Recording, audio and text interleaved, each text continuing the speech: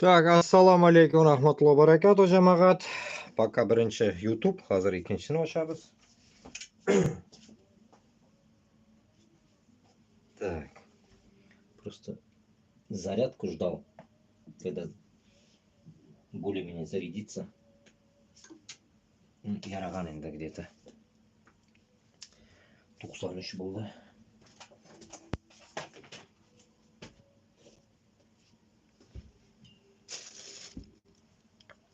Так, пока кошелек, но это...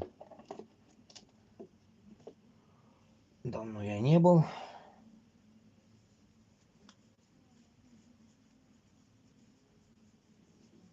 Что-то и новостей нету, и...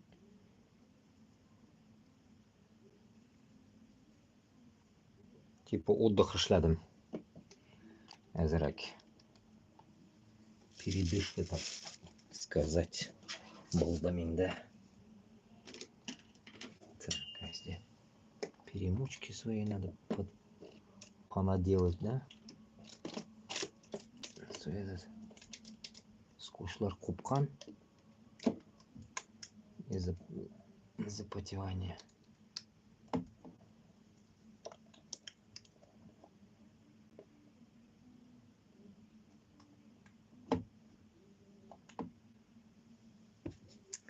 Туркельный был.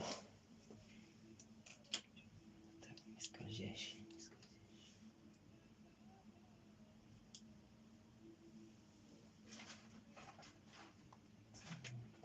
Так. Держит прислание вот это.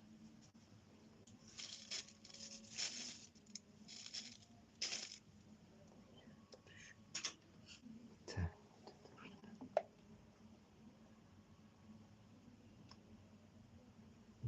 Так. Так, и кикши рахмат.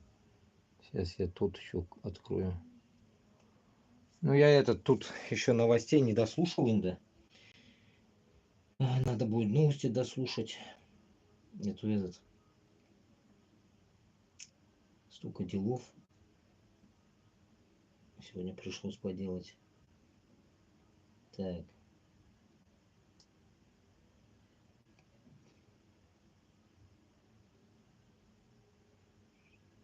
Сейчас я перезагружу. Ну, сейчас послушаем. Так, пока бишкаши, рахмат. Просто в ТикТоке тоже кто-то выйдет деген. Но я сейчас не смогу это найти, ну, посмотрим. Вот, если этот чувак с ТикТока выходит, вот я вышел, короче, Леким. Исамия. Рауфма какой-то писал мне. Так что вот, Кютам Минсин Рауф. Тотар. Так, началось. Так.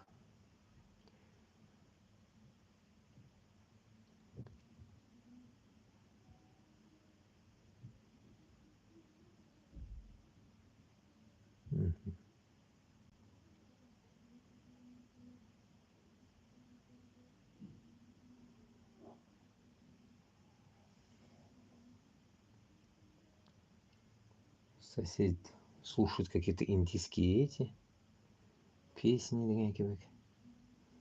Так, безда, шундай туман, типа смог. Мощный такой туманчик у нас. Так что этот урамга каратып коям, ана столбада көрінмей. Мында хоть чуть-чуть что-то видать, да? Так, турткеши.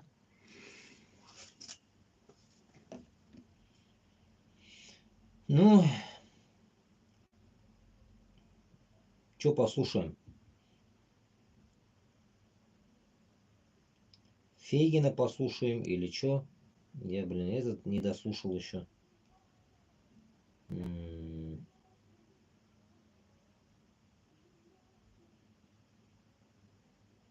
Дождь.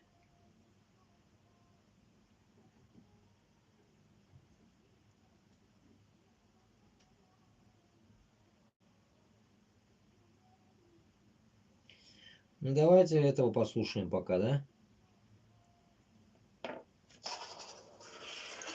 Тоже на зарядке был. Россия наступает уже год. Наступает достаточно одинаково. Ну, то есть бросает огромное количество солдат и техники в бои, теряя Пока народ соберется, будем людей, а также послушать, да, ведь? количество техники. Так. Например, за Беркеша октябрь справа, Россия Ишкиша потеряла слева. 195 единиц техники. Это рекорд с октября 22 года. Но тогда Россия бежала из Харьковской области, бросая ее просто-напросто и тем самым став одним из самых больших поставщиков техники в армию Украины. Сейчас же мы видим, что по всем направлениям, где Россия работает, тактика, у соседей там дискач. есть различия и нюансы, но базово это закидывание людьми закидыванием техники. И это, на самом деле, с точки зрения войны на истощение, которое идет в Украине, не самая выгодная тактика, потому что запасы техники в России не бесконечные, и она не производит столько, сколько теряет. И это видно в том числе по почти опустевшим многим складам, на которые обращают внимание военные аналитики. Но суть заключается в том, что когда по итогу таких накатов с большими потерями Россия все-таки куда-то продвигается, какие-то флаги куда-то ставятся и закрашиваются места на карте, тогда это игнорирует в том числе Z-сообщество. Но есть исключения, есть территории, где Россия раз за разом продолжает свои накаты, но только несет потери. Одно из них это северское направление. Там уже много раз зетники сообщали о неких успехах, но потом оказывалось, что никаких успехов таких нет. страшных новостей вроде бы не было, да? Никаких реальных продвижений не существует. Только этот. Но это никак не заставили мешает учителям колпаки на голову одеть. Новые и новые алюминиевые огурцы у нас, да? Убивают и убивают. Получается. И вот видео одной из таких атак вызвало настоящую бурю возмущения в Z-каналах. Они, наконец-то, видимо, это накопилось, и они просто выплюснули это все, причем даже самые лояльные говорят, что так нельзя делать, это невозможно, так нельзя не то, чтобы побеждать, так невозможно даже сохранить какой-либо паритет. Одним из первых, кто написал на эту тему, стал канал «Сварщики». Это такой канал, который позиционирует себя как связанный, по-моему, с ГРУ. Ну, на самом деле, обычный Z-канал с кучей придумок, но, тем не менее, иногда там встречаются посты, которые представляют интерес. И вот, что они написали. Считаем своим долгом придать этот вопиющий случай огласке. В субботу, 2 ноября, в рамках нашего наступления на Белогоровку на северском направлении, комбриг 123-й бригады 2-го корпуса ЛНР с позывным «Каштан» отправил 1-й, 2-й, 3-й мотострелковые батальоны и 4-й танковый батальон в лобовой штурм, не обеспечив бойцам огневой поддержки. Неподготовленная атака без сопутствующей поддержки была обречена на провал. В результате мы понесли большие потери в танках, БМП, много бойцов погибшими, еще больше ранеными. Уже bizimkiler утра, наверное, 4 kişi чтобы обеспечить раненым TikTok'тагы Рауф бар мı yanında? Находится в посадках в ожидании помощи. Идет 3-й год спецоперации, но командиры продолжают врать и ошибаться. Курская область уже не Россия. Бойцов, посылая их надеюсь. картинок и докладов. Почему дураки в погонах до сих пор решают, кому жить, а кому пришло время умирать? Ответ был озвучен уже неоднократно, потому что не боятся наказания. Безнаказанность за преступные действия – вот наш главный враг. Не украинцы, не НАТО, а вот такие командиры, которым доверили самый ценный из ресурсов – человеческую жизнь, пишут сварщики. Тут надо сказать, что когда все такое, вот все такие вещи обсуждают зетники, это небольшое лукавство. Ну как небольшое, гигантское на самом деле. Потому что это единственное, что было вообще? Я вот с вами слушаю эти все новости. Что там у них произошло? Никаких продвижений. Салям. Потому что только вот этими накатами, зомби-штурмами, если хотите, Россия может продвигаться вперед. У России это одно из 2 ключевых преимуществ. Второе – это авиаудары, то есть самолеты, которые фабами закидывают украинские позиции.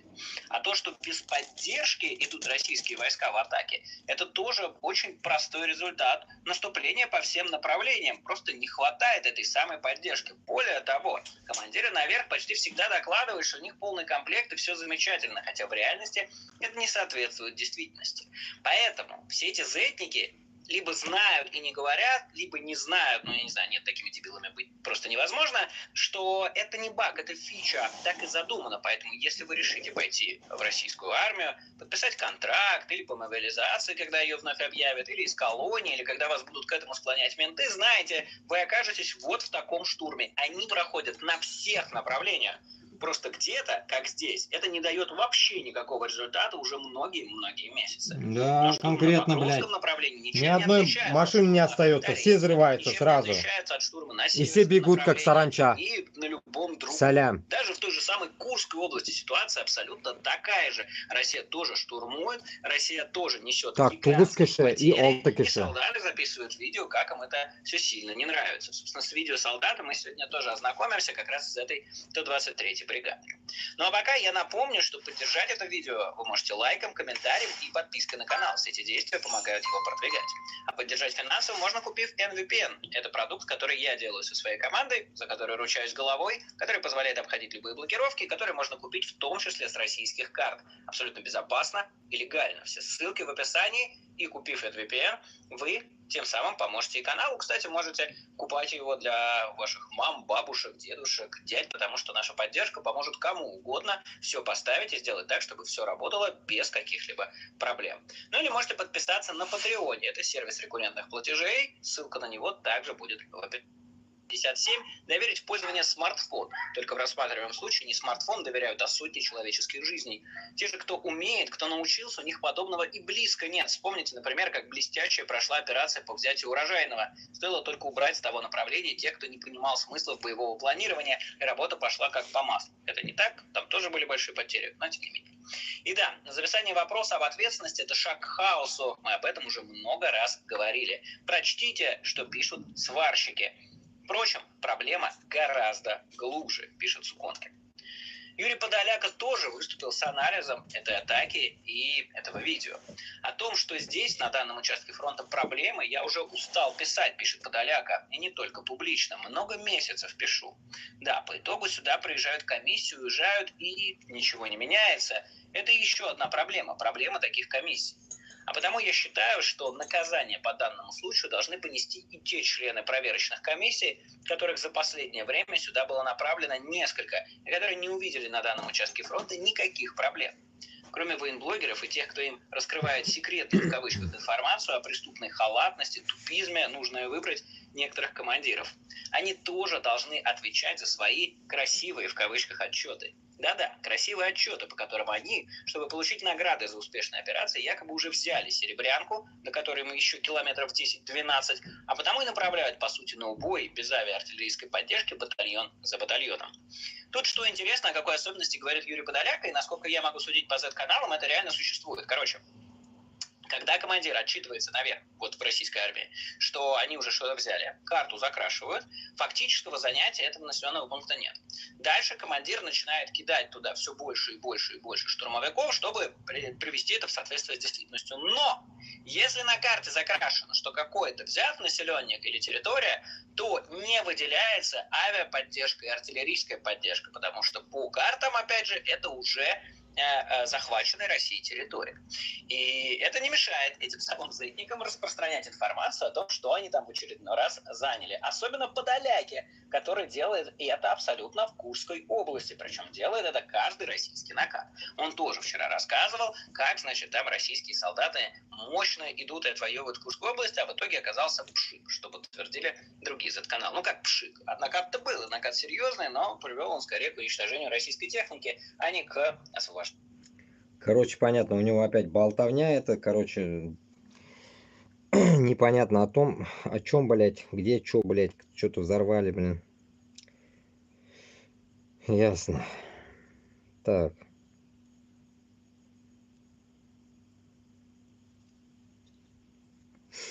Давайте вот, мне интересно почитать. Так.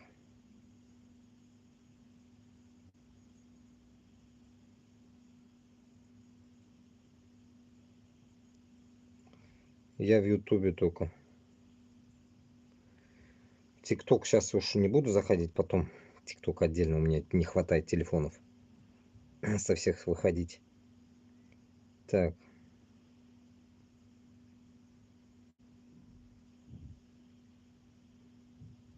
Из последних новостей. Давайте начнем с Телеграма. Вот товарищи накидали здесь новостей.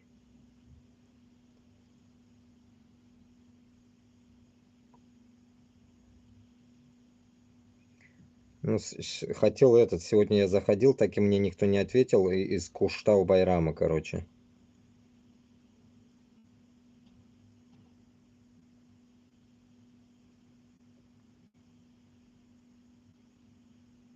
Кто-то что-то сказал и тишина, короче.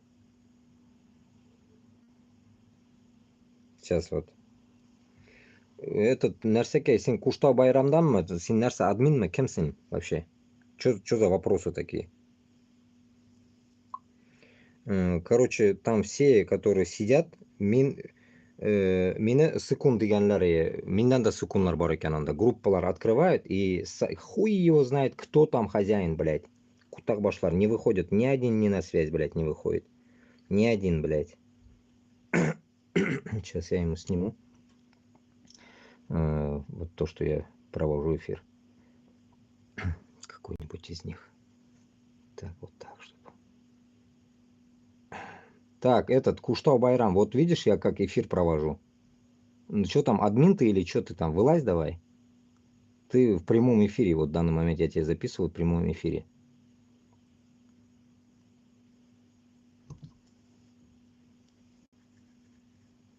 Так, башлар, блядь. Заебали уже, блядь.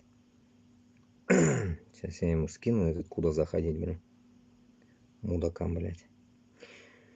Шулайка, поэтому Башкортостан, блядь, Татарстанга еще раз предъявляю прям, блядь. Блогерларга, блядь, mana shunday группалар ochgansiz ekan, блядь, biz birlashirga tiyishmiz. Har birigiz нахуй о чем-то распыляется и нихуя нету, блядь, толку. Уже siktiriz уже мыйларны siga bittigiz, нахуй. Вот это takabirlik o'zingizni нахуй, kibr вот это, да, кичливость, нахуй, засуньте куда подальше. Otang bilan onangning kutini tig'ib qo'y, нахуй. Потому что вы оттуда вышли. Ублюдки. Это только, блядь, урысқа, блядь, ошаған, урысқа өзін ошатқан кишилергina шулай qilana, нахуй. Только өзіні теге урыс bilan сопоставлять etgan пидорлар шундай bo'la ул. Высокомерный, кичливый, нахуй, takabirli. Если, блядь, нахуй, ochqansan ekan, Boshqirdiston uchun kurashasan ekan, нахуй, birlash, блядь. А не отдаляйся, блядь. Не будь эгоистом, нахуй. Сидят там, блядь, главный, блядь, вот заходишь, вот такие всякие группы, нахуй, о чем-то базарят, но толком ничего не говорят, блядь. Сіз говорите хотя бы тогда, хуй с ним, блядь, мен Узбекистаннан родом. А сіз бит шул Башқұртстанда нахуй туылып өскенсіз, блядь. Татарстанда, блядь, давай күрәшігіз, нахуй, өзігізні, блядь, ёбаный жерігізге, нахуй. Утырасыз, блядь, нахуй, қорқып, блядь, нахуй. Бүтінісі, блядь, утыра, блядь, нахуй. Кутағын сәліндіріп, блядь. Поражаюсь, блядь, нахуй. Даже вот из групп, блядь, их надо как вымандить нужно, блядь, нахуй. И таки, сұрауға керек, сен кем, админ қоя, туда-сюда, блядь, как будто я что-то спрашиваю, блядь. Он 30 пизды где-то находится, блядь. Я его даже адрес не прошу его, блядь. Он мне, нахуй, не нужны они, вы мне, блядь, нахуй. Просто, блядь, выйдите, блядь, чтобы, блядь, эти эфиры продвигайте, нахуй. Вашка, этот быдло, народ, который сидит там, блядь, нахуя вам эти новости нужны, блядь. Если у вас новости такие чмошные, блядь, нахуй, которых, блядь, нету результата. Ая, шулай булган да енді, ну, несесің енді мына шулай. И все. Пропиздошились, пошли спать обратно, блядь. Не блин, это, до каких пор это будет так, нахуй? До каких пор это будет у вас идти, я не знаю. Вот как раз у Куштауной нәрсәсенә керергә не могу найти их, блядь.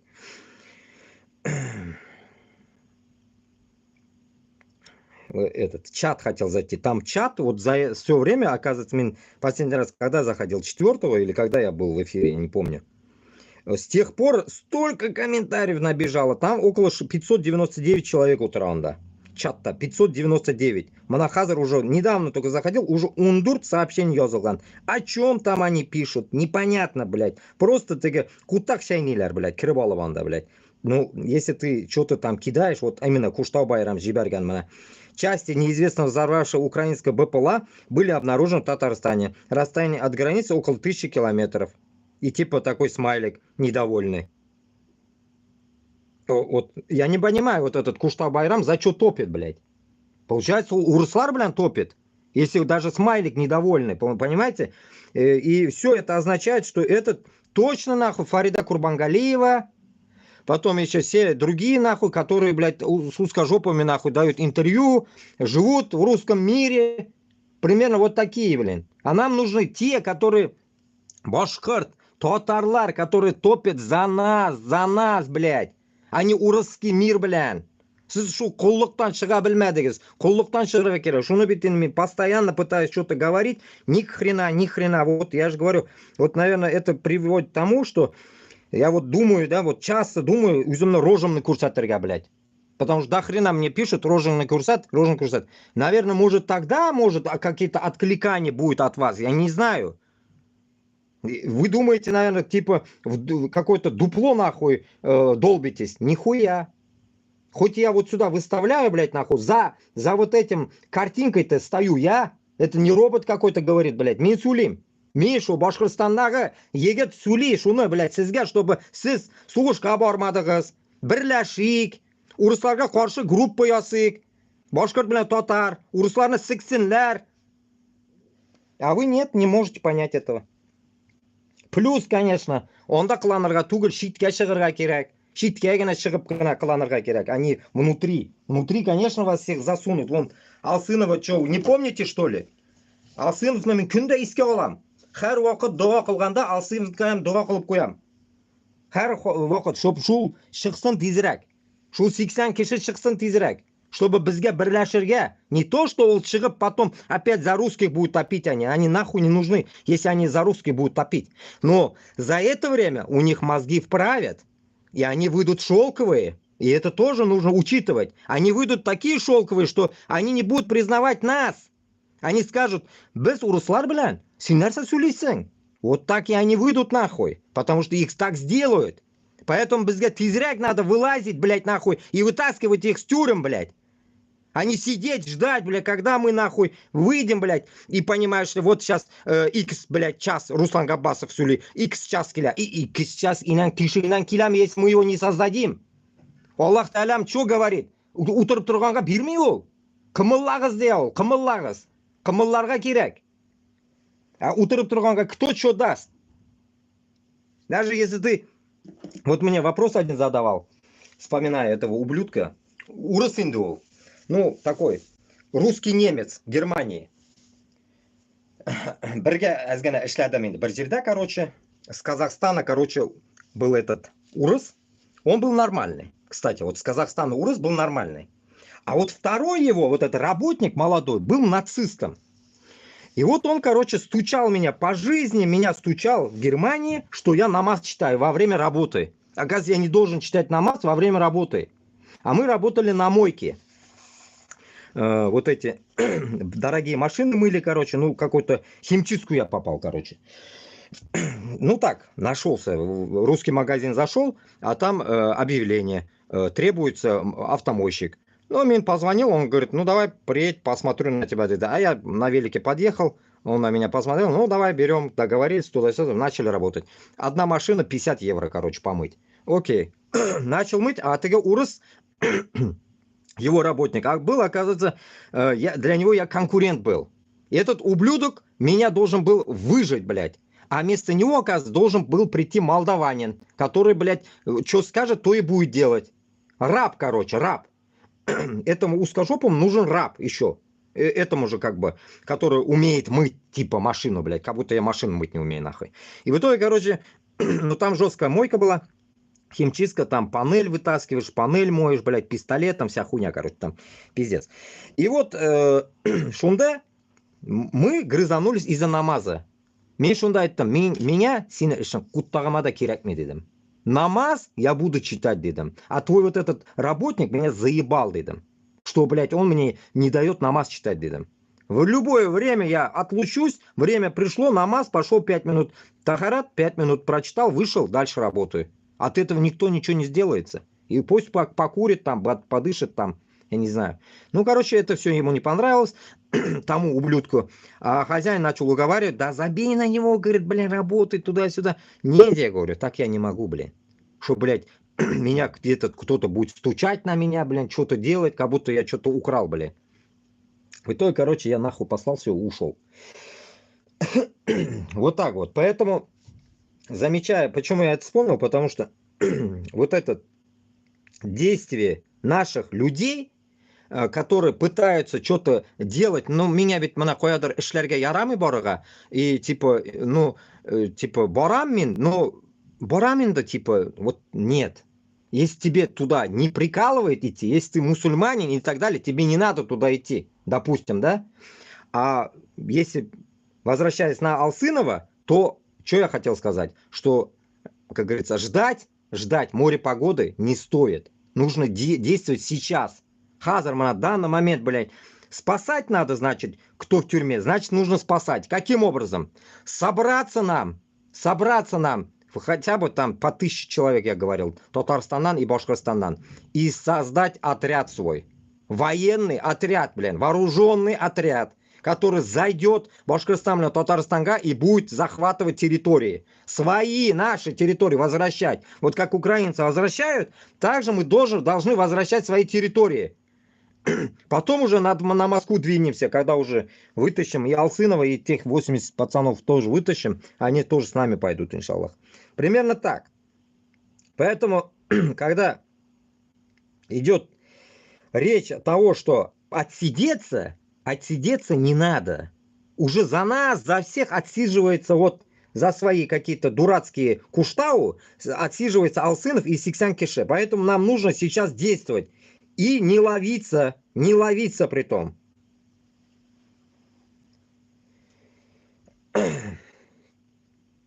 Так. Сейчас зайду в этот. Да, Куштау. Да, просто группа Куб. Давайте в пруфы пройдемся по пруфам. В пруфах что пишут?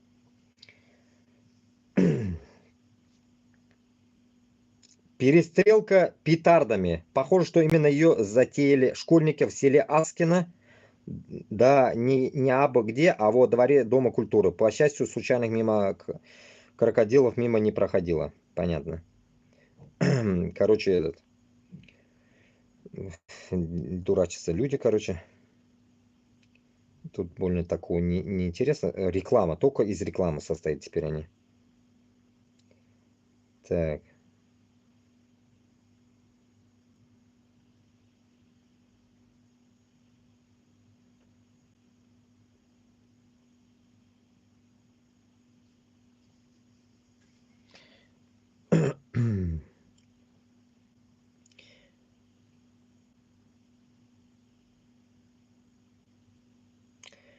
Тесла над поверхностью. Пока у нас переживает за реконструкцию Салавата и увидят ли его после этого снова, татаре собираются ставить парящего Теслу с ударением на «я», естественно. Разместить его хотят в Иннополисе, но по местным пабликам уже пошли смешки над предполагаемым памятником, показанным на картинке телеграм-каналов «Казань, да», «Новости Казани», ибо поза его весьма оригинальна. А нам кого парящего не хватает? Вылетевший из седла. Комментарий пишет. Надо показать образ женщины, матери из эпоса Урал-Батыра, Хумай, Айхалу и Гулистан. Матерям 3 сыновей Урала и его племянника Шульгена. Какой-то комментатор написал.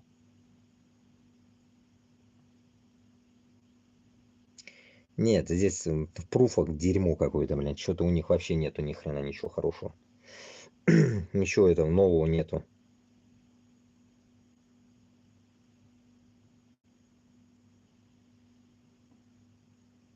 О, как раз это про вот таких. Пульс Уфы, короче. Давайте по пульсу Уфы посмотрим, что они пишут. С 1 ноября в России заработал закон, согласно которому блогеры и владельцы телеграм-каналов с аудиторией более 10 тысяч должны предоставить в Роскомнадзор информацию для своей идентификации. В эту категорию попадают и губернаторы, большинство из которых имеет более 10 тысяч подписчиков. Однако за 9 месяцев с начала регистрации только 2 из них подали заявки. Василий Орлов, Амурская область, и Василий Анохин, Смоленская область. Так что блогерларны да kütlerin kısalar ekan. Так, что тут пишут?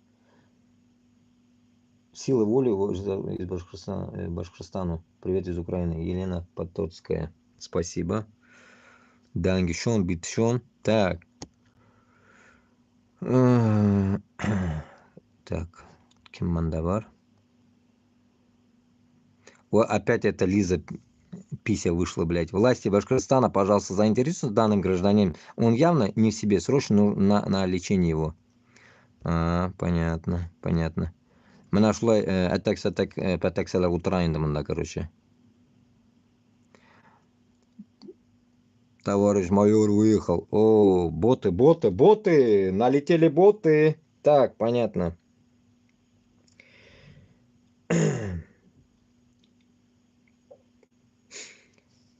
Так, также переслано это из Рауфа Рахимовой. Информационный террор хабировской команды усиливается. Очередной фейк теперь от Ришата Зарафуддинова. Кто такой, надо посмотреть на его рожу. В новостном сюжете БСТ он сообщает, якобы я испытываю симпатию к Руслану Габбасову, признан иноагентом, и устраиваю вместе с ним управляемый информационный сброс. Мой ответ: я никогда не испытывала симпатии к Габбасову. Нам с ним не по пути. Нихуя себе. Вот оно что. И я никогда свое отношение к нему не скрывала. Буквально на той неделе сотрудник БСТ Арслан Немадьянов в аэропорту спросил меня о Габбасове. Я четко высказала, почему не показываете. Невыгодно. Он же по вашему заданию меня встречал. Прямо как звезду. Самое смешное, почему-то Зарафуддинов возмущается. Пруфы посмели размышлять на тему отставки Хабирова? Вы что там потребляете? Почему СМИ не могут спросить у экспертов об отставке главы, о чем говорят не только жители республики, даже в Москве, которое неизбежно когда-то случится? Кстати, оба эксперта сказали, что не верят слухам об отставке. В тексте все это и есть. Прочитайте, если не читали. Не пойму, что вас так взволновало и задело. Настолько уязвим весь такой брутальный наш глава. Власть ведь не дается навечно. Когда-то и Хабиров уйдет в отставку, тем более грехов он вон сколько. Сколько человек из команды Хабирова под уголовкой за коррупционные преступления, а он чистенький. Вы верите? Кстати, на днях в Госдуму предложили ввести смертную казнь за коррупцию в особо крупном размере. В этой связи органам не помешало бы проверить смету на строительство Дворца борьбы. Сколько бюджетных денег туда потрачено? Порядка 7 миллиардов, больше. Там явно не все чисто. Наверное, под крупный размер подходит. Когда ФСБ под РБ займется этим проектом века, вот бы они объявили коррупционерам настоящую войну. Ну, понятно. Рауфа Рахимова будет отнекиваться от Руслана Габбасова. Это может быть игра, первый вариант. А может быть, это не игра, просто, как говорится, каждый хочет свою власть. Американский пирог, точнее, башкирский пирог разделить хотят. Бәлешне бүлергә уйлыйлар. Әле пешмәгән ул бәлеш. А оны пешерер өчен безгә көрәшергә кирәк әле.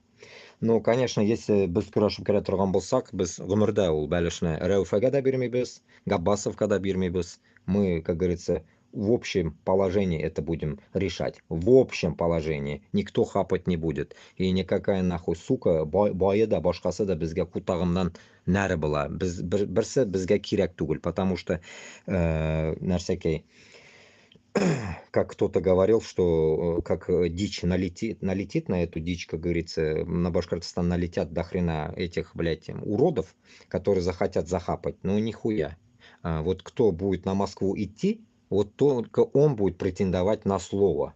Не на место, а на слово только еще. А потом без уже жин, ясап, жин, да, будем решать. И никто нахуй не будет рыпаться. Вот пока я жив, мы будем это делать, иншаллах.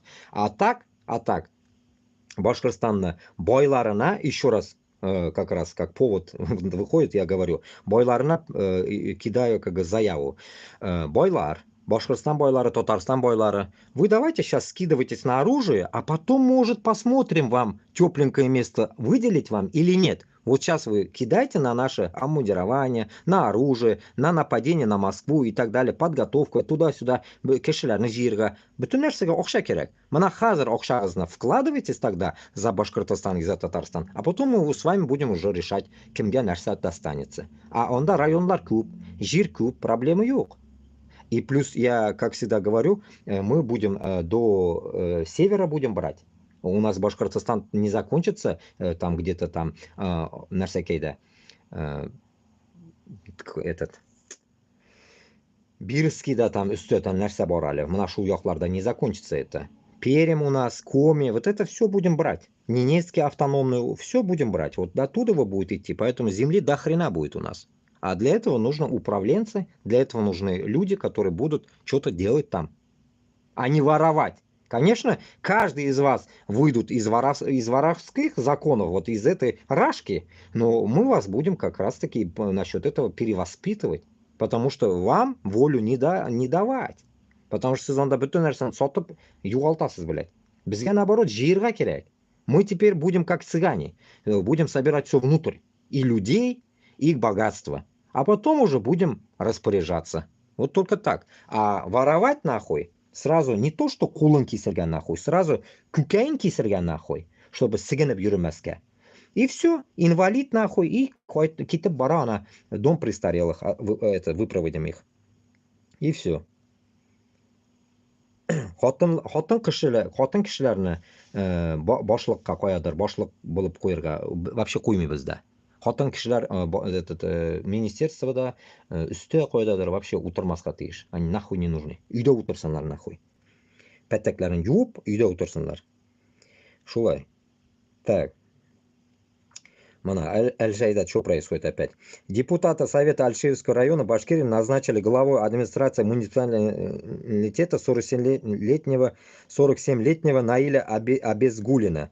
Последние 4 года он работал главным советником управления главы республики по взаимодействию с муниципальным образованием. Бывший глава района Дамир Мустафин ушел в отставку в конце сентября в связи с истечением срока полномочий и уходом на пенсию. Он возглавлял район с 2004 года. Инаңнеке, 20 ел отырған, блядь, сельсоветта, блядь. Қойда, сельсовет, депутат совета. 20 ел отырған, блядь. Нахуя нам такие депутаты нужны, блядь? 20 ел пенсияға кеткен, блядь. 40 яшында келген болса, онарға 60 болса, или 45-та келген болса, 20 ел отырған болса, инаңнеке. Нахрена нам такие нужны? Айтам бит енді, президент 3 ел. Қолғанлары да шулай, блядь. Вот президент меняется, это вся хуета депутатская тоже меняется. До последнего нахуй этого библиотекарша. Библиотекарша ауылда, последняя библиотекарша ауылда алмаштырыла шу уақытта оқ. 3 жыл, все. Библиотекаря можно менять там каждый год нахрен.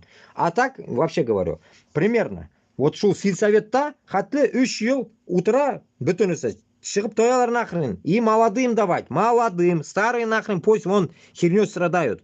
Не нужны нам старые. Только молодойларга. Мына оқуны бітіре, оны алдында келген уже оқуны бітіріп келген, ішлеген уже тәжірибе бар. Мына шу тәжірибелі теге келген оқушыға бере. Шу пока шундай помощник болып йөрі, потом теге ките, как раз тәжірибе беріп мынарға ките, бу қала. Потом мынарға тағын шыға бет енді 3 жылдан соң бұл кімдір. Бу тәжірибе бере. Мына шулай меняться будут. Вот каждый год. Каждые 3 года. Вот так. Каждые 3 года, как раз каждые 3 года заканчивается колледж, каждые 3 года заканчивается какой-то институт. Вот они будут меняться каждые 3 года. Плюс в зависимости от того, что еще тәжірибе берет, только он вақытты болырға тиіш, чтобы он научился чему-то. БСТ обвинила независимые СМИ в дестабилизации ситуации в Башкортостане. Телеканал БСТ выпустил материал, которым обвинил независимые СМИ и телеграм-каналы в попытках дестабилизировать обстановку в Башкортостане. Дестабилизация обстановки в Башкортостане я хочу создать. Вот я буду создавать. БСТ кутагында керекме. Я хочу дестабилизацию создавать. В Башкортостанда и Татарстанда должен быть шум начаться. Любой вакытта. Вот как тот день кто-то взорвал вагоны. Не то, что там вагоны, я же говорю, по Хабировской хате, по армянским этим хатам нахрен. Где они там ютятся? По всем хатам Хабирова, по всем хатам Миниханова, Шаймиева. Малашунда бомбить нахрен дронами. Только так. Только херачить дроны туда. Не нужны нам нахрен вот эти вагоны, хренон, не нужно. Aytildi bit endi vagon sagon tutunmaska. Только yo'llarni sigirga. Temir yo'llarini sigirga. Vagon нахрен вам нужен. Темир юлларом полностью полотно разъебать нахуй до Уфы, блядь. До Казани, все, блядь. Чтобы в сторону Украины ничего не шло, блядь. Все разъебать эти М5, М7, ну, ЖД дороги, я не знаю. Бугульминский ЖД, вот так будем говорить. Бугульминский ЖД-ларны, Казан ЖД-ларын, Виш Сигабетерега, Ульяновский ЖД-ларны, Виш, блядь. ЖД вокзалы можно даже бомбить, но там людей дохуя.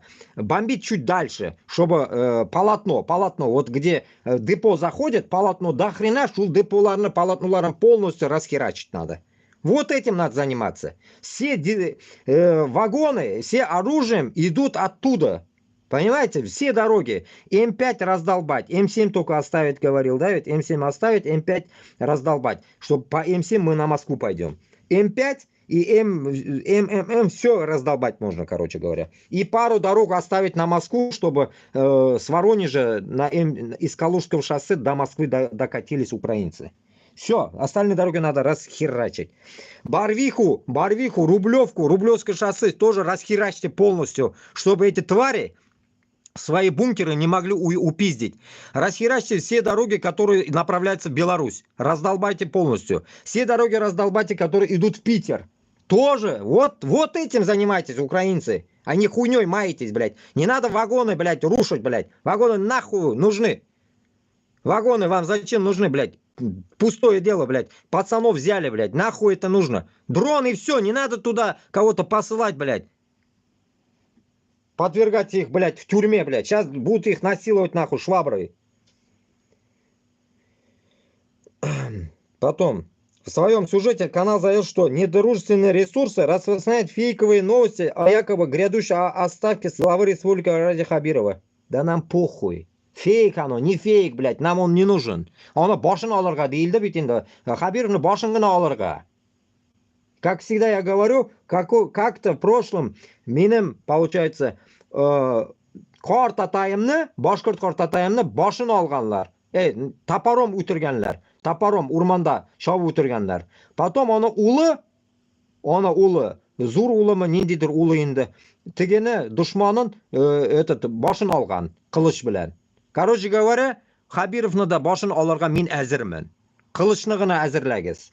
Мин башын алырга әзермен. Хабировны башын гына алабыз. Башын алып, Уфага кергәч, кулда тотып, Путинга күрсәтәбез. Икенчесе синең башың диябез. Вот и все. Дальше Миннихановны башы, Шаймиевны башы китә. И дальше продолжим по очередности. Һәрберебезнең башын потом сувенир итеп, киптереп нахуй, мариновать итеп дегене нахуй, куеп куябыз нахуй музейга, блядь, нахуй. Что эти манкурты будут примером всем манкуртам, чтобы они, блядь, сразу передумали, что они манкурты, нахуй. Только таким образом мы накажем этих узкожопых манкуртов, Хабировых, Кадыровых, блядь, нахуй. Все вот это пидорасню мы разъебем. Только таким образом мы сможем преодолеть свою, как говорится, вот этот захват. Только шундагна без свободной была бы. А так ни хера.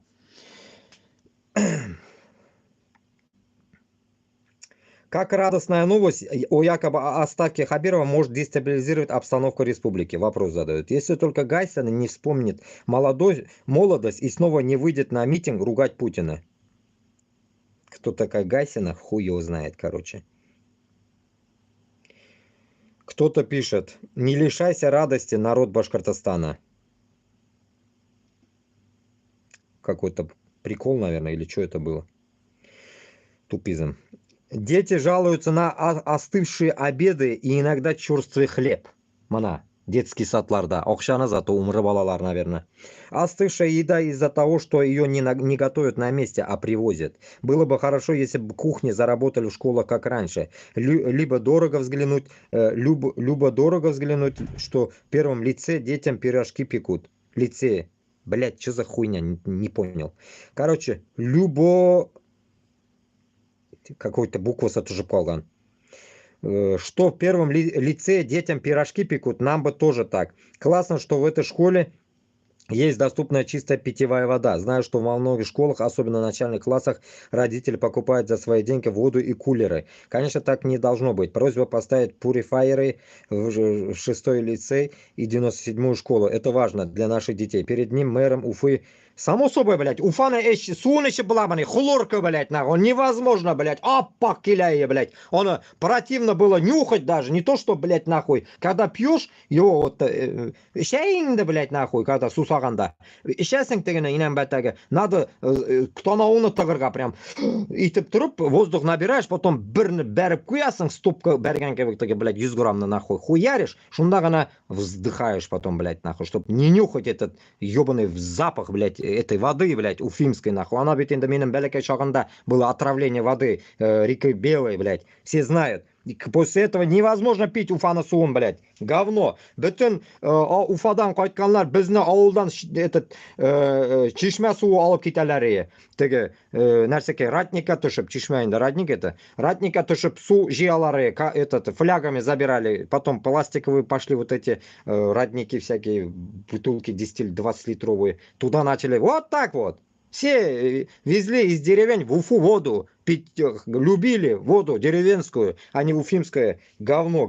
А примечу туда, знаешь, такой пример приведу. Вот Норвегия, мен яшадым островта, онда мен мына ішейім қар суы, білесізмі? Норвегияда қар суы бет енді.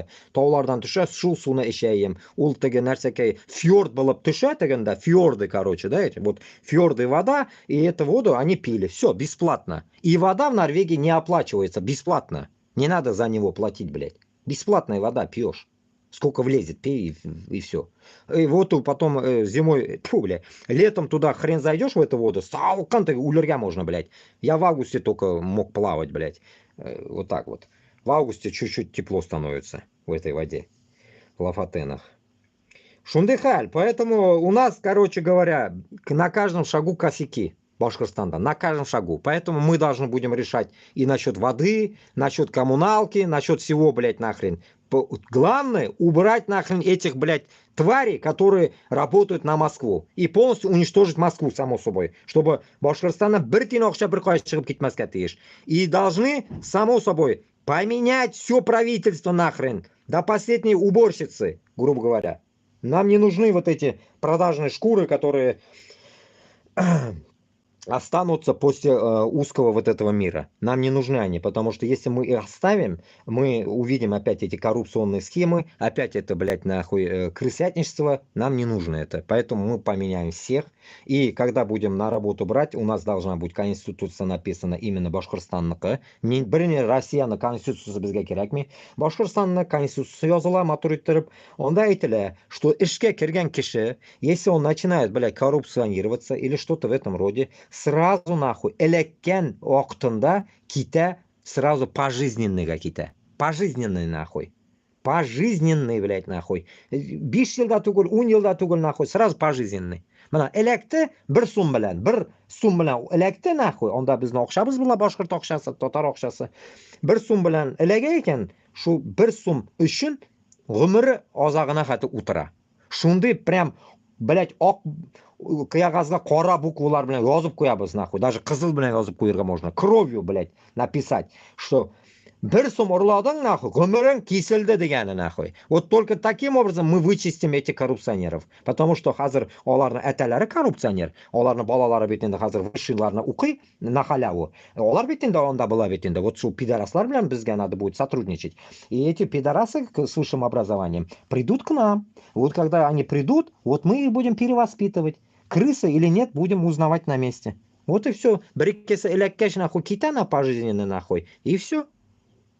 И все, потом поймут нахуй, что Башкортостанда крысячничество уже нельзя. Татарстанда то же самое. Я же говорю, поэтому Башкортостанда обязательно будет исламское государство. Башкортостан ислам давлаты болады. Только так. Только так. Татарстанда да шулай. Исламское государство будет. Никакого нахуй Крестьян, хуистян, блядь, никто нам нахуй не нужен онда, блядь. Бірсі да керек түгіл, блядь.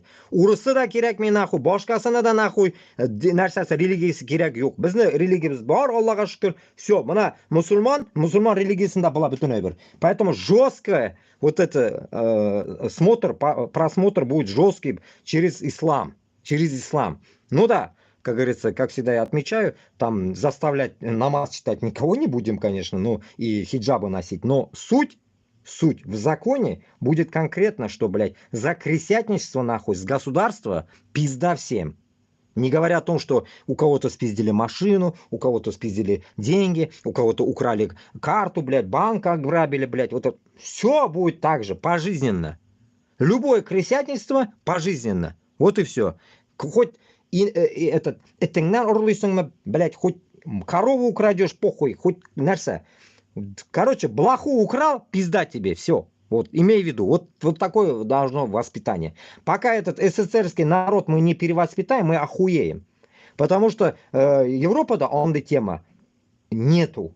Оно есть, но не так, в таком государственном, блядь, секторе его нету, такого крысятельства. Если бы оно так было бы, здесь бы давно банкрот были бы они, потому что там тут так не делается. Как говорится, здесь земельных ресурсов нихуя нету ни у кого, блядь, понимаете? Здесь все, грубо говоря, стоит на торговле, блядь. Если так на то пошло, блядь. Манда, блядь, нефть нигде не качают они тоннами нахрен. И газа нет у них. Так что имейте в виду. А наши нажились, как раз сегодня где-то я прочитывал в ТикТоке, что ли, о том, что где-то ну, ТикТок, не соврать, что самый большой этот тоже, ну, в Чечне, оказывается, было огромное, наши всякие залежи этого газа и нефти. И эти твари узкожопые не зря это не хотели отдавать, блядь. Не зря не хотели. Поэтому, значит, Татарстанда, Башкортстанда то же самое, и других регионах то же самое. Поэтому все золотые материалы, грубо говоря, да, все сырье, это у нас, на наших землях. Поэтому мы, узкожопых, должны будем выгнать нахуй и в их деревянные эти лапти и торфяники нахуй. Вот торфяники горят нахуй под Москвой, вот они там будут, как говорится, греться. Когда они будут гореть, они вот на этом теплом воздухе будут греться. Если оно вообще теплое, блядь. Короче говоря, их туда нахуй. Пусть из торфа будут добывать себе и газ, и уголь, нахуй, вот там, займитесь там, кизиками, нахуй, будете топить. Так что вот так вот. Говно свое берегите, копите, соломой как раз из лаптей будете перемешивать и топить, нахуй. В Москва-Сити как раз, если мы его не разрушим, в Москва-Сити будете топить там, сидеть на этом. Вот такая хуйня, короче. Вот такая хуйня. Вот такая херня. Короче говоря, дальше идем. Кто-то предлагает, кто предлагает, непонятно. Дальше. Новым главой администрации Миякинского района Башкирии стал 50-летний Наиль Гумеров, работающий ранее заместителем главы администрации Белебейского района. Бывший глава Миякинского района Ришат Актуганов ушел в отставку в связи с завершением срока действия контракта и выходом на пенсию. Он возглавлял район в декабре 2014 года. Опять, блин, второй раз уже говорю.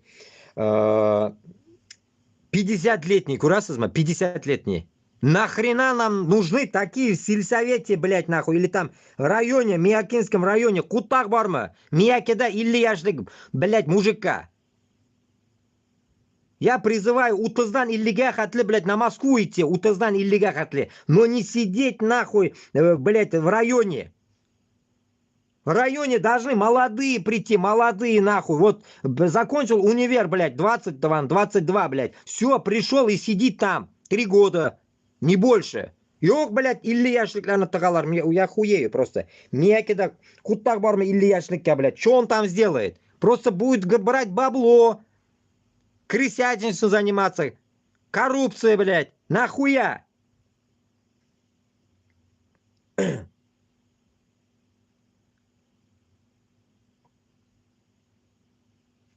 Руководитель администрации главы Башкирии Максим Забелин Хуй его, кто такой, блядь, узкожопый, наверное. В ближайшее время, возможно, покинет свой пост. Это может случиться уже в понедельник. Ну, надеюсь. Что за понедельник был, наверное? Вот этот, наверное. Или сегодня, блядь. Эдбельсон. Сегодня 8 же, блядь, я читаю, да? Нет, это на 8 я читаю. Короче говоря, ладно, дальше идем.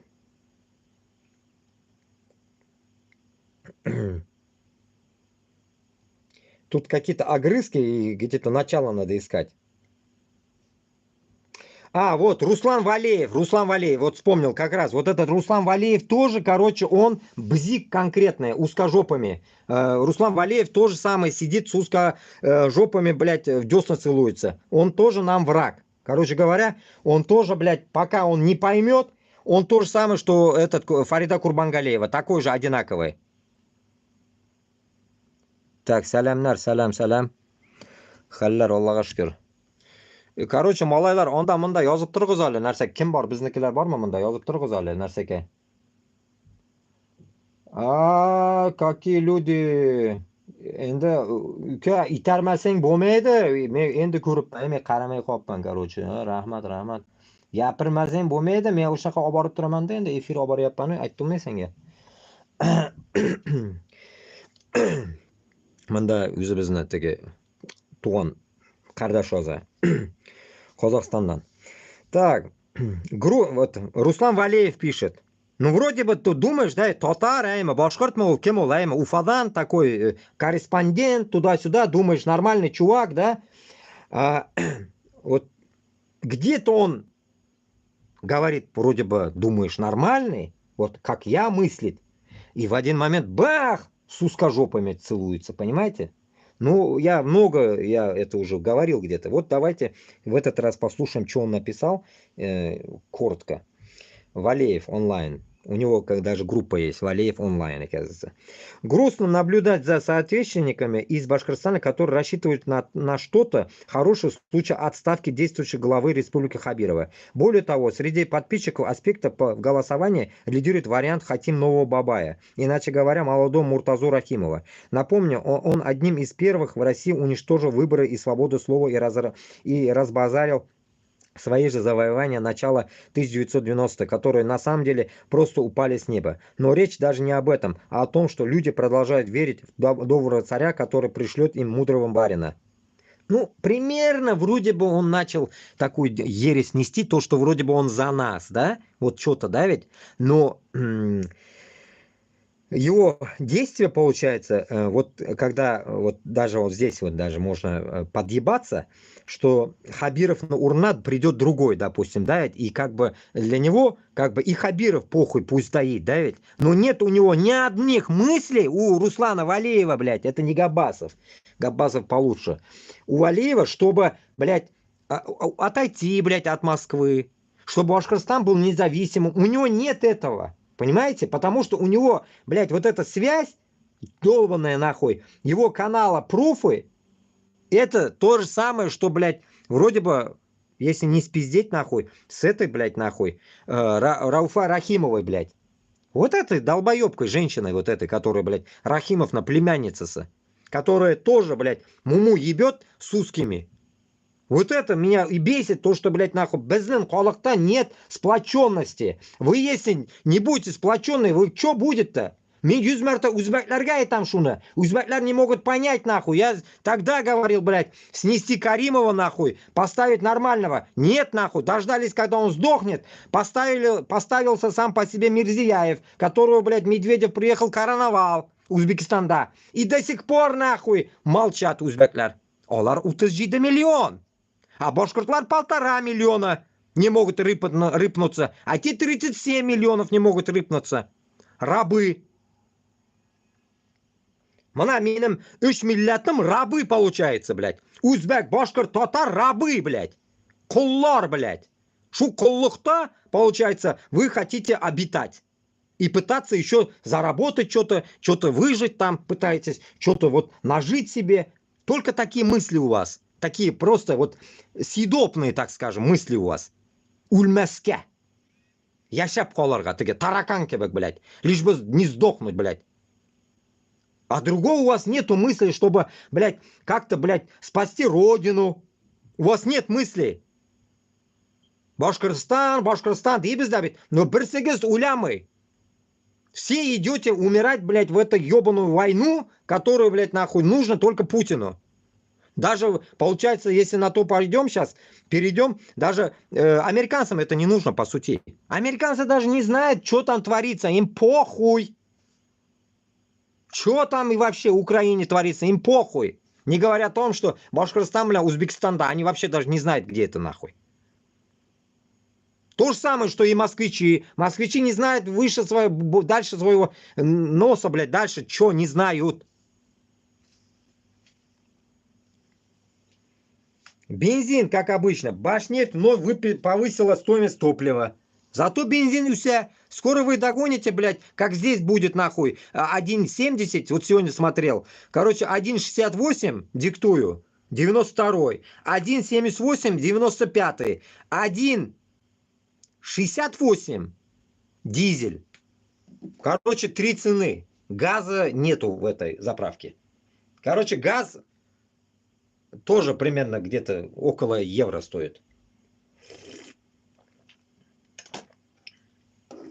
Блять, чаем сунга. Короче, Шулай.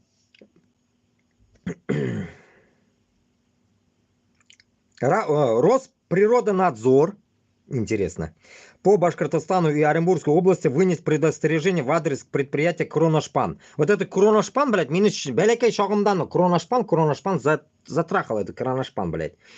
Ультрадизайн. Природно-охранное ведомство уведомило предприятие о необходимости получения комплексного экологического разрешения и установки датчиков контроля выбросов, а также о 100-кратном начислении экологических платежей. В соответствии с федеральным законом об охране окружающей среды предприятиям, выносящим значительный вклад в загрязнение окружающей среды, обязаны до 1 января 2025 года получить комплексное экологическое разрешение. Необходимо отметить, что есть ряд предприятий, которые за оставшиеся 2 месяца, возможно, не получат комплексное экологическое разрешение и находятся в зоне риска по неисполнению требований природного законодательства, напоминает ведомство. Остановимся здесь, окей. На 5 секунд побуду как Алсынов. Насчет вот таких предприятий Башкортостанда, как я в прошлых этих говорил, атомную станцию мы само собой поставим. Вот где вот раздолбали, его уже не вернуть, ничего не сделать. Вот. Но копать не надо. Вот как раз в этих местах можно сделать атомную нахуй станцию. Так скажем, атомный завод или как это называется, блядь. Короче, вот это место. Чтобы, блядь, у нас были атомные бомбы нахуй. Чтобы никто на нас не мог рыпнуться. Вот эту тему обязательно надо будет сделать. Хоть это шайтан прибор, но все-таки он нужен будет, чтобы уже потом Москва никогда больше нам не лезла. И как Украина в свое время, мы их не отдадим никому. И мы не будем никакие договора делать, чтобы мы их убрали, потом Москва пришла, захватила. Разоруживания не будет нахуй. Демилитаризация нахуй не будет. Keine Ahnung. Швайс них. Короче говоря, нихуя.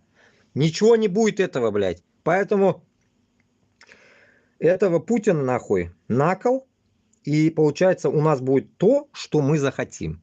Башкортостан или Татарстанда. Потому что у нас земля будет охуенно огромная. До морей. Поэтому нам нужно будет любые вещи. И, конечно же, вот эти всякие заводы, которые нам предложат, короче, Европа или Америка, кто-то, если захочет впустить свое бабло нам, экономически развивать нас и так далее, может, мы подумаем. Но подумаем, каким образом? Экологически, бүтін рассмотрев, все, проверив, только потом можно будет делать какие-то договора. И то на такое время, чтобы вот этот хуйню, допустим, проработал он 5 лет, допустим, да? Ага, значит, экология он начинает вредить, переносить в другое место, переносить или закрывать нахуй вообще. Вот Шулай был рогатый шел, чтобы у нас жесткие, блядь, нахуй насчет этого просмотра. Как раз Алсынова мы насчет экологии поставим. По всему Башкортостану за экологию он будет отвечать. Без коррупции нахуй только. Вот Алсынова мы поставим, блядь, как раз по экологии. Пусть вот сыгынып жүрсін, таулары белән нахуй, башкасы белән и так далее. Главное, его надо вытащить, нам он нужен живой, понимаете? Как Навального нахуй, чтобы его не ёбнули там. Итак, опять это Рауфа пишет. Ну, что она пишет? Рауфага, вообще никакой кусок земли не давать, ничего. Они уже своим дядюшкой наворовали нахуй, обысы Уралана, блядь, Австрии до утра, житкян, а им нахуй мы ничего не даем.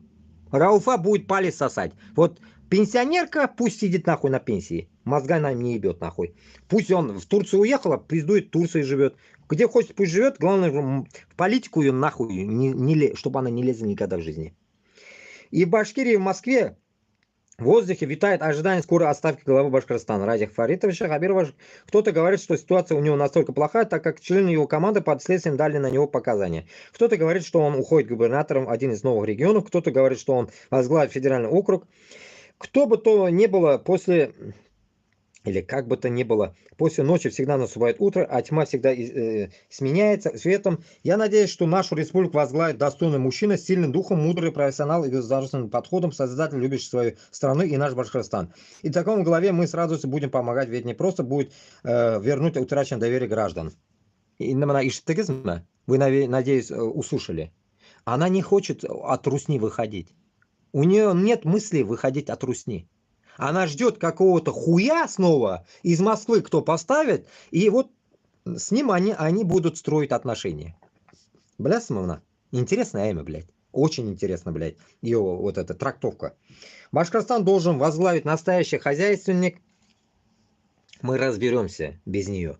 Любящий республику, которая будет заниматься не только политикой, а в первую очередь понимающий, что такое экономика, как повысить уровень жизни населения, а не только заниматься байрамами и показухой.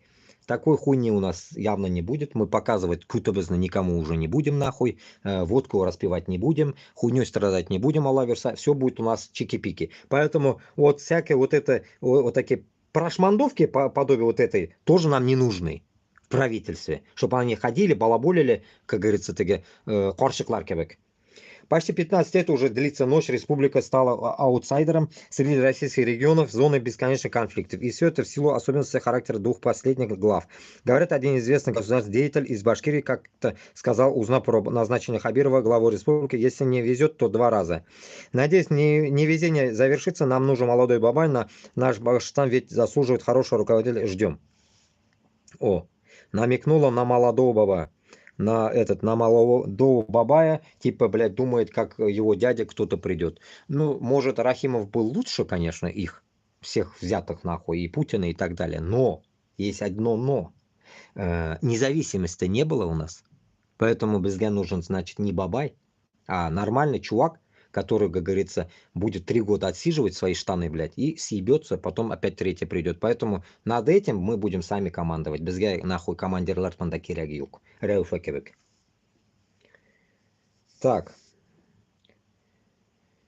Уже 3-е ДТП за последние дни с автобусами. Ну, автобуслар белән ДТП инде ана бәреләләр, сугылалар нахуй, потому что юллар сейчас тартылмаган. Само собой, мына пычрак кар нахуй саргаеп беткән, блядь, Уфада. Гоняет, как, блядь, нахуй, швейные машинки, наверное. И все, вот, что вы хотите. Ну вот, примерно так выглядит доброе утро для жителей Кузнецовского затона. Вот Кузнецовский затон деген шыққанlar. Кузнецовский затон, блядь. Откуда это название взяли, блядь, Уфада?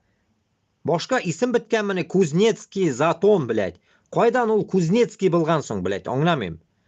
Где там кузнецы были в затоне, блядь, я не могу понять. Мына менің қортатайым кузнецы, иә, дұрыс. Темірші. В Уфе несколько домов остались без воды, понятно, как обычно.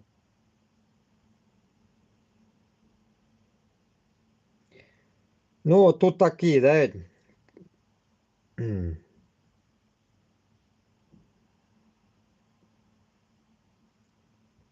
Так.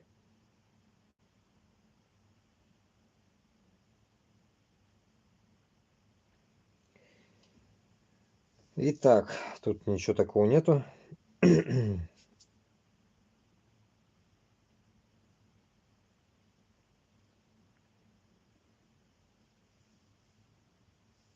Калининском районе, в Уфе, короче, составляет завхозов, это как бы Черниковка, и дворников всех школ и детсада работают вечером после работы и утром с 6.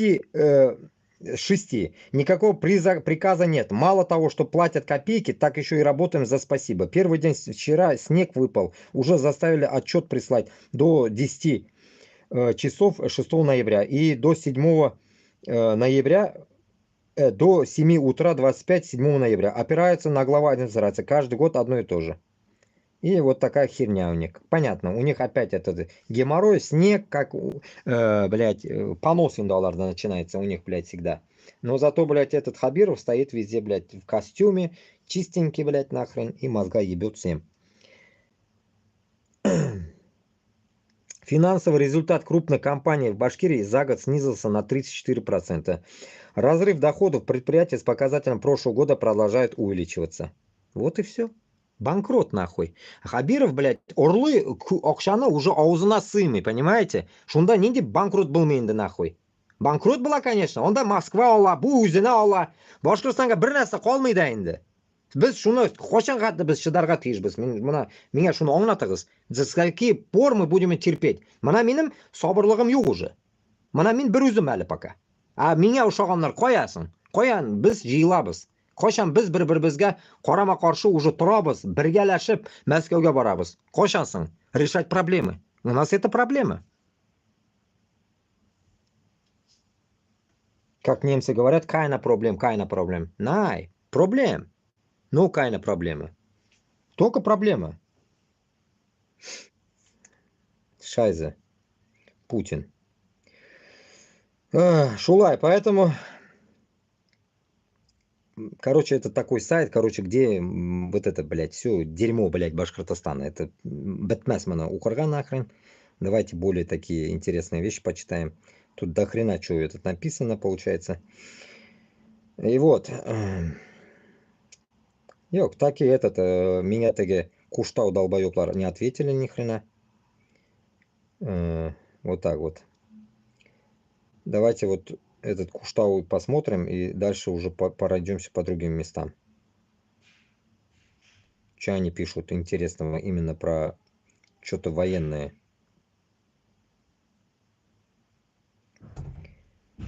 Так.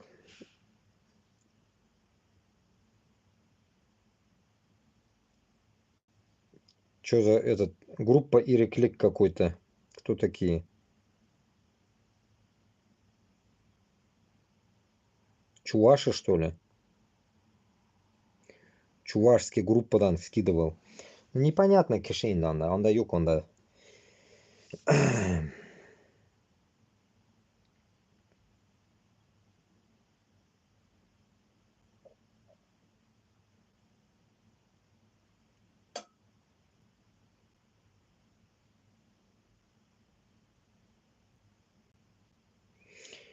Так, такого нету, интересно.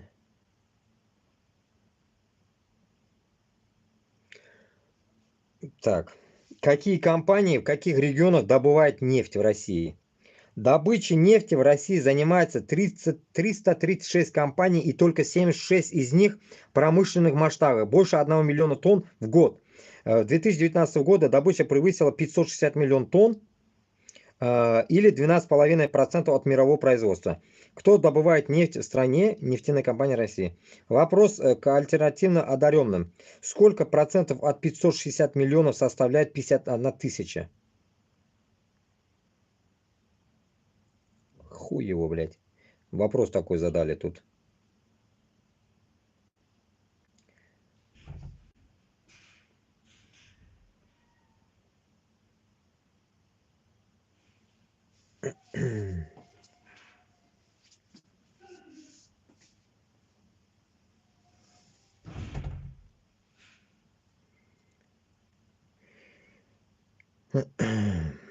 Так, понятно, короче, тут этот чат, короче. В чате всякую ерунду пишут. Так, где его сайт, блин? Вот.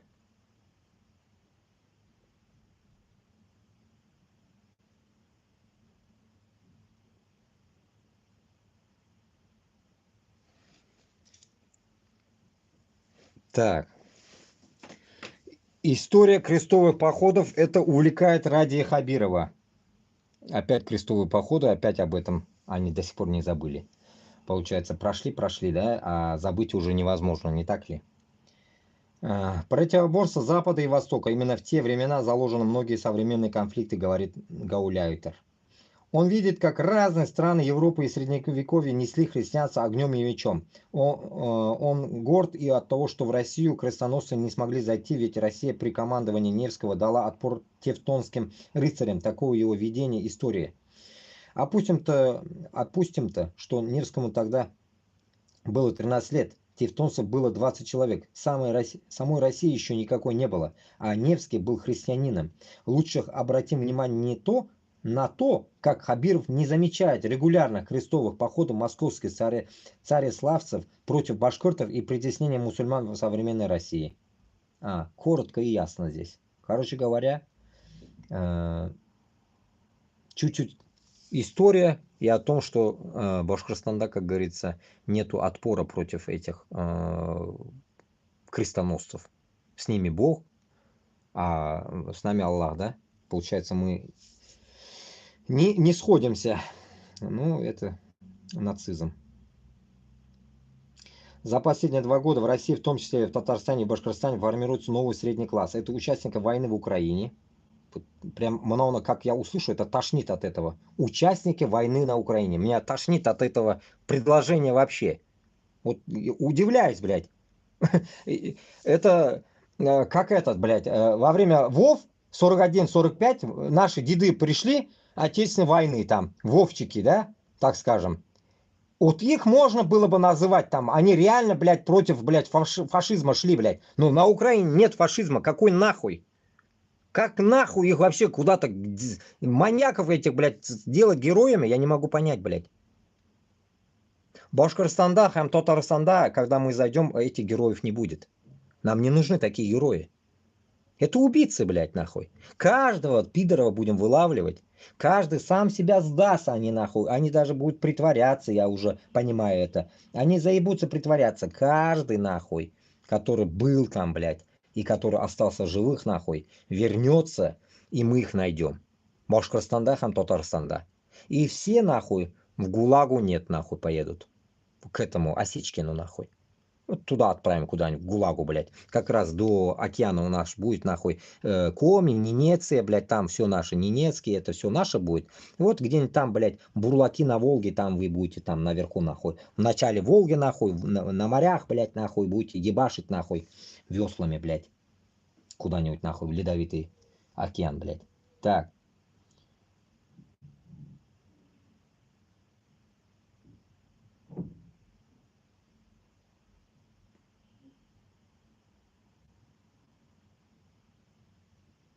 Ника, давай. Спокойной ночи, да. Всем тихой ночи, путинисты за кораблем.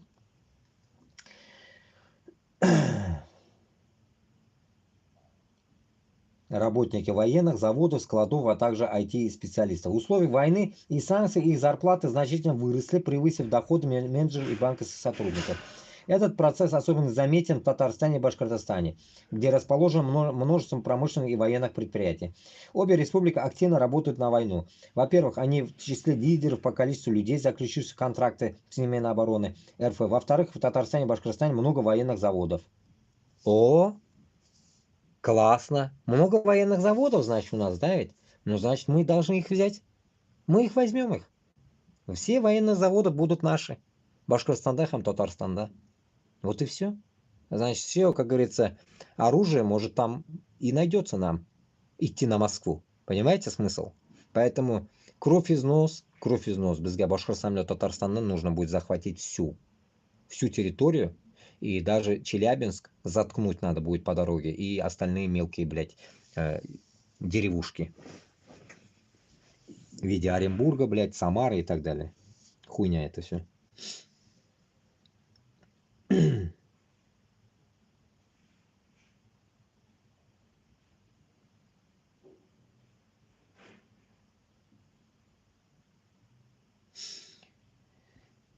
И Лиза Файзуллина из Учалов стала национальной красотой России. Хейтеры в комментариях обесценили ее достижения. Мы поговорили с мамой Элизы, Эльвирой Файзулиной и узнали, каких трудов ей на самом деле стоило завоевать эту победу. Молодец. Bizning qizlarimiz butunisi shiberlar, motorlar. Так что Олга Башкортостан, Олга Татарстан. Урыслар нахуй. Пусть нахуй завидуют. Сучки. Так. Ну вот до этих долбоебов дошел. Вот, учителя узкожопые, они носят корону на голове, нахуй. Из алюминиевых, нахуй, хуевин. Российские учителя изготовили шапочки из фольги для защиты от НЛО. Нет уж, конечно. От вражеского НАТО, блядь. По их словам, шлем от отечества может уберечь от внешних врагов. Ни хрена себе. Я в домике, блядь, нахуй, да? Вот так они прятаться будут, нахуй. И дома охуеют дети, наверное. Мама, чё, ебанулась, нахуй? В школе, блядь, все будут ха-ха ловить. Блядь. Требования о проведении мероприятия по школам разослал акционист Бухан от имени Единой России. Бухан, блядь. Буханка. В итоге откликнулись 7 учреждений, в 2 из которых руководители привлекли детей. Бессмысленные акции художник хотел проиллюстрировать, блядь, готовность населения совершать действия ради действия. Вот учителям нехуй делать, а? Нехуй делать, блядь. Алюминь сколько потратили, нахуй. Фольгу эту, нахуй. На голову завидуют. Эй, блядь. Мир сошел с ума, блядь. Я вам скажу. Особенно узкожопые уже чокнулись, блядь, конкретно.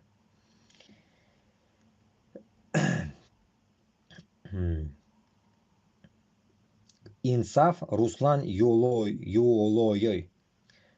Этот тоже тут откуда-то скомментировано. Хасан Гаджиев о проталкивании лозунга «Я русский». Идея СВО основная, так как она будет преподаваться в школах. И со школ наши дети будут приходить со словами «Мы русские». 8 ноября 2024 года. Ну, наверное, он, Хасан Гаджиев, об этом сказал.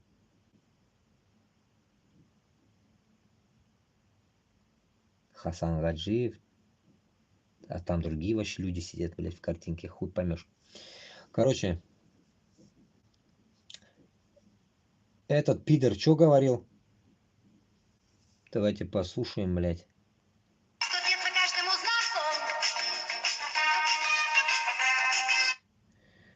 Этот пидор что-то сказал, блядь. Мне бы хотелось, чтобы Россия вернулась на путь, которым она шла до 2022 года. Это был путь, который был сопряжен такой скрытой и завуалированной интервенцией в отношении нашей страны, направленной на подчинение ее своим интересам. Этот пидор сказал.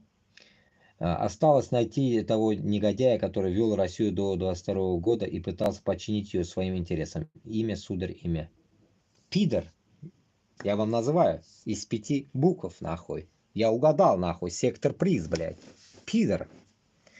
Или там по-марийски педор. Петр. Так. Парень поставил 18 миллионов долларов на победу Трампа в выборах и выиграл 29,5 миллионов долларов.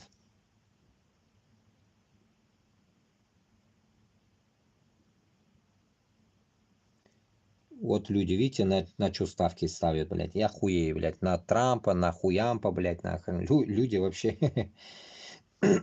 поражаюсь, блядь. Мында, блядь, Башкортостанда, блядь, нахуй бәрәңге алырга акча юк, блядь. Булар мында Трампның, блядь, спорына акча текәләр, блядь.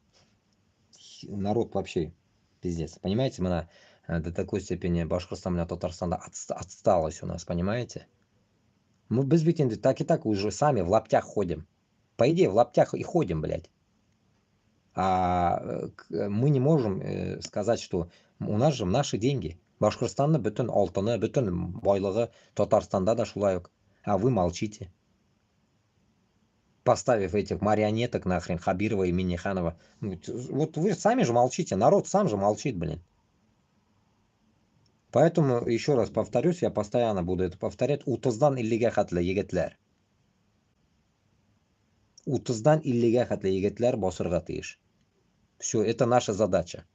Это наша задача. Если мы даже умрем, все будет на пути Аллаха. Главное, уничтожим этот полностью узкий мир. И в тот раз в других эфирах или в ТикТоке я когда говорил, ну да, ТикТок что ли был недавно у меня. Главная задача наша, главная задача Башкортостана, Татарстана, чтобы Башкортостанда, Татарстанда был какой-то блядь, такой консилиум или как-то, я не знаю, блядь, общий сбор, чтобы в этом общем сборе мы договорились, что мы, если даже умрем или что-то с нами, что-то случится, но мы дойдем до независимости Башкортостана с Татарстаном. Примерно так. Нам нужно как-то вот эту тему реально, как говорится, донести каждому из нас. Qo'shib onda-munda yuruni foydasi yo'q, понимаете? Qo'shib ketirga можно, я же говорю, хоть на Луну уезжайте, разницы нету, но барабар, родина, как говорится, Башкортостан или Татарстанда. И нам все равно как-то туда надо будет рано или поздно вернуться. Вот порой сидишь, мында, эйме, там туда-сюда, вот я туда-сюда хожу, пытаюсь лишь бы в комнате не оставаться, понимаете? Бульмяда калмас үшін. Чтобы опять не проникаться в какие-то мысли, память, там, туда-сюда. Бұна шулай урамға кетем да ұнытам, блядь. Қойғаны или дүниемні ұнытам екен, блядь. Примерно так, понимаете? Просто вот күнні өткенін білмеймін даже. Неше күн өте вообще мен аңламайм, блядь. Просто, блядь, как будто мен должен, оказывается, здесь прожить, блядь. Как будто я обязан здесь прожить, понимаете? Какой-то мына шунды мен задачи дамын қазір мен. Недедір, блядь, задача, да. Мне кто-то задачу поставил, и вот в этой задаче я. И потом кто-то пишет, нәрсанда юрисен, қайт, Қазанға, қайт, Уфаға, кімдір мен жаза. Әйе, мен қайтам, только мұстақил біздің дәулетке қайтам, а не сейчас. Кім енді урыс дәулетіне қайтайын онда? Мен бит маңқұрт түгіл де енді. Маңқұртлар ғана қайтарға может. Маңқұрт барып, яши онда, кіріп шунда, әйе, деп юри. Это его жизнь, Маңқұрта. Жизнь Маңқұрта, она такова. Это нельзя изменить, блядь. У каждого есть, у каждой нации это есть. Просто это слово не употребляется. Оно тоже недавно нам входить начало, это слово, Маңқұрт.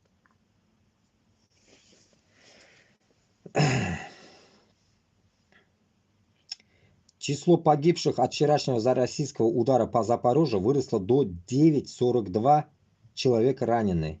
Что это такое? До 9,42, блядь. Сообщили местные власти. В числе жертв 1,5-летний Адам, его мама София и прабабушка Татьяна.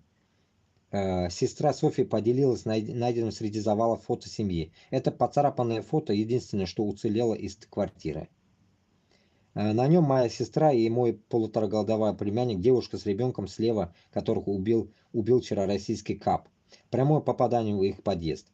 Поддерживающие эту войну башкиры, эти жертвы и на вашей совести. Дегенлер мында. Понимаете? Шунарға башқұрт білен татар аңнарға тиіш, наверное, сіз, допустим, представили элекке заман Башқұртстанда ауылларына яндыралар, урыслар. Захват Башкортостана происходит. Вот то же самое. Вот то же самое, только хазар сіз келдігіз украинларға. И также сжигаете их дома. Допустим, если аулно вспоминать, как хутора их не сжигаете. Как по древности говорить, их хутора уничтожаете. Многоэтажные только. Но сіз аңламайсыз шуны. Сізге бит енді со всех чайников и Казахстан говорит. Кто только уже вам не говорит. Бармағыз. У меня в ТикТоке почти уже 8 тысяч человек. Все говорят, зачем ехать туда. Башкортлар не езжайте, татарлар не езжайте. Какого хрена вообще идти на эту войну, я не могу понять. Путин сказал пойти, ну тогда давайте я вам скажу тогда, идите, блядь, нахуй, убейтесь там же, Башкортостанда, блядь. Вы же не сделаете это. Вы же скажете, пошел нахуй. Я говорю, наверное, вы скажете, пойду за Путина умру, да? Да, вот так вы скажете, наверное, да? Понимаете, вот то же самое, блядь. Где-то вы говорите окей, а где-то нет. Ну, значит, время пришло говорить нет. Почему вы постоянно говорите да? Ой, так, ладно.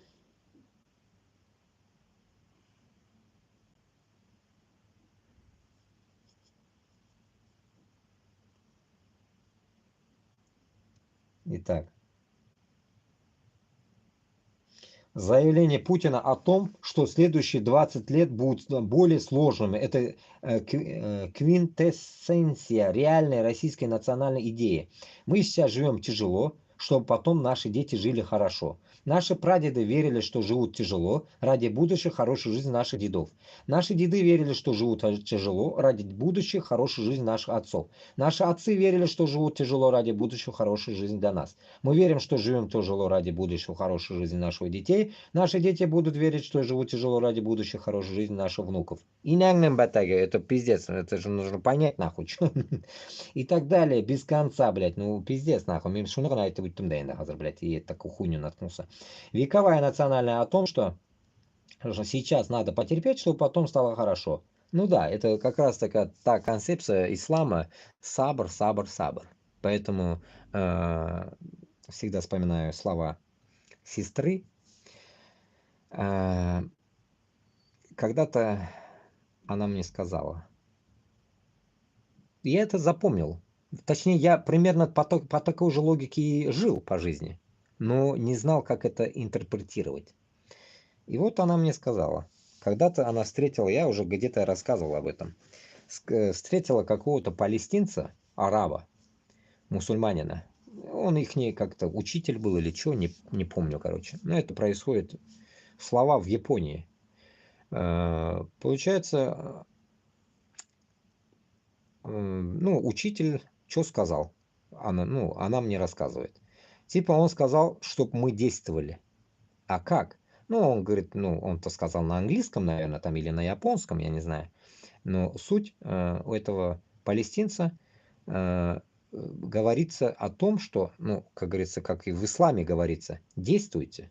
Он сказал, действуйте. Пока вы живы, действуйте. Поэтому я, наверное, вот с этим девизом и живу. Для меня вот это действие. Вот это каждый день о чем-то вам доносить, это мое действие, наверное. Наверное, так пришло время. Ну, а так, по жизни каждый человек должен действовать. Поэтому нам нужно действовать. А вот так сидеть, сложа руки, и что будет завтра хорошо, это не действие. Это не действие. Действие – это когда вы не бомбите Украину. Это действие. Когда вы живете в своем Башкортостане, в своем доме, Татарстан, да, у себя, где вы ходите, как говорится, по своим делам, это вот эти действия оцениваются действительно по исламу нормально. А как вы выходите уже üzerine нарсекейдан, это чигерадан, как это будет на татарском, блин. Короче, с границ, когда вы ходите, все пиздец нахуй. Вы уже не начинаете действовать, а вы начинаете нахуй просто нахрен просирать свои действия, которые могли бы там осуществлять дома. Вы просто просираете не то что время, жизнь, а свои действия на ноль. Находясь в окопе, ожидая смерть свою. Это все просирание своих действий. И если создать действия, значит, до такой степени нулевые, блядь, 18-ден, 50-га хатлы, 60-га хатлы борган, шунда солдатларны, если вас, блядь, воспитали хуй знает для чего, непонятно для чего, блядь, значит, вы просрали свои действия вообще всей жизни. Потому что ваши действия никчемные.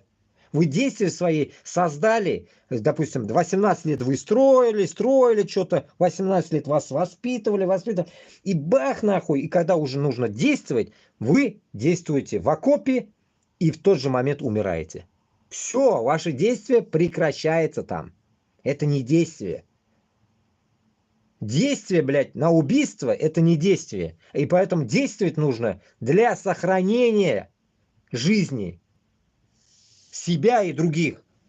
А не как вы, получается, уничтожаете свое действие, а потом уже свою жизнь. Не говоря, чужие еще забираете. Поэтому я считаю, что каждый Башкортостан КШС и Татарстан халкы должен ощущать, блядь, что он нужный. Он нужный нам. Хоть маньяк ты будешь, хоть убийца, похуй, кто ты был, блядь. Ты нам нужен. Шу, Башкортостан, бля, Татарстан içinde. Ты будешь сидеть в тюрьме, значит, тоже нужен, хуй с ним. И справишься. Ни за что, блядь, даже сидит Алцинов, блядь. А вот когда, блядь, вы идете, блядь, бездействие делать, когда вы должны действовать, блядь, это уже хуйня. Вы просто уничтожаете, блядь, нахуй, столько, блядь, построенные, нахуй, годами, блядь, нахуй, цепочку жизни ваших родителей и так далее. И в то же время вы уже уничтожили, блядь, свои семьи, которые оставили без отца.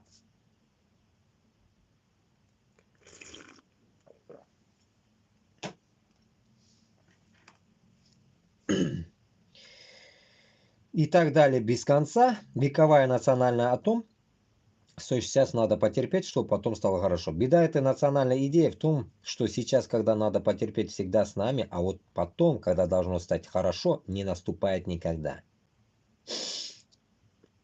Ну, примерно я согласен с этим, но суть татарларга, һәм башкортларга айтам. Суть не в этом. Суть в том, что безне нәнәйләрне, картатайларны иске алырга кирәк. Вот наша, вот это, блядь, суть, наверное, жизни нашего. А не того, что, блядь, нам ожидать, что, как говорится, мы должны, блядь, за Путина умирать. Это ожидание того не стоит. И каждый, который думает, что я сейчас заработаю там бабло на крови, блядь, и завезете эти деньги Башкортостана, Татарстанга, вы думаете, что вы что-то добились, что ли? Вы что-то там ишкіраттығы, что ли?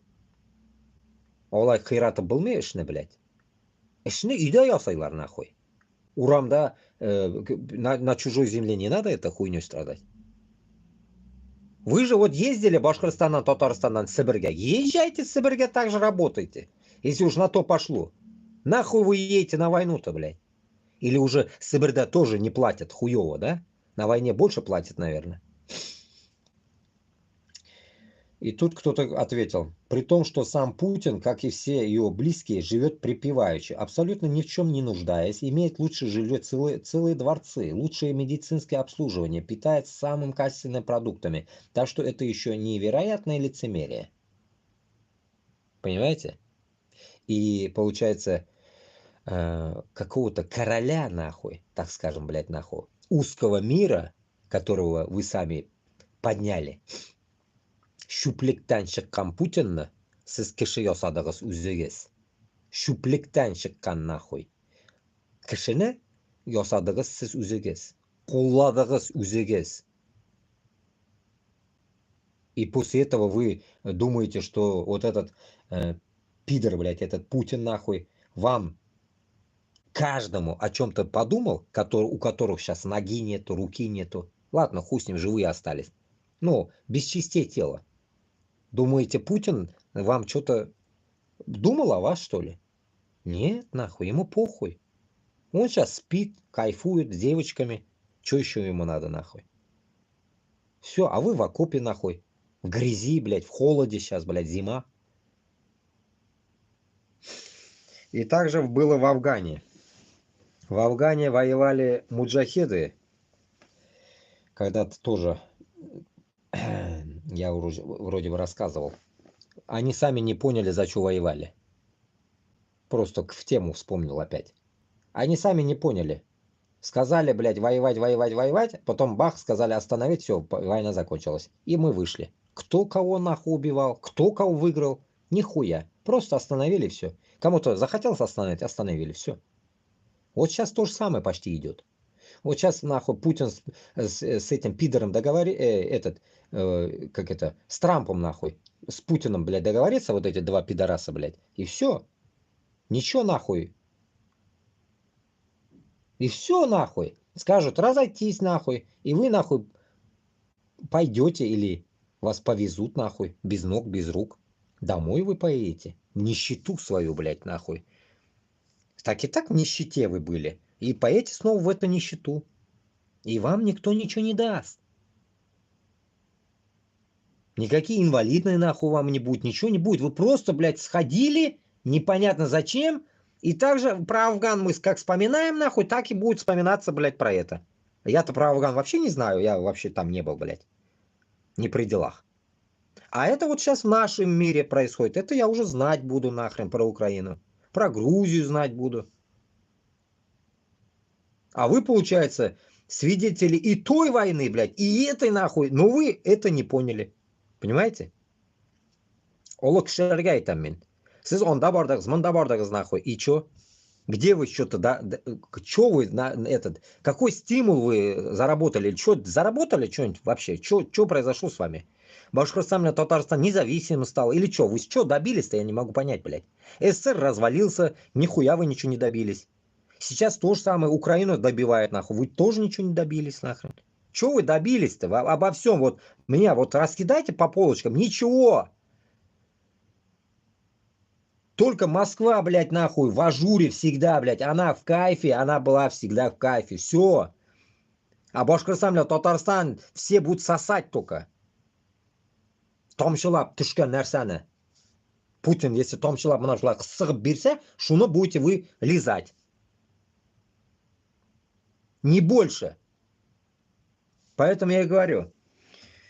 Вспоминая, блядь, прошлое в историях, да, которые написаны, как наши герои воевали и так далее. Я не понимаю, где эти люди? Почему от этих же людей не родились еще герои? Салават Юлаевтан, башкалардан қалғанларны, бүтін ханлардан қалғанларны балалары қоясыңалар. Бүтінісі манқурт болып кетмегендер бит инде. Или бүтінісі шүпке айланды мекен, блядь. Родились и хуйня в оконцовке, блядь. Где ваши рода, блядь, которые, блядь, вот этих царей, блядь? Где эти предки? Кто помнит своих предки, которые, бля, воевали, блядь, против этого Иванушки, дурачка, блядь? Вот этого я не могу понять.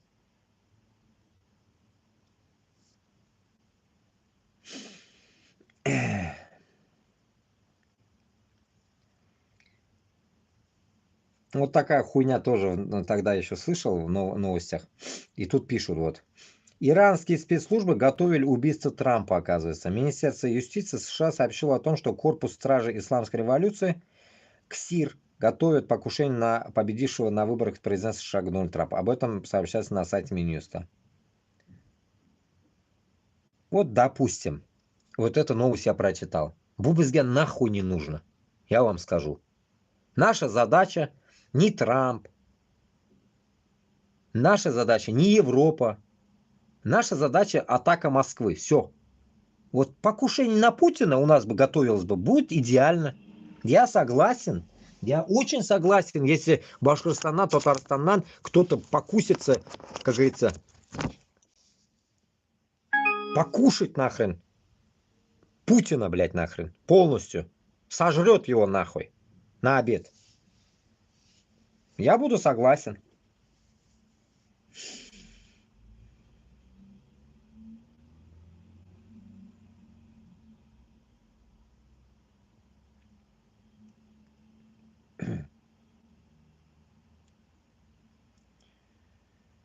Так, ну вот опять.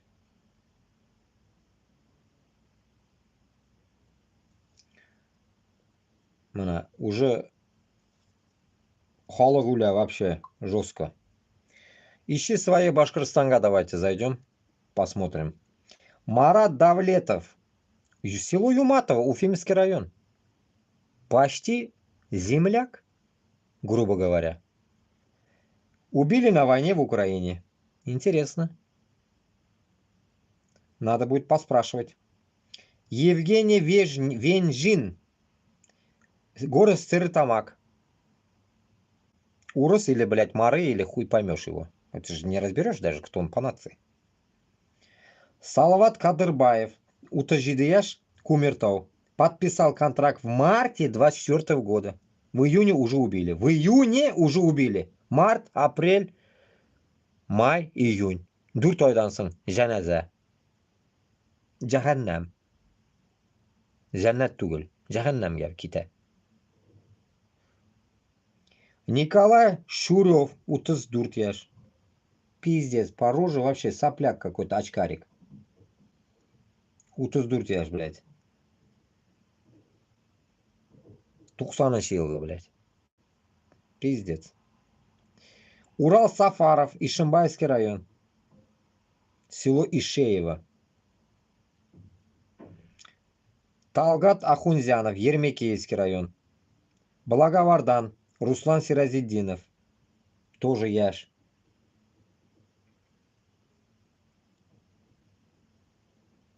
Ну да, тіге. Ауылда буқ тибіп жүрген малайларны жиып алып кеткенлер енді бүтінісін. Я так понимаю. Артур Хайбуллин, 34 яш, город Салават. Рустам Камалов, 45 яш. Иглинский район, село Сарт-Лобово. Дамир Хубиддинов, 56, Белорецкий район, село Мухаметово. Бұларны уже оқығаны. Файруз Задин, 39 яш, Белорецкий район, Серменево. Бұларны уже тіге расмен көргені. Понятно, короче. Это не больно новое, но, как говорится, тоже погибель. Ну, мына шулай халық біте енді.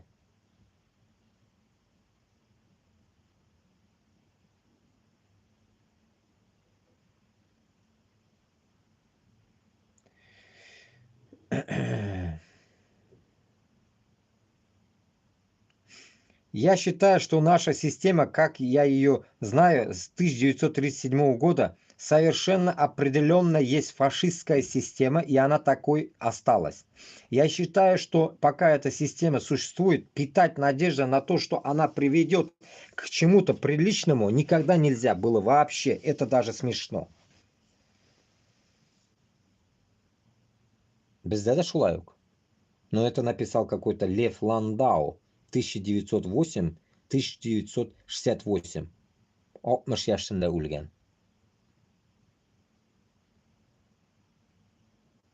В России можно говорить на русском, но ничего нельзя сказать. Ну да, на русском вы можете говорить, но нехуй, как говорится, пиздеть, да?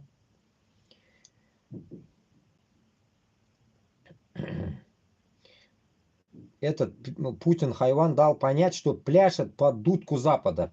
Нужно Россию и Европу разорвать между собой, особенно Россию и Германию, Францию, вот и довели до госпереворота на Украине и до боевых действий на юго-востоке в Донбассе. Просто вынудили нас на ответные действия. В этом смысле добились того, чего хотели, сказал Путин на соседний международный дискуссионный клуб «Валдай».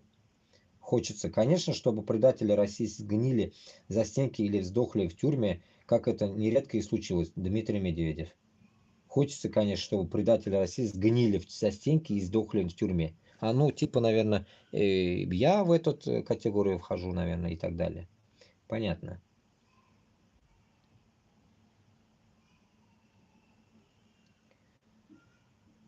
США это большой шайтан, а Иран это шайтан на побегушках у США. Эрдоган тоже шайтан-посредник.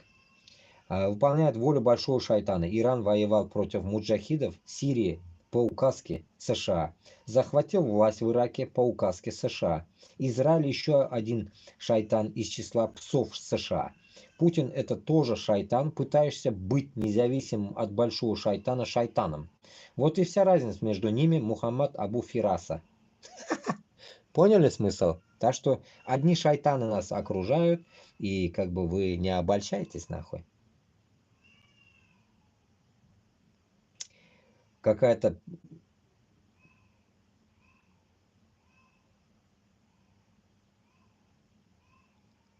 овца написала там. ТВ-зомбики посмотрели и, естественно, поверили, теперь будут проявлять ненависть к Западу и т.д. и т.п. Обычная психология для тупых зомби. Которые вот типа не мусульмане, они всегда будут говорить то, что это зомби. Наши слова это зомби туда-сюда. А мы будем говорить, что те путинососы вы все нахуй, вы зомби нахуй, потому что в России только зомбоящики нахуй есть, другого ничего нету путевого. И то, если вы как-то мельком безнаишит масагез, а так вы вообще пиздец там нахуй деградационный мир попадаете. Потому что, знаю, лечат там по полной программе, что, блядь, нахуй, башкортлар и татарлар это русские, нахуй, и пусть они узкоглазые, похуй, они русские, нахуй, и если эти, блядь, нахуй, черными волосами, блядь, тоже русские, похуй, блядь, нахуй. Вот типа того, понимаете? Поэтому все у вас русское, а зомби, оказывается, мы, блядь, нахрен. Поэтому, блядь, нахуй, комментариям, блядь. Вот.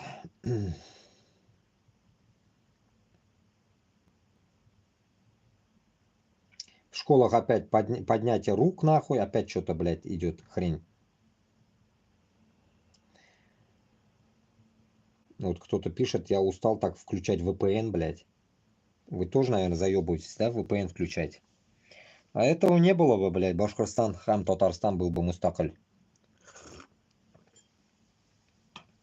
Тут, короче, новостей больно и нету, я вам скажу, блядь, знаете. Ерунда какая-то вся.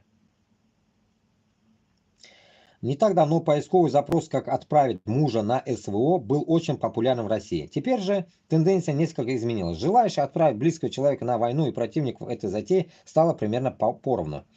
Левада-центр задал жителям РФ простой вопрос. Если бы член вашей семьи или близкий подписал контракт на участие в СВО, одобрили бы вы такое решение? И тут вопрос. 40% нахрен, чё?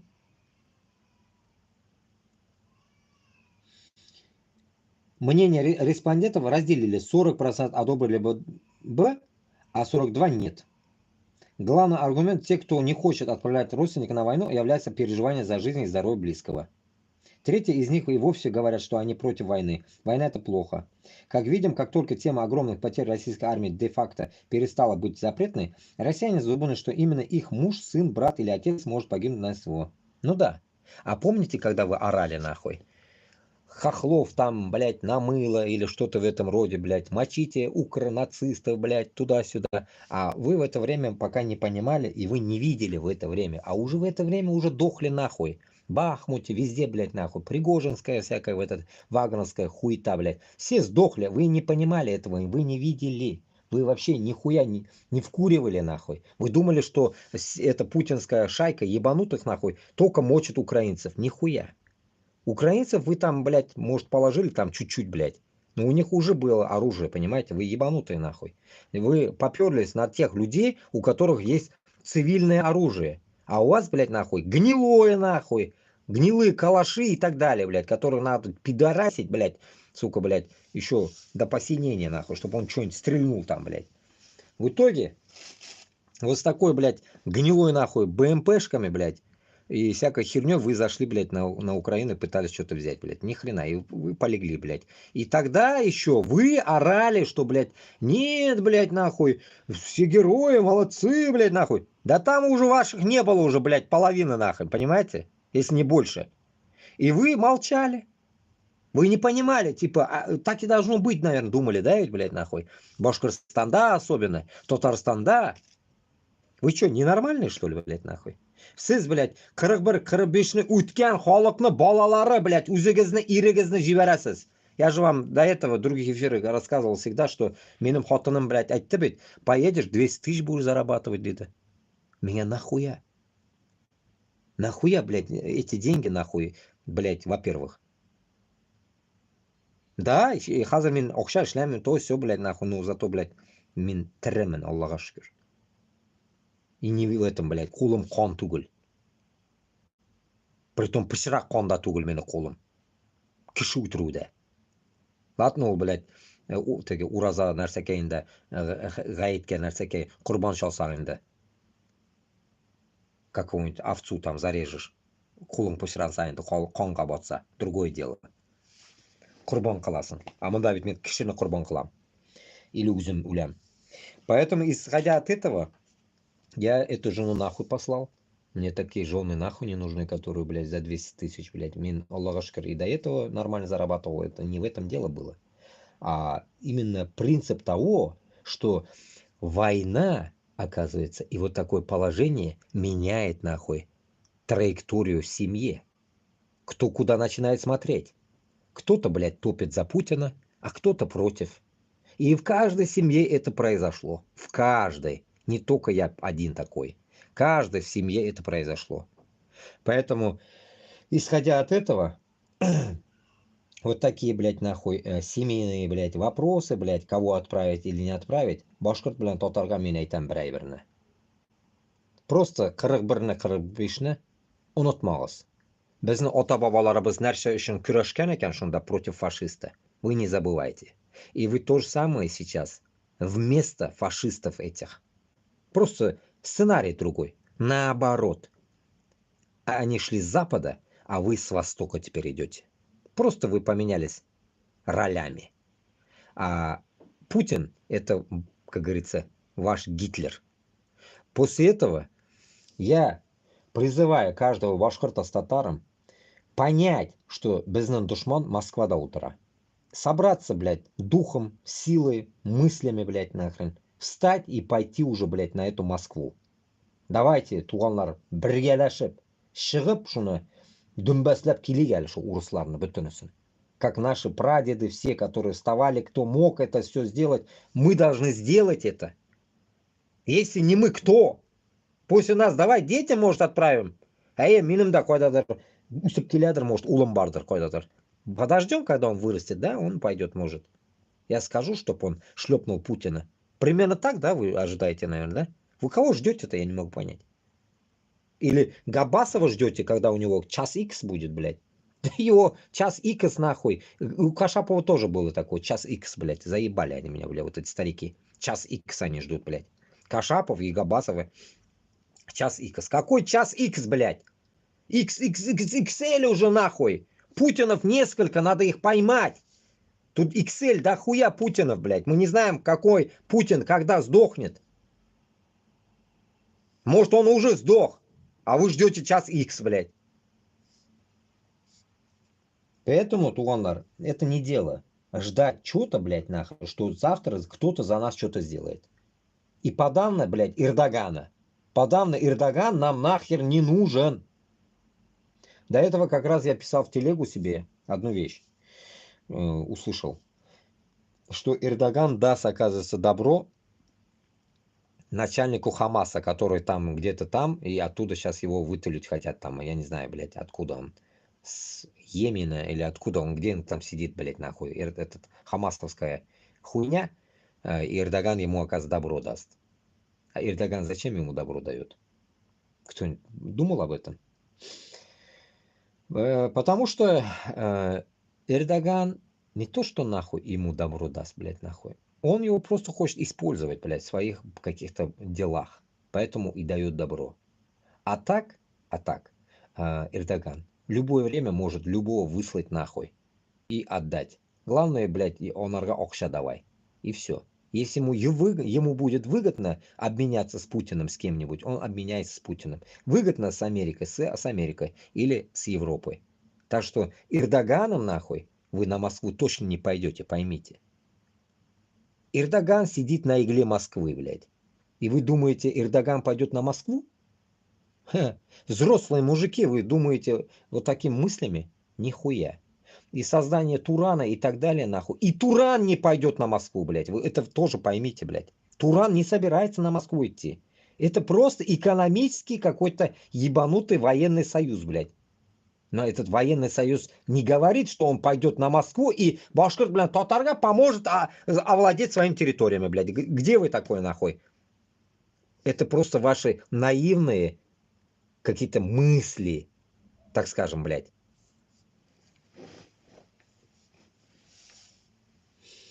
Женщине, украши 29 пачек масла из пятерочки, предложили отправиться на СВО.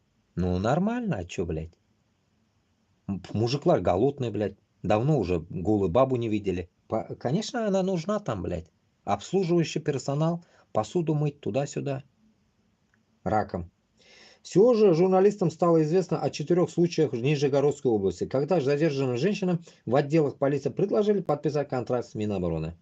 План надо выполнять любым способом, само собой. Бала да туырга кирәк, блядь. Вот алар дүртәү китәләр дә инде. 4 бала туып кайталар. Только неизвестно от кого, блядь. И будет искать папу опять. Иван, кто был? Хуй поймешь.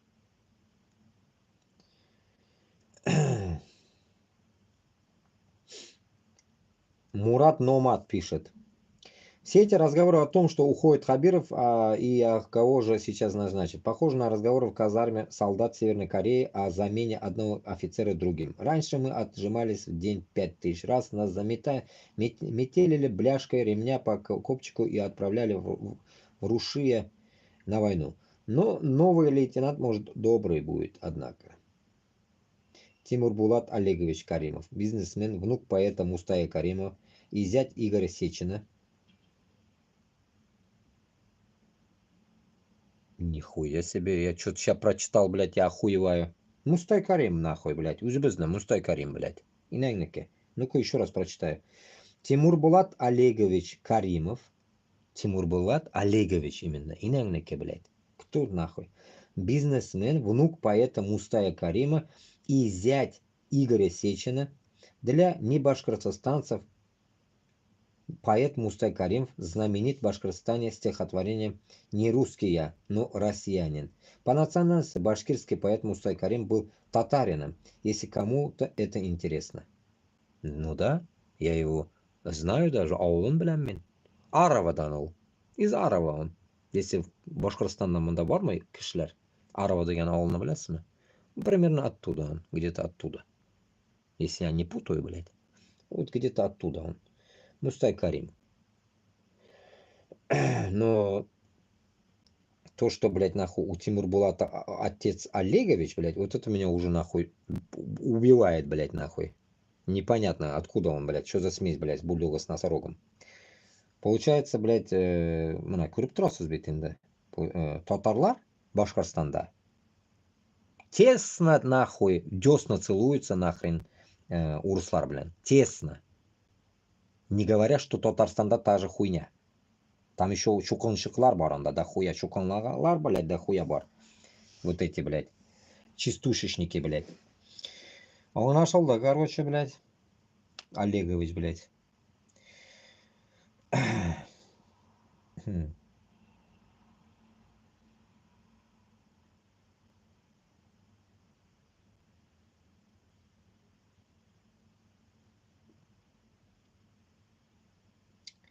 Так. Минобороны РФ сообщила о 17 уничтоженных украинских БПЛА на территории России, из них 6 на Саратовской области. Некоторые оппозиционные к Кремлю СМИ сообщают о попадавших БПЛА по Саратовскому МПЗ. Если здесь есть украинцы, вот украинцам хотел сообщить такую тему, да? Уважаю, что Украина жила до конца 100 лет, я говорю за людей. Не знаю, Марина, ты откуда? Хз, короче. Короче, смотрите, украинцам хотел сказать, вот насчет вот этой Саратовской области, Башкортостан, Татарстан и так далее, вы эти МПЗ, вы не устали взрывать, блядь? Вам скажу, а? Вы странные какие-то люди. МПЗ взорвав, вы что-то пытаетесь добиться, что ли? МПЗ вы взорвали. Все равно его до тала вы не взрываете. Еще нигде, блядь, до тала что-то не взрывалось, блядь. Это раз. Не лучше ли взрывать, блядь, нахуй все вот эти дороги, потом, блядь, все муниципальные места, где главы сидят, всех разъебывать глав по одному, потому что ликвидировать надо этих узкожопых. Нахрена вам МПЗ? В МПЗ, если вы даже убьете кого-то, вы убьете обычного человека. Нахуя вам он нужен? Обычный работяга. В МПЗ он, блядь, всяко будет там. И потом МПЗ, блядь, от этого нахрен пострадало, не пострадало, оно не дает, блядь, такого эффекта, как вы думаете. Эффект это, блядь, уничтожение всех дорог, поступов, блядь, на Украину. Что в Украину, блядь, нахуй, никакая сука не пролетела просто так, блядь. Они же не будут, нахуй, рельсы сейчас зимой подавно, блядь. Заебутся они там рельсы делать, дороги делать. Ну, конечно, вы взрываете таким образом, чтобы там, блядь, дыра такая, блядь, была, нахуй, на этой, сука, на дорогах этих. Чтобы они заебались его чинить, блядь. И, конечно же, все, блядь, эти мэрии, все мэрии. Мэрия же, вон, на карту посмотрел, блядь, Google, нахуй, нашли мэрию какого-то, допустим, Саратова, Башкортостана, блядь, и так далее. Все. В идеале, нахуй, лучше бомбить Москву. В идеале бомбите Москву, нахуй. Уж на то пошло, блядь. Если не можете, блядь, бомбить что-то путевое, бомбите Москву. Нахуя вам, блядь, заправки, НПЗшки, хуешки, блядь, я не могу понять, блядь. Детский лепет, блядь. Этот вам не жалко этот, блядь, дрон хуярить ни в куда, блядь. Я как возвращаюсь к того дела, блядь, делайте какие-то примеры такие, чтобы, блядь, хоть уже было о чем-то говорить, блядь. Ага, ёбнули там, охуенно, блядь, классно было. А у вас каждый день, блядь, Харьков заебали взрывать, блядь, люди умирают. Дома у вас взрывают. Вы взорвите в что-нибудь путевое тоже. В идеале Кремль. Огромная бомба нахуй. Как вот, как они отправляли бомбу? Какую там мут, блядь, как называлась у них? Бомба огромная, блядь. Вот такую бомбу, круглую бомбу скиньте нахуй на Кремль нахуй. Нормально будет. 100 штук сразу нахуй, чтобы уже без Б попала она туда. Конкретно.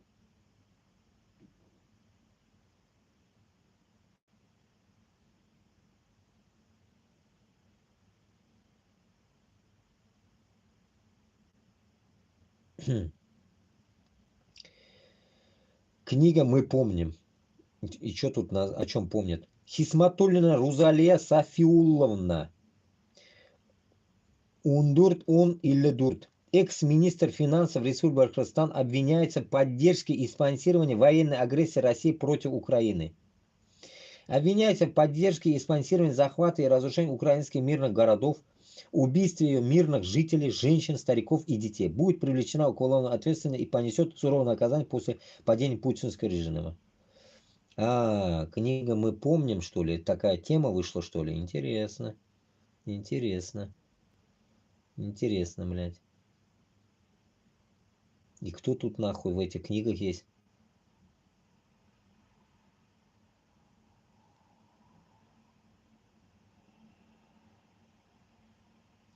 И тут вот пишется опять это напоминание, как всем, да, давайте в этом эфире тоже напомним об этом, чтобы Бумалайна Жолнар Джанната Булсанинда. 26 января 2024 года был задержан Рифат Даутов по сфальсифицированному обвинению в участии в баймакских событиях 17 января. На самом деле он там не был. Через несколько часов после задержания Рифат Даутова зверски убьют. Как установила независимая экспертиза, ему было нанесено около 50 ударов по телу, и вследствие разрыва всех внутренних органов и внутреннего кровоизлияния он погиб. Мы публикуем имена всех, кто так или иначе был причастен к убийству Рифата Даутова. Оперуполномоченный УР МВД по РБ Т. Идельбеков, А. Киикбаев, Сиддиков, а также сотрудников СОБР Управления Росгвардии по РБ, имена которых мы обязательно выясним. Именно эти сотрудники задержали Рифат Даутова и потом зверски избили, после чего он умер. Сотрудникам ОМВД РФ по Белорусскому району Харрасов, Мурзагулов, Репин, Каюмов, Аллаяров, Тагиров, Муратов. Эти сотрудники занимались и этапированием задержанных по баймакскому делу в ту ночь, в том числе Рифата Даутова. Видя плохое состояние Рифата Даутова, они не имели права его брать на этап.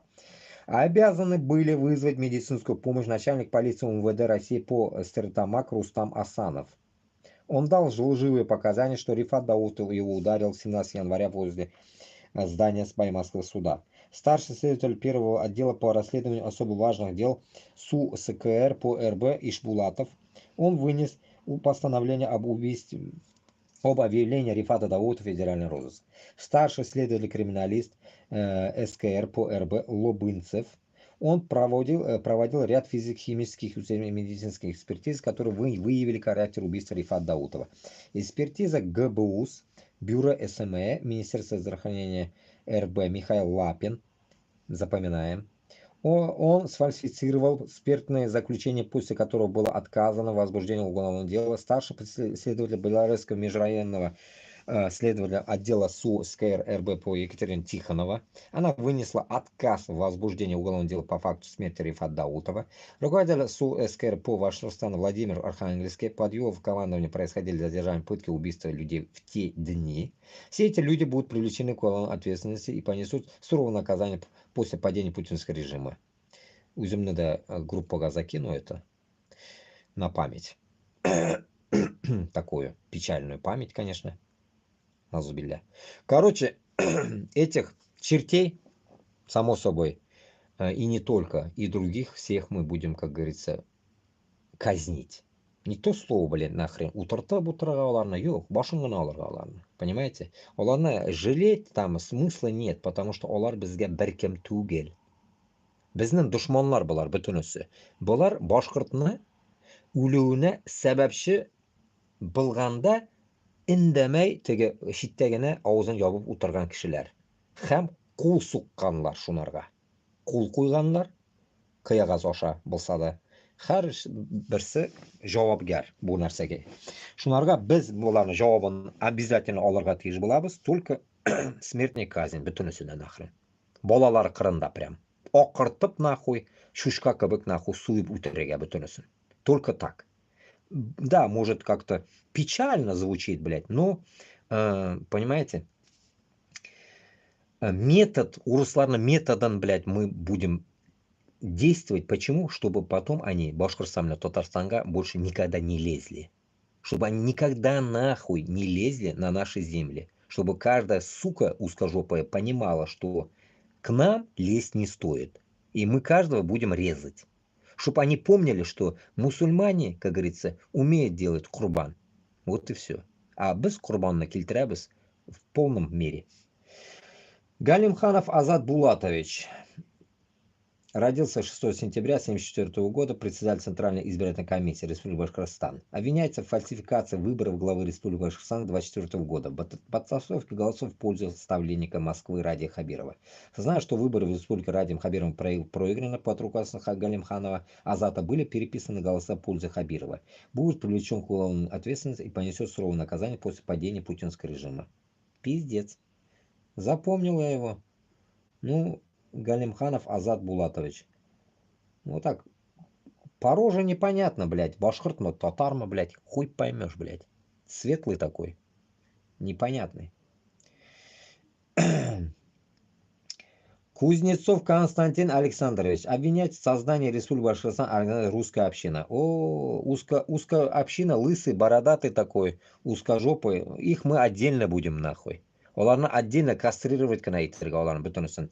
Такие черти по Башкортостану, и не говоря о том, что Пермской области и Коми и так далее, они не будут такие уроды жить у нас. Они не будут жить, блядь. Оларны бөтенесен вылавливать нахуй по всей России. Когда начнется зачистка России, все территории будут под нами, под нашим контролем. Потому что каждая республика, которая придет свои земли очищать от этого русского мира, будет в действии. Поэтому каждый звонок и каждое, куда они будут уебывать, с какой границы они будут вылазить, каждый шаг будет сообщаться, кто куда ушел. И поэтому мы каждого будем вычислять. Каждого. Ну, конечно, кому-то, если повезет, они, блядь, съебутся заранее. Да, говорится, до нашего прихода, наверное, соберут шмотки и умотают куда-нибудь, восвоясь в какие-нибудь другие страны. Но мы в дальнейшем потом потихоньку их будем разыскивать созданием Башкортостана, Татарстана, разведгруппы, которые будут искать таких, грубо говоря, ищеек мы найдем и, как говорится, создадим. И которые будут именно вот таких будут обнаруживать, само собой, у нас должна быть создаться армия и так далее, шпионы и так далее. Bütün нәрсе в полном комплекте у нас должно быть Башкортостан, Татарстанда, потому что территория наша увеличится, и мы обязательно увеличим наши территории, потому что по соседям никогда не должны быть вот такие Константины, Александры, Кузнецы, Хуйцы, нам не нужны. Никто не должен быть на нашей этой ближней территории. Как в Украине этот пидор, блядь, Трамп. Чего он хочет, блядь, ихние, блядь, прохвосты, блядь, Трампа хотят, блядь, 800 миль, блядь. 800 миль, это, оказывается, 1500 примерно километров. Мили я не знаю, грубо говоря. Кто-то где-то высказал 800 миль, а кто-то сказал 1500 километров. Оказывается, будет милитаризованная какая-то зона, нахуй. Или какая-то зона, нахуй, будет, блядь, нахуй. Типа, хуй поймешь, короче, типа там войны не будет, я так понял. Вот так вот. Ялалов Рашид Шамилевич, 68 года рождения, проживающий в село Юматово, Уфимский район Республики Башкортостан, обвиняется в работе внештатным сотрудником на Федеральную службу безопасности, является пропагандистом путинских аберских режимов, поддерживает агрессивную захватническую войну в Украине, убийство украинских детей, женщин, пожилых людей, поддерживает разрушение городов Украины, уничтожение и жизненно важной структуры. Будет привлечен к уголовной ответственности и понесет суровое наказание после падения путинского режима. Нихуя себе, блядь. Просто удивляюсь, блядь, нахуй. Удивляюсь, блядь.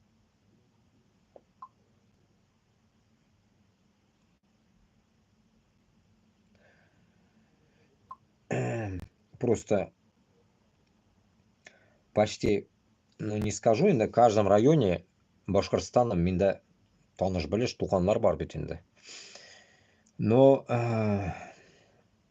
с каждого района, если отправлять каждую фотографию, откуда эти фотографии вылазят, можно узнать, что за люди это вообще по идее.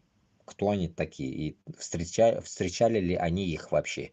Но опять-таки, если я такой хуйней буду заниматься постоянно, то не так подумают нахрен. Шулай. Валитов Тимур Венерович, член Общественной палаты Республики Башкортостан, начальник департамента дополнительного образования и инновационного развития, обвиняется в пропагандистской работе против башкирского общества, подстрекательства вражды и намеренного очернения лидеров общественного мнения Республики Башкортостан. Обвиняется в работе на пропагандистскую машину правительства РБ. Сознательном искажении событий, травле башкирских общественных, сознательной лжи. Будет привлечен к уголовной ответственности и понесет наказание после падения путинского режима. Мебитай там, Баларна, никакую не будет. Ну, понятно, понятно. Ну да, да, ну, вижу вот. Ну, вроде бы Валитов Тимур Венерович. Валитов Тимур Венерович. Тоже непонятно. То ли башкир, то ли татар. Хуй поймешь, блядь. Не различишь, блядь. Так. Филатов Александр Игоревич. 1990 года рождения. Утас-Дуртяж, короче, да, судья Ленинского района города Орска. О, Орск я был, ага. Оренбургской области. Судья Ленинского района.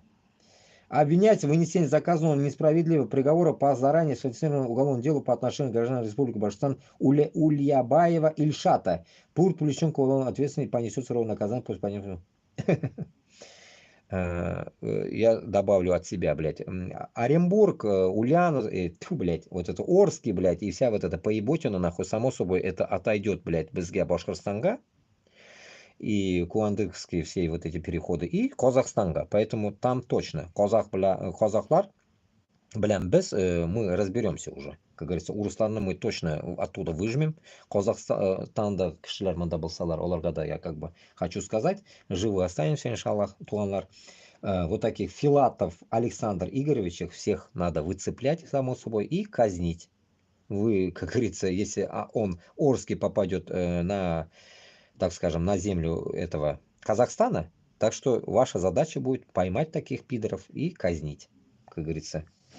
Другого варианта нету. Оларны этот үзегізні Казахстанда яшата көрмәгіз нахуй, қалдыра көрмәгіз, как говорится, как всегда вы пишете мне, есть узкожопые там, которые тупят, в Казахстане живят, топят за Путина, блядь, нахуй. И татары такие же там есть, блядь, живут в Казахстане, но топят за Путина. Ну какого хуя тогда? Приезжайте нахуй в Москву, блядь.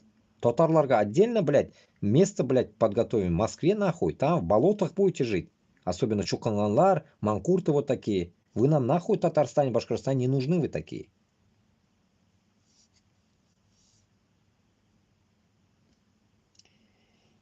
Кульсарина Гульнур.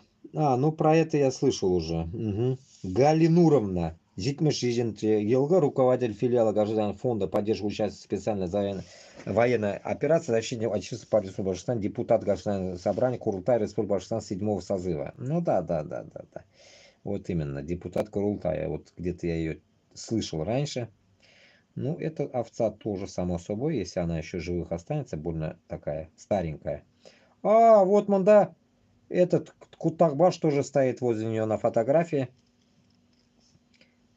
Этот, блядь, который, блядь, Хабиров на Югурдайга, Кемаля, блядь. Элля Кеминда, блядь, Исимен. Не помню, блядь. Такой, толстенький такой. Сергей Сапожников, он же Сергей Родник, обвиняется в работе на ФСБ. кассе информатора и провокатора. Ну, понятно, короче. Понятно. 1, 2, 3, 4. Вот эти, блядь, в масках, которые пришли. Они кинули камень, короче. Вот один из них, короче, там, в этой толпе, получается. Все ясно. О, Мавлиев Ратмир Рафилович. 89, блядь, Монка вообще, блядь, нахуй. Birinchi xotinimni yashinda bu. 89, блядь. Глава администрации города, округа города Уфа, Республика Башкортостан, само собой, блядь, нахуй, обвинять в поддержке военной агрессии. Ну, вот таких, да, блядь, будем иметь по полной программе, блядь. Такие нам нахрен не нужны точно там. Полностью семью, блядь, нахуй их кончать будем. Так, Исхаков Вадут Гайфулович. Гайфулович. Исхаков Вадут. Вадут. Интересный ism, блядь. Председатель Союза журналистов Республики Башкортостан. Ну, күзләре башкорт күзе инде. Непонятно. Башкорт тілінде. Короче, нәрсәкәй, понятно. Председатель Союза журналистов. 71 елга. 53 года, что ли? Понятно. О, блядь. Ну, тут до хрена, короче. Пипец, я первый раз такое вижу, блядь. Мы помним, 252 подписчика тут, блядь, мы помним. И фото, и топор, короче, еще этот. Можете подписаться. Ну, там даже и... Я не подписывался, блядь. Он как-то я автоматом подписан там, блядь. Интересно, блядь. Валеева Миляуша Рифатовна. Судья Верховного суда Республики Башкортостан обвиняется в том, что, зная о переговоре Фаиля Алсынова, который был изначально сфальсифицирован, не только подтвердила этот приговор, но и уничтожила, ну и ужесточила наказание. А ну да, это такая, блядь, молодушка Валеева, блядь, которая вела вроде приговор, да ведь? Судья этот, овца, блядь. Понятно, короче. Ну, ее тоже, само собой, блядь. И, конечно же, тугалар, они сами в этот момент будут отнекиваться, будут они говорить то, что мы не виноваты, нас заставили и так далее. Понятно, понятно. Мы об этом знаем. Но дело-то сделано. Дело сделано. Если человек в этот момент сказал бы то же самое, как сегодня в начале эфира говорил, мин шлямим, мин намазуким, десяе, может, отошла бы. И в этом списке ее не было бы, вот этой даже судьи, допустим, да, ведь, который вот судья, да, ведь. Поэтому, когда именно против своего даешь присягу и против своего, блядь, даешь вот эти, блядь, отмашки, это пиздец нахрен. Это, блин, в тот момент, наверное, нужно сразу джаханнамга провалиться и все сразу нахуй уйти, блядь. С глаз долой, блядь, и все. А народ до такой степени обрусел, не то, что даже манкурт-то был именно, обрусели они уже. Уже до такой степени обрусели, что у них нету ничего башкирского, татарского, ничего нету, оларда, біләсме? Башкорт белән татарны исе дә юк анда. Не то, что, блядь, нахуй. Шуларга һәр башкорт белән татар аңларга тиеш, что үзенең гаиләсендә ул беренчедән башкорт һәм татар теле генә түгел, бuna полностью безне яшәүебезне өйрәтергә тиеш, аңлатырга тиеш бәләкәй чактан ук, что без моны шундый, без кешенекенә карамыйбыз, кешенекен алмыйбыз, кешене сатмыйбыз, кешене төрмәгә утыртмыйбыз просто так. Примерно я перечислил, наверное, все такие, так скажем, учебные заведения, на которых детей можно было бы отправить. Судья, адвокат, менты и так далее. И мына шунда йөргән кешеләр дә бөтенесе булырга тиеш. Без коррупции. Это уже означает, блядь, значит, у них не должно быть вот этой грязи, которому я сейчас вам прочитываю, которую я даже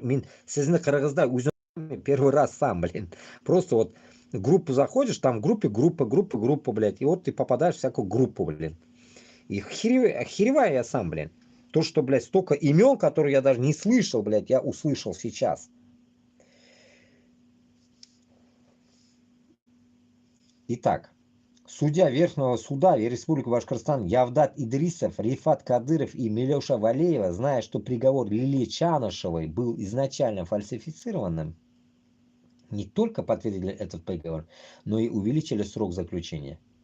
Явдат, Рифат, Милеша обвиняются в преследовании политических оппозиционных деятелей, вынесении суровых неоправданных ничем сроков заключения, являясь независимой ветвью власти государства, на самом деле полностью зависит от указов российской исполнительной власти в лице Путина и его команды исполнять их решения, чем дискредитируют всю цивильную систему. Будут привлечены уголовной ответственности. Ну да, и они пишут чисто уголовной ответственности. Но они-то не я. Меня похуй оларны уголовной ответственности на башкасынада нахуй. Біз кірет тұрған болсақ, біз только зачисткой ясайбыз. Вот как они, бля, узкожопую зачистку делали в Чечне, мы тоже так же будем очищать, блядь, от нечисти, от бусурман, блядь, нахуй, которые напали на Башкортостан с Татарстаном. Они бусурманы, которые напали на нас, на мусульман. Мы-то не бусурманы, а мусульманлар. Поэтому узкожопые бусурманы поплатятся нахуй своей жизнью нахуй. Только так. И в то же время, кто с ними топит, эти вот этот главы все и так далее, и подчиненные. И не нужно тут отмазываться, блядь. То же самое, та же отмазка, понимаете, манда. Вот смотрите, вот вы говорите, да, вот кто на войну пошел, ну много вот комментариев, эти я читаю везде. Говорят, на войну пошел, значит он виноват. Украинцы тоже так же говорят, на войну пошел, виноват. Инды, давайте сопоставим вот такие моменты. На войну пошел, он согласился, пошел на войну убивать и умирать, да? Окей. А внутри-то вот эти твари-то тоже такие же. Вы об этом-то тоже, блядь, сравниваете в таком же экземпляре. Шулаек сравнивать нужно, понимаете? Кого-то жалеть не надо здесь.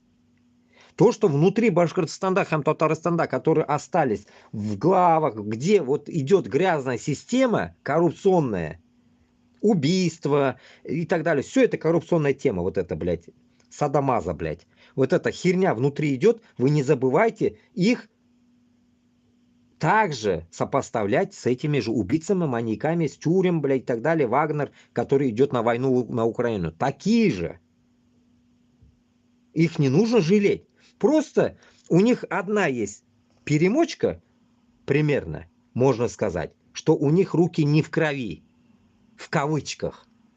Но только эти руки подписывали, отправляли куда подальше. Из этих куда подальше они все равно попадали на войну. Многие. Многие, может, сидят до сих пор. Но, по крайней мере, это все, блядь, грязные, блядь, структуры, они тоже будут одинаково отвечать, как и те же солдаты, которые сейчас на войне. Примерно вот так нужно рассуждать, потому что одного ниже, одного выше мы не можем, потому что полностью зачистка, она должна быть сопоставима с зачистки, блядь. Кто-то меньше, мало, вот здесь пишут уголовный, нам не нужны уголовки, нахуй. Нам нахуя арам томак, нахуй, түрмеде, блядь. Нахуя они нам нужны там, блядь. Игіліксіз кешелер бізге керек түгіл, нахуй. Бізге игілік кетіре тұрған кеше керек. Игіліксізде бит енді яшейбіз бит енді так и так. Нахрена нам они нужны? Поэтому мы их просто, крайняк, если даже не будем уничтожать, мы просто их нахуй всех соберем. И как они депортировали наших всех предков, их просто депортируем в московские болота. Если московское болото примут, они поедут туда. Если не примут нахуй, значит они останутся бомжами. Ни один регион не должен будет принимать. А таких, не то что Башкортостан, Татарстан, да, по всей республике выйдет такие. Вот увидите. И получается, как раз таки, они будут очищать Башкортостан, Татарстан места свои занимающие. И в то же время в эти места мы будем звать других с регионов Башкортларна, Хам-Татарларна, чтобы они вернулись.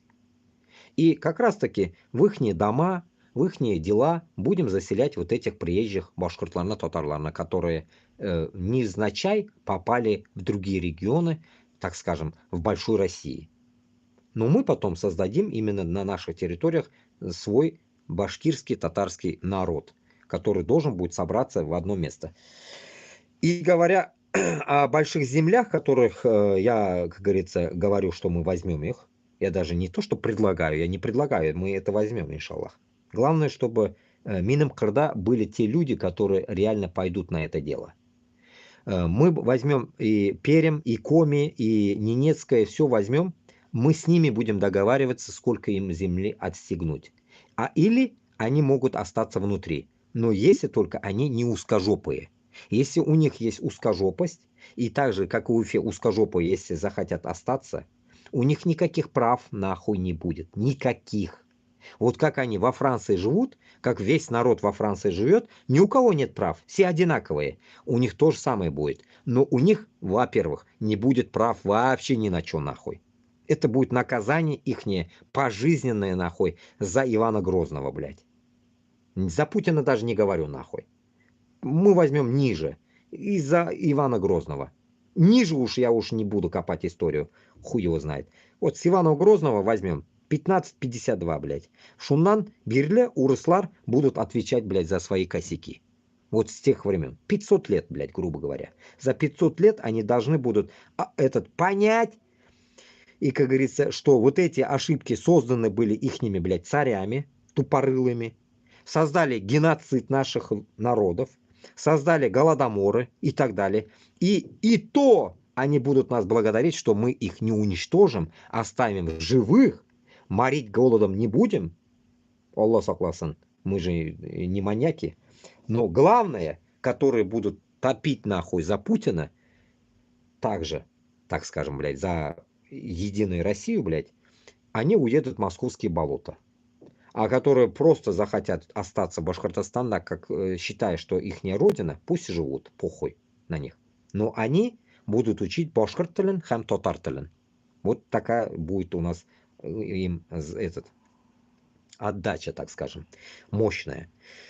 И таким образом, Перем на Олабызда, Коми на Олабызда, вот эти все места, как говорится, я в тот день добавил еще, короче, как раз в ТикТоке я разговаривал, что Казан на üstünde, оказывается, получается, чуть-чуть Мариэль попадает, Ижевский, непонятно, там в Азии по дороге, маленький Ижевск почему-то, блядь.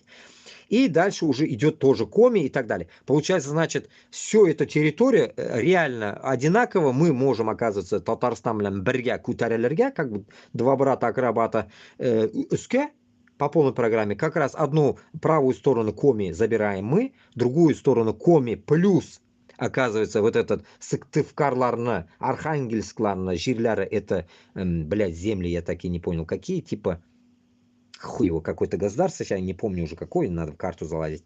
Короче, эту часть тоже как раз будет попадать. Кстати, об этом не говорил, у меня же не было стрима. И до конца Ненецкая область тоже все забираться будет. Татарстан, Башкортостан. Все у нас зайдет. И примерно как безнен, как в прошлом хонлык была инде ол. Как хонлык инде, но только в 21 веке. Башкортостан республикасы отдельно, Татарстан республикасы отдельно. И вот эта вся территория будет у нас двойным, как говорится, шоколад Твикс, короче, двойным шоколадом будет две полоски, так скажем, которые будут мощно укреплены. Татарстан үзен ягын карый, Башкортостан үзен ягын карый. А уртабыз ачык кала. Понимаете смысл какой? И уртабызда остается, получается, Перем, Ижевский, Удмурты, да, чуть-чуть Мариэль войдет, может, здесь захотят, дальше. И дальше Коми и вот этот Сыктывкарларында, я не знаю, что за земля там. И в итоге, короче говоря, вот эту всю территорию взяв, вот этот квадрат, все, и низ будет у нас Казахстан. Идеально будет.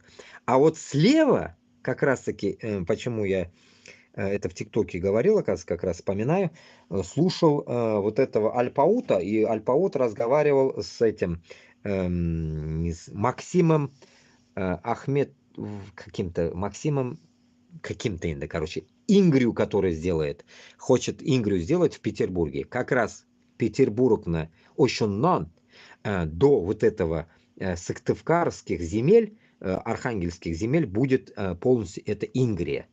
Чтобы узкий мир не соприкасался с этим, с Татарстаном.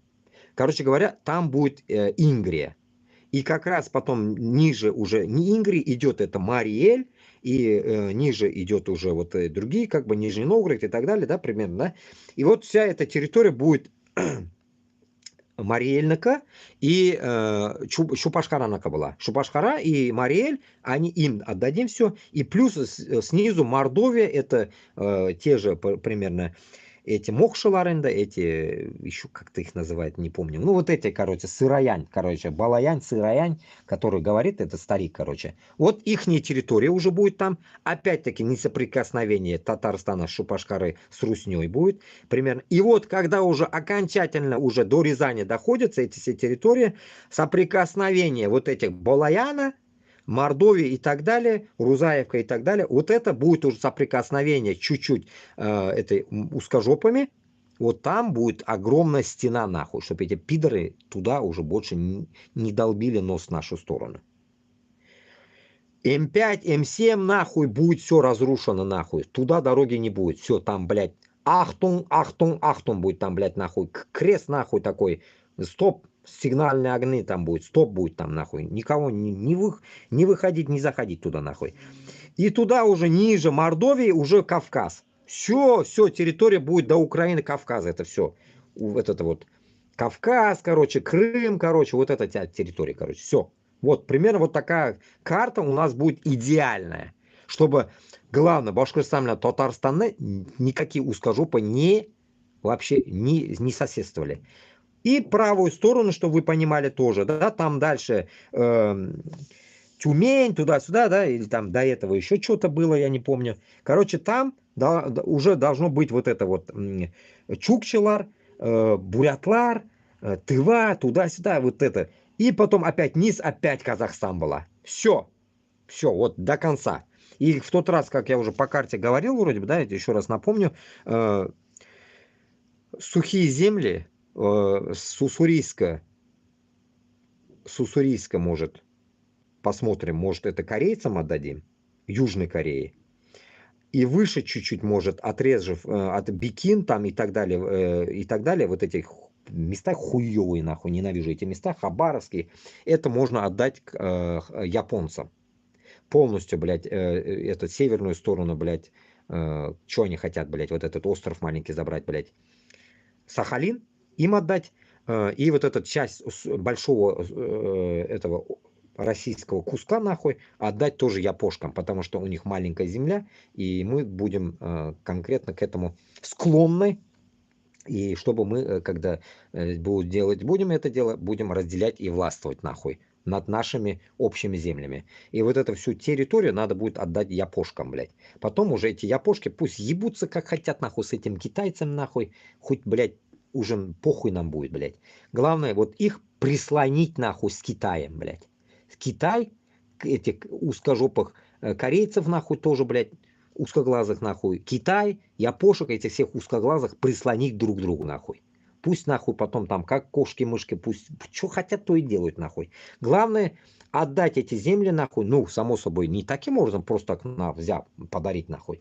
Договориться каким-то образом, блядь, чтобы они что-то там остегнули, наверное, тем людям, тувинцам, блядь, беднота там, блядь, чтобы им какую-то инфраструктуру Япония построила там и так далее. Вот таким по договорам будем это содействовать. Именно в этом деле должен работать Башкортостан белән һәм Татарстанны посуллары эшләй. Бу эшне без башкарга тиеш булабыз, потому что мы будем в ответе на правую сторону, потому что правая сторона это наша, грубо говоря, тыльная должна быть, а может и нападающая сторона будет. Хуй поймешь, кто оттуда прилетит к нам потом, понимаете? Поэтому мы должны будем обезопасить это. И поэтому, отдавая кусок земли япошкам, от япошек мы точно уже вражды не будем ожидать. Они будут нашими союзниками. А вот Китай, пидорас, может рыпаться. Поэтому с Китаем тоже будем разбираться, но Китаем как будем разбираться, блядь, нахуй? Будем разбираться с ними нахуй, бизнес строить и так далее, продовольствие нахуй, все равно им нужен будет лес и так далее. Безда урманда хуя была, коми возьмем, блядь, перьям возьмем, у нас леса там, да, хуя будет. Поэтому в дальнейшем мы с ними будем чисто сотрудничать по экономическим действиям, потому что нам торговать надо будет и так далее. И поэтому у нас будет и Китай, и Казахстан, и Узбекистан, Кыргызстан, и все мы будем, все, как бы, как говорится, договоримся. Главное, Путина не должно быть здесь. С китайцами лично я могу сам поехать, нахуй, договариваться, нахуй. С китайцами найдем общий язык. Проблем нет с китайцами. Главное, здесь задача идет в том, что эти земли в распоряжении, блядь, России после разъеба, нахуй, Москвы, должны мы будем решать, начиная с Чечни, заканчивая Якутов. Вот эти все нации будем разбирать и делить земли. Все вместе. Это я-то говорю сейчас здесь, я-то говорю за Башкортостан с Татарстаном, а дальше уже вот эти все другие общаковские земли мы будем разделять в общем жиены. В общий жиен ясаптырып шунда, как говорится, общий расклад будет там. Соберем всех, как говорится, аксакалов и будем там делить кто кому что. Там приоритет денег и приоритет нахуй каких-то имуществ, допустим, у чеченцев земля здесь, и они там захотят там где-то в Якутии какой-то кусок земли. Нет, такого хуйни не будет у нас нахуй. Вот насчет этого имейте в виду, блядь. Вот земля будет то, что рядом вашим прилегающими. Там не надо нахуй хуйней страдать уже потом, когда, ой, блядь, мы избавились от Москвы, и давай будем сейчас разделять нахуй. Нет, нихуя. Блядь, там где-то там, там, допустим, да, как Кадыров кто-то появится там, блядь, там, я захочу, там, Сахалин мой будет, нахуй. Не, мой Якутия мое будет. Не, алмазы мои. Не, такой хуйни не будет, туганнар, блядь. Каждый, блядь, узенет тирясында, вот нос твой как торчит, вот примерно на расстоянии твоего носа, нахуй, это твоя земля будет. Вот там можешь ты хапнуть себе, сколько влезет, нахуй, от русни, опять-таки, а не от наших народов.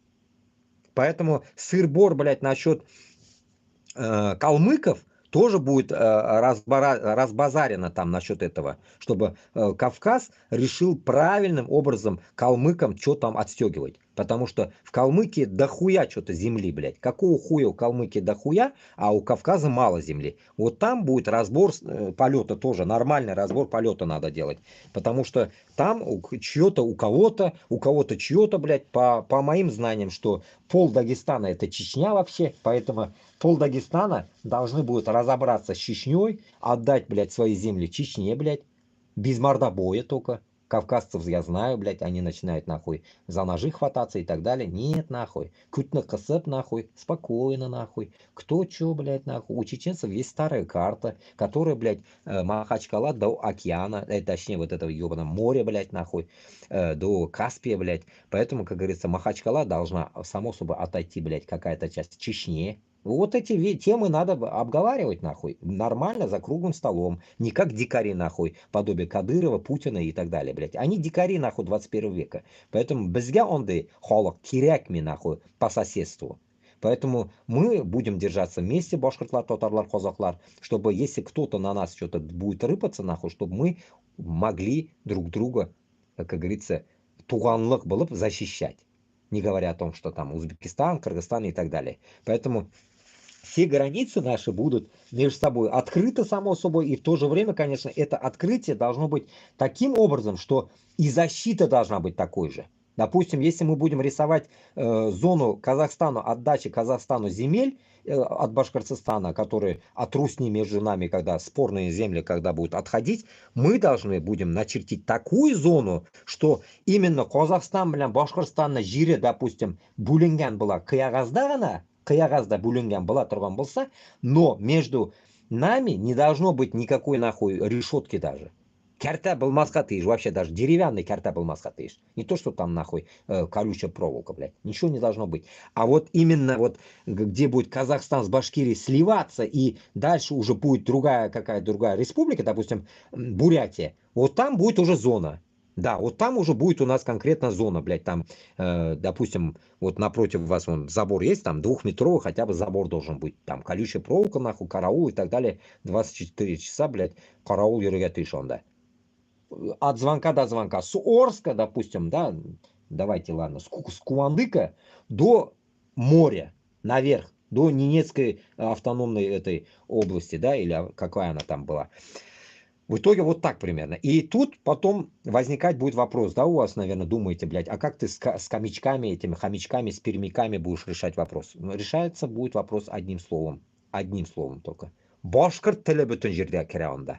Башкирт тілі кіре, кому нахуй не нравится, рассосались нахуй. Вот и все. Кому нравится, остаются. Бүтін территорияға башкирт тілі кіре. А с левой стороны татар тілі кіре. До конца, до морей. А вот эти, которые нинейцы, если они на самом деле нинейцы, они как бы нинейцы как чуть-чуть узкоглазые, как чукчи должны быть, да, ведь примерно. Мы их, как говорится, если узнаем примерно, если у них есть свой язык, само собой, у них будет отдельная школа и так далее, они будут, как говорится, с нами. Мы их отделять не будем, потому что им отделяться там и создавать какое-то препятствие к морю нам нахуй это надо. Мы реально там уже совершим конкретные шаги, потому что им по-доброму, скажем, хуйней не страдать, вот и все.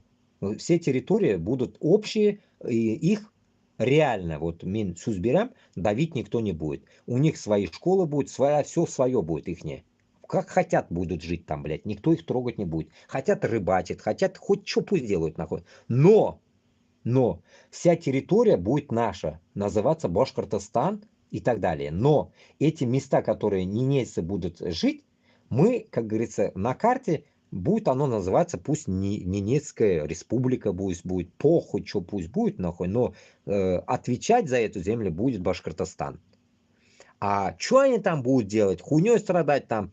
Главное, чтобы они туда нахуй военную тему нахуй вообще никогда не создавали. Военная тема будет у нас общая. Да, солдат они могут создать, и она будет общая наша. Башкортлар белян бірге. И, конечно же, в то же время общее, но в то же время ихнее свое должно быть оно. Оно, как говорится, не будет, как говорится, так скажем, блядь, воспитание Башкортостана не будет к ним касаться. У них своя армия будет, у нас своя, блядь. Своя республика, у нас своя республика. Но земля будет наша. Это не как в Узбекистане, Каракалпакстан. Все ихнее, а Каракалпаке ноль там. Не, нихуя, так не будет. Будет ихнее все. Просто наша задача будет, чтобы оларны жериндан мы могли легко, блядь, заходить, выходить, похуй там, блядь, на моря. Проход на море. Все, нас интересует проход на море. Что они там внутри будет, похуй. Главное, чтобы наши корабли стояли на месте, все создавалось. Флот был там у нас, блядь, военный. Башкортостанных флота должен быть там. И Татарстаннака. Представляете, как должно быть дело? Не говоря, что Казахстанны корабль, Узбекистанны корабль и так далее. Все вот эти головы, которые я примерно перечисляю, они там должны вместе сотрудничать, создавать новые стратегические дела, изучать фауну и так далее, все изучать там надо. Белых медведей, хуйня-муня и так далее. Короче, новая земля тоже все это будет наша, короче говоря. Она попадает под нашу юрисдикцию по этой теме. И все, новая земля, все хуйня. Что там есть, вот, блядь, жир, бету, до края земли все это наше будет, блядь, наверх. Понимаете смысл? Внизу на море мы через Афган не можем попасть, блядь, через Пакистан. Значит, наверх мы можем попасть. Это наше все будет. Вот и все. Командовали нахуй 500 лет нахуй эти Иванышки, дурачки нахуй. Теперь будем командовать мы. И будет по-нашему. И не нужно нахуй бояться этого, понимаете? Bu kurashib olingan yerlar. Значит, kurashib bizda olamiz оны. Ondan qo'rqib o'tiruv foydasi yo'q. Foydasi yo'q. Ona qo'rqdingmi? Синики былдымы, курктыңмы, былмадымы, от этого нет, смысла нет даже об этом спорить.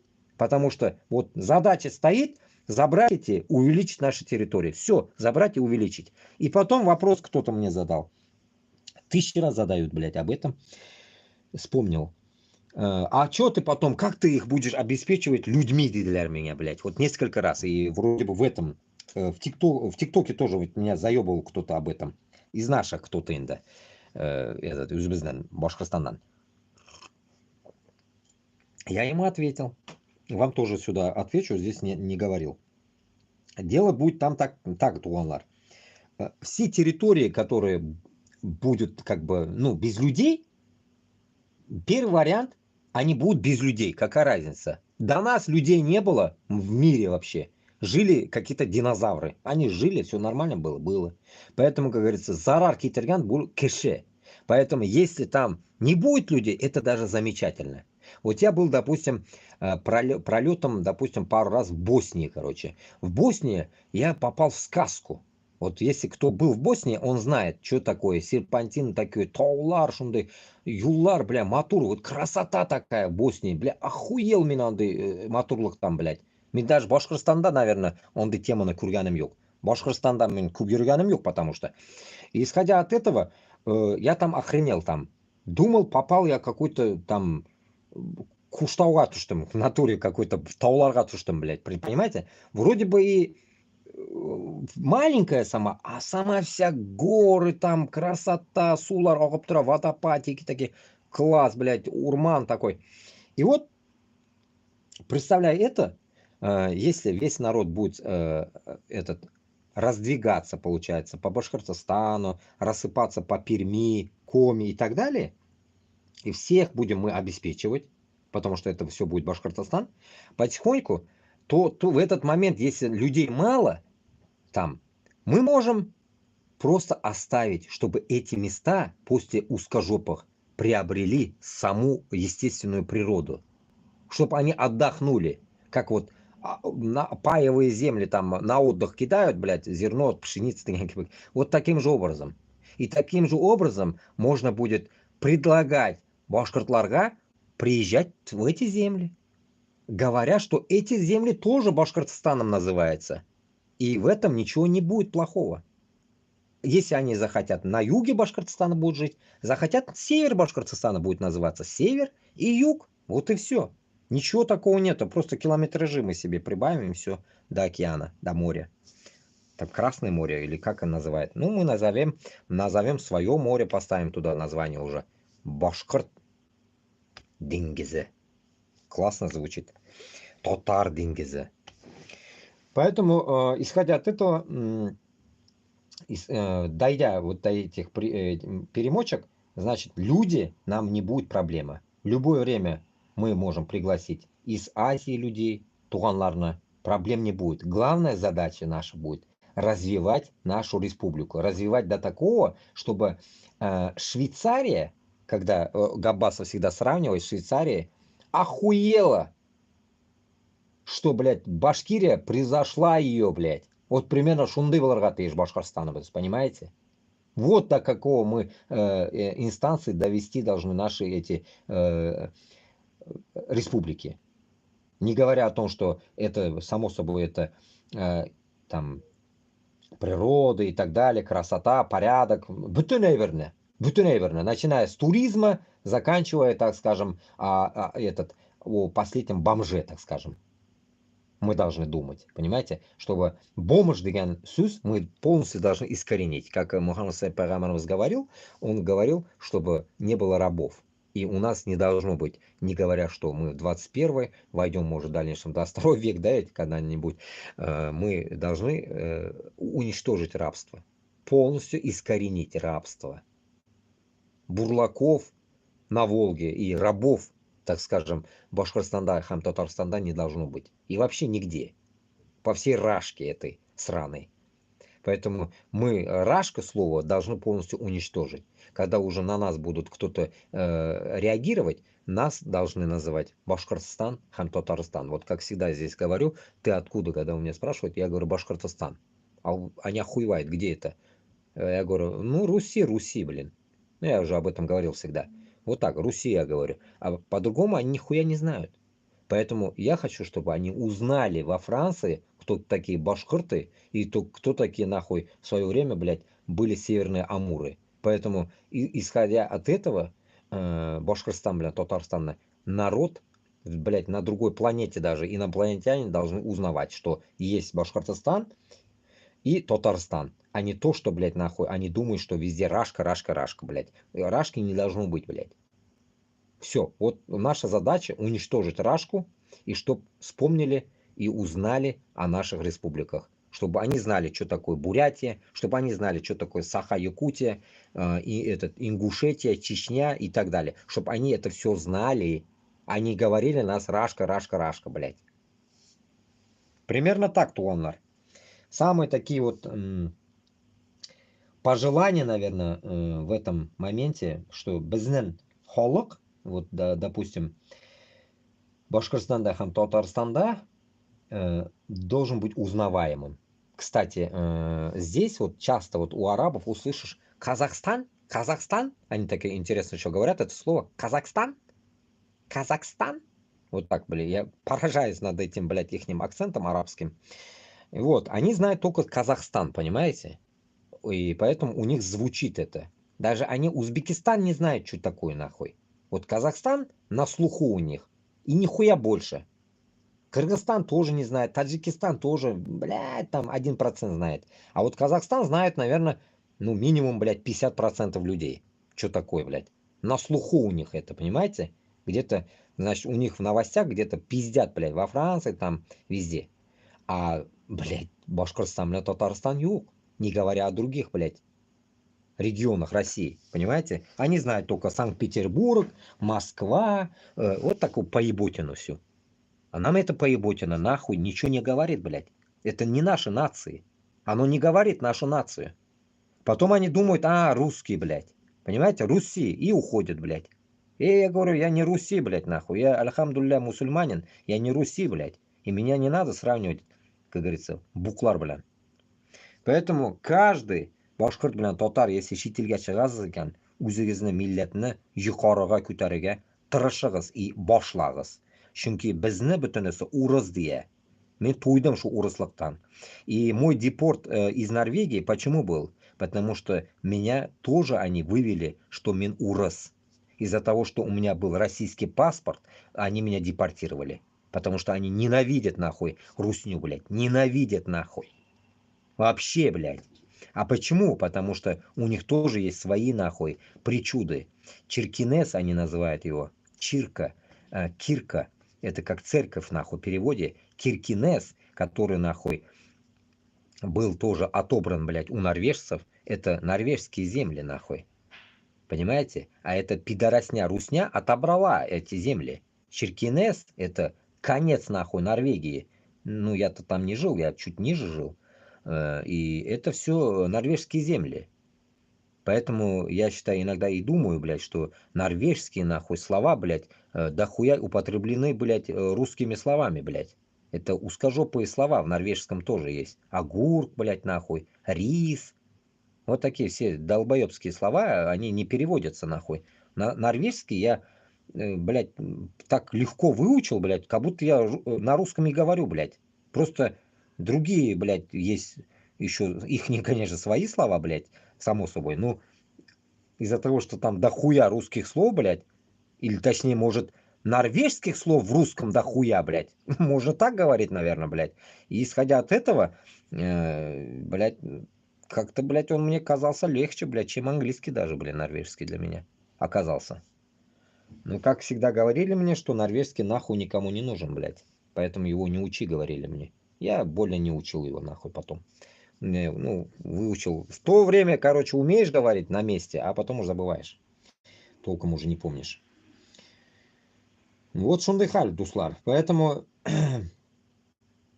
все вот эти дела, которые, получается, Россия по уничтожению наших земель и так далее, они вот в корень идут, получается, в историю. Поэтому эту историю, получается, мы должны раз и навсегда перевернуть. Если мы его сейчас не перевернем, то вы, получается, в дальнейшем уже не то, что минетеге құлақ саласыз, не то, что мені түгіл енді, менің кебек мыслящий кішілеріне вы уже даже ихтибар бермейсіз оларға, потому что вам будет похую, что там будет говорить кто-то. Потому что вы уже будете сами по себе русскими. Вы не поймете, что там говорят. Понимаете? У вас не будет уже того мышления. Вот, допустим, как вот здесь мышление вот этих, блядь, как на букву. Короче, оставшихся англичан. Как их называют, блядь? Какие-то... это берцы, баринцы, блядь. короче, баклажаны какие-то. Ну, короче, правая сторона, нет, левая, ну, так, как смотреть, блядь. Короче, не моя сторона, та сторона со стороны Англии, Франция, это британцы, блядь, вспомнил, блядь, британцы, которые нахуй уже забыли, что они британцы. Понимаете смысл? Вот так и у вас будет. Британцы, башкирцы, башкирцы уже забудут, что они башкирцы. Какие эти британцы. И станете французами. Точнее, узкожопами, не французами. Поэтому башкир, блядь, татарга надо задумываться сейчас. А они, этот Бритон захвачен, блядь, 100 лет назад, наверное, блядь. 200 лет назад захвачен, наверное. Во время королей, блядь. Французы заебенили их. И получается, Башкортостан и Татарстан в таком же почти что распоряжении. Нас только одно не склонило над ними пока еще, что bizda az bo'lsa да ислам бар. А эти британцы тоже не в исламе, и французы не в исламе, поэтому им слиться было очень легко. И вот они заебенили их годами, как говорится, зафранцузили их. Исходя от этого, у них тоже есть такая ненависть к французам, у этих британцев. Поэтому башкиртада, татардада будут они такие, но будут малочисленны, и они не смогут уже выйти из состава Франции. И также они сделать хотят нашими землями. Но мы-то можем, пока, как говорится, есть порох, пороховеницы, блядь, bizga tirishirga kerak, туганлар.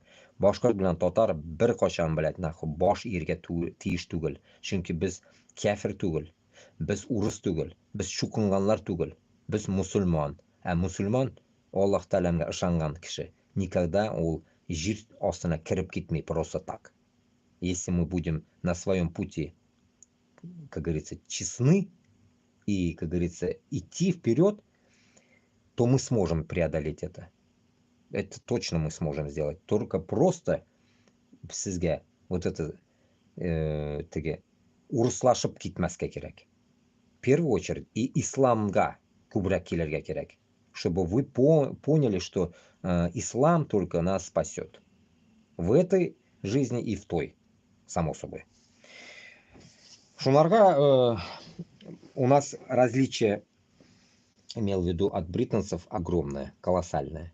Что без мусульман булып туылганбыз, һәрберебез. Башкорт, татар, узбек, раинсинет, казах, без мусульман булып туылганбыз. Уже вот когда было мусульманство, 1900, блядь, 900 году, грубо говоря, если оно в Казань пришло, если мы были мусульманами, грубо говоря, с прихода ислама, 600 какого-то года, когда ислам пришел вообще, и с тех пор, допустим, и получается, без, по идее вообще, народ, да, ведь весь мусульманский, и поэтому нам, получается, бояться нечего здесь.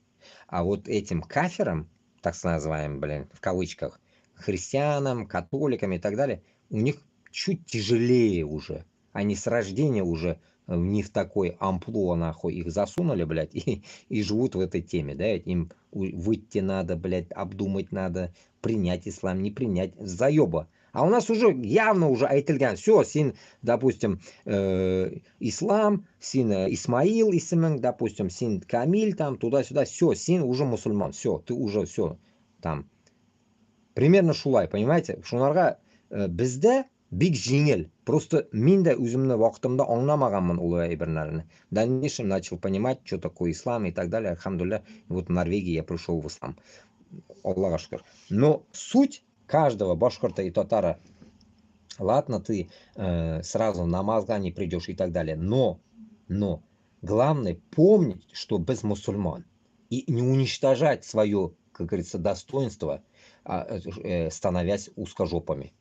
Понимаете? Без мусульман, ты, главное, это помни. И рано или поздно, когда мы сменим весь состав Башкортостана, Татарстана и возьмем свои земли, рано или поздно у тебя очнется, придет время, ты придешь в ислам. Главное, сейчас ты начни топить с нами вместе, и мы преодолеем это все. Вот и все.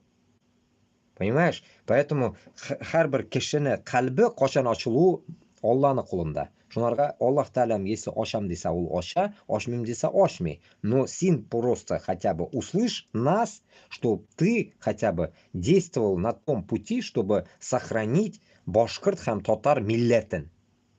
Ладно, про ислам даже, если ты не хочешь пока говорить с нами, допустим, да, ты можешь сохранить хотя бы свою нацию, не становясь манкуртом, не становясь этими узкими, короче, да, ведь, так скажем, узким мыслящими. А безбитно мусульмандар должны мыслить, как говорится, наперед мы должны мыслить, мы не должны одним днем жить, блин, как урыслар. Они думают, сейчас вот повоюем и все. Они не думают, завтра что будет. А завтра будет нахуй бомжатская жизнь в Рашке. Все Рашки, блядь. Завтра будет нахрен жопа, если вот это вся закончится, эта война и так далее. Завтра будет жопа, и вы должны к этому готовиться. Но лучше было бы нам отделиться в этот момент. Пока есть шанс нам отделиться раз и навсегда и выйти с этого чертового состава и сделать свою республику успешной. Но для этого чуть-чуть надо повоевать. Потому что нам эта задача нужна не только для того, чтобы отойти от Рашки, а еще забрать другие земли. Потому что нам другие земли нужны будут в отместку им.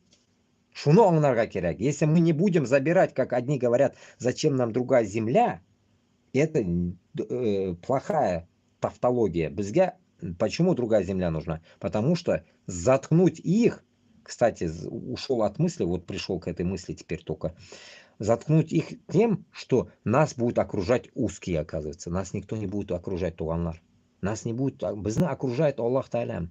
Нас окружать никто не будет уже, если мы возьмем свои земли. Мы свои земли, как я уже перечислял, возьмем вот в таком флаконе. До моря наше все. Все. И этим, как говорится, мы эту тему можем закрыть даже.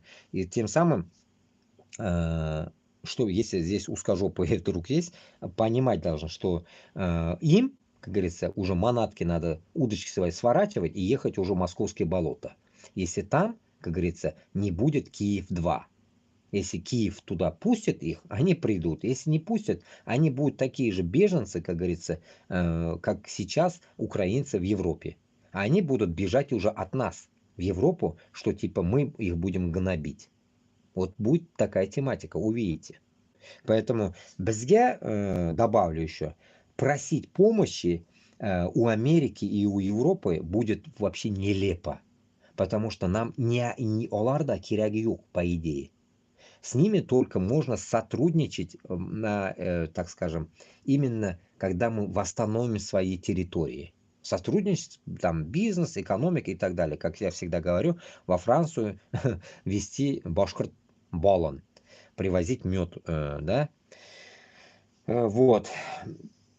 Поэтому самый интересный момент, мында, нам организовать именно Башкортостан или Татарстанда свое, как говорится, такое восстание в виде того, чтобы народ сплотился. Именно такое восстание, чтобы народ, так скажем, встал в тот момент, когда мы будем готовы.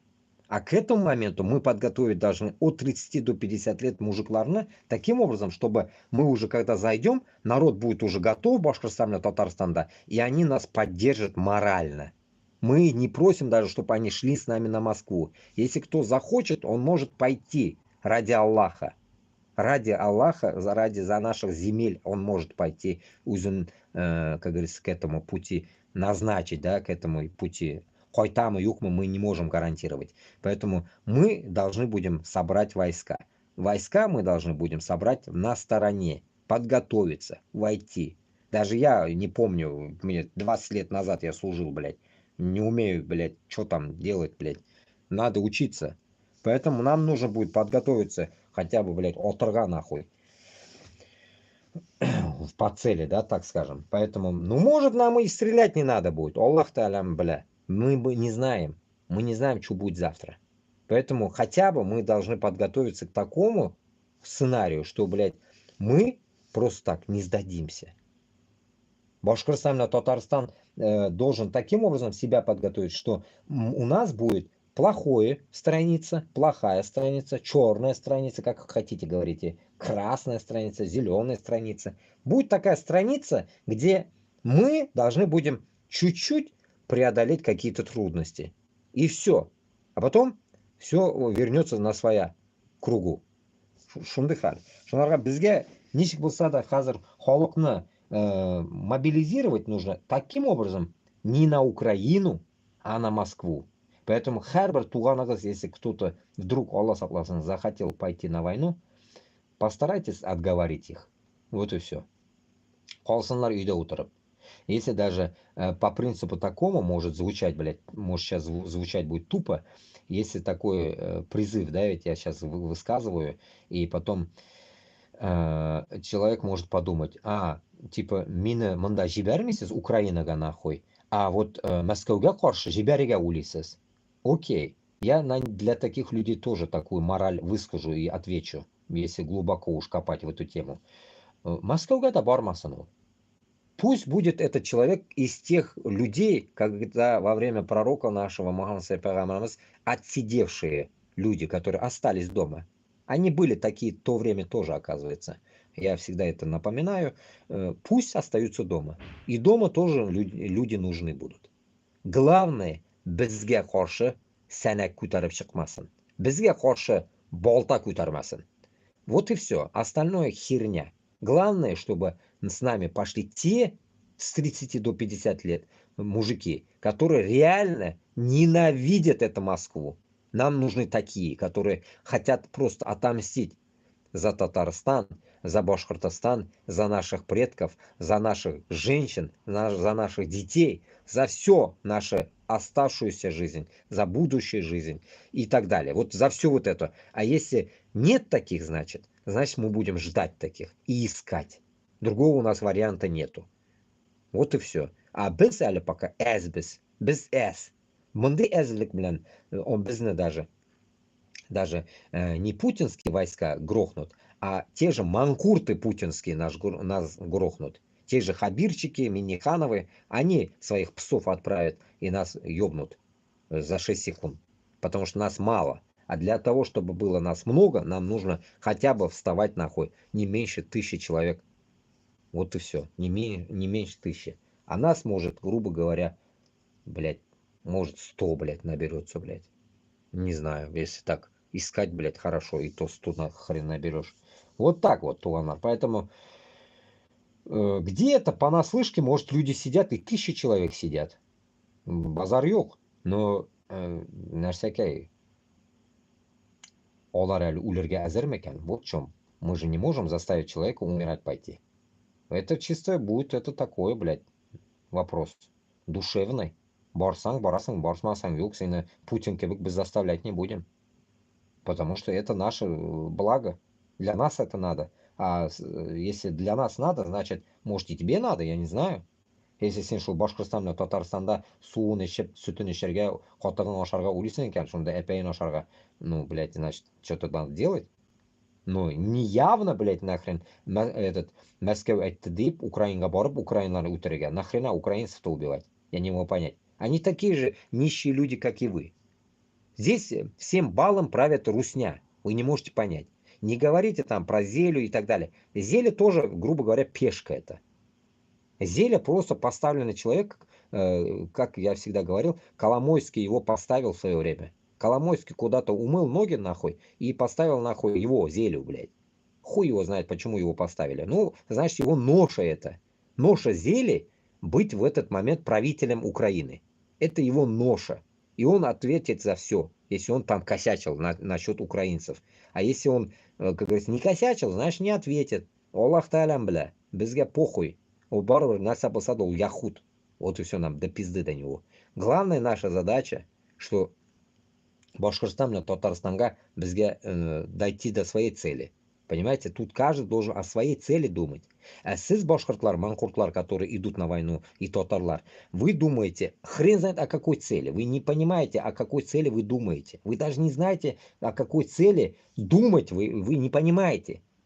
Sizde только окша, блядь. Ну, окша бит инде шул Башкортстанда була, если сіз Башкортстан үшін көрәшсәгез. Сіз бит тискәре юлда көрәшәсез, блядь.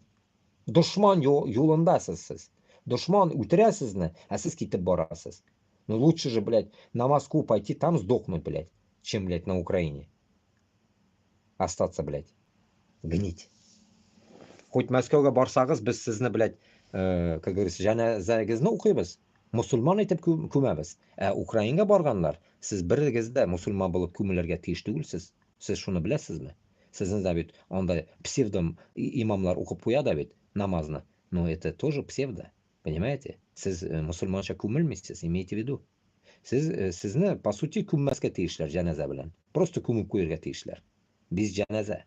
Җәназа намаз сезгә укылырга тиеш түгел. Потому что вы не на том пути умираете. Аллах алям. Поэтому надо думать каждому башкирту и татару, на какой войне и где ты хочешь умереть. Если даже ты готов на войну. А если ты должен, как мы надо, эткебек улясен килсә инде. Мен бит әйтәм, җәназа не для тебя будет. И ты хоть там 1000 раз намаз читай, блядь, но если ты не на том пути умер, тебе оно не поможет. Поэтому, вот, повторюсь еще раз, в Башкортостане, Татарстанда глубоко нужно дать понятку про ислам. Ислам отошел от нас, как, я не знаю, отчурился, так скажем, да, ведь, ислам bizdan. Потому что күреп тора, что монда манкуртлар, что этот обрусевший народ уже. Какой ислам может быть там внутри? Шул ук Татарстанна чукынганларыннан калышмыйбыз без, беләсезме? Намаз укымыйбыз, тәмәке эчәбез, тартабыз дигән кебек. Вот такой хернёй занимаемся. Шунарга һәрбер кешедә үзенең башы бар, һәрбер кеше уйларга тиеш, что мы можем сделать для своего народа.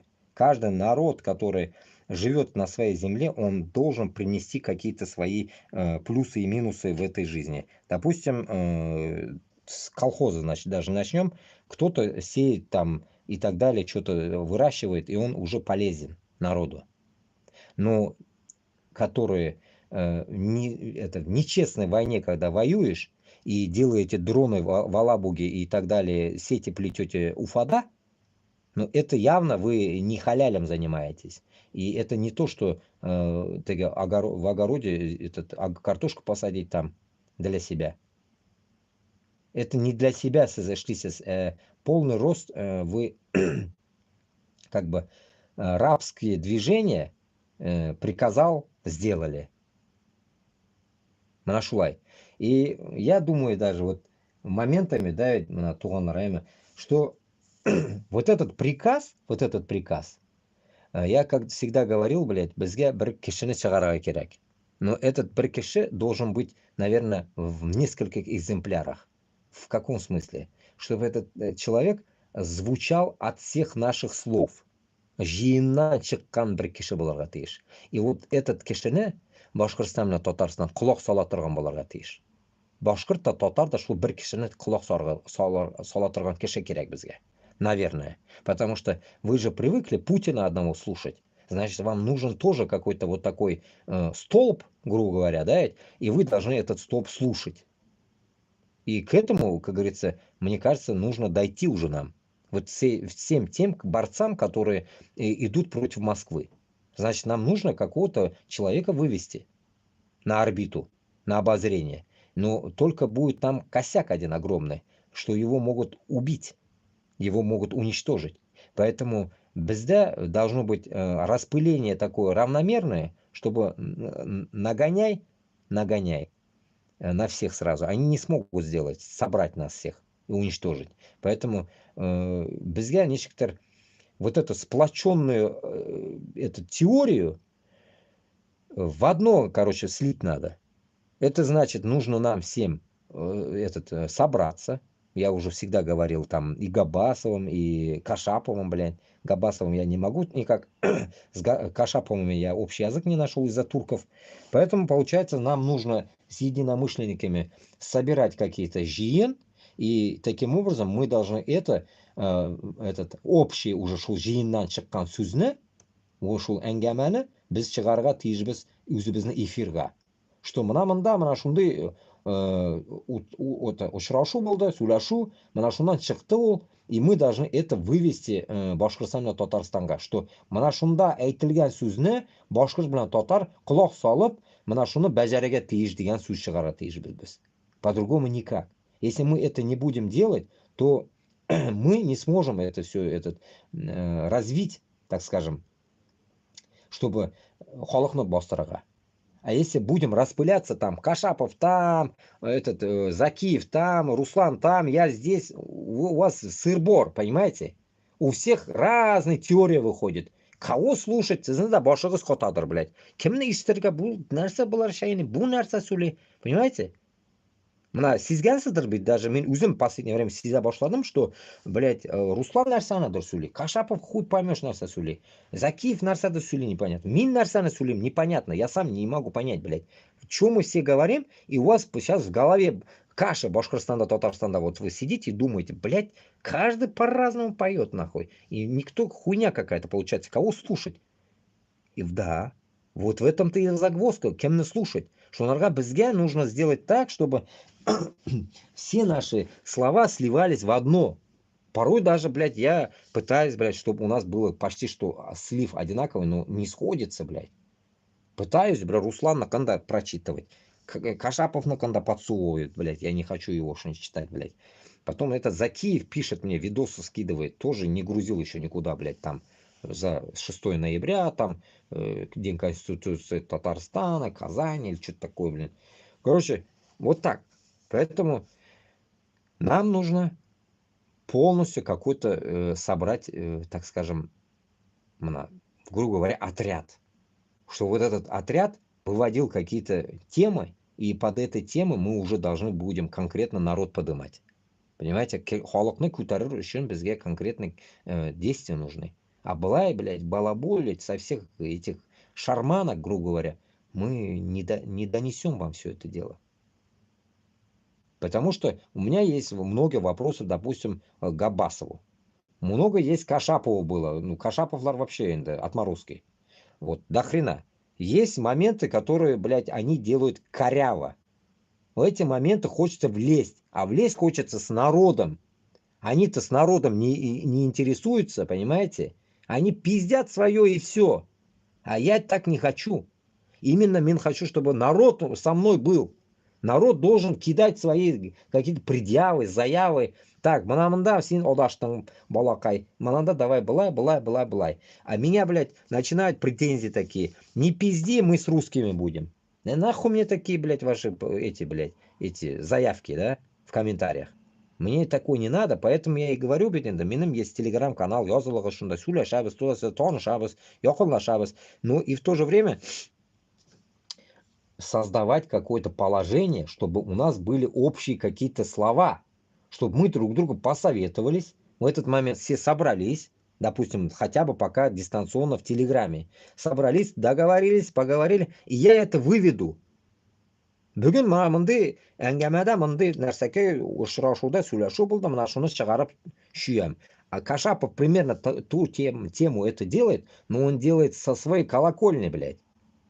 Со своей колокольни. Узина какое-то сборище, блядь, идиотов, стариков есть, с этого темы делает. Нахрена нам такая тема нужна? Это не весь Татарстан. Он не на весь Татарстан это пиздит.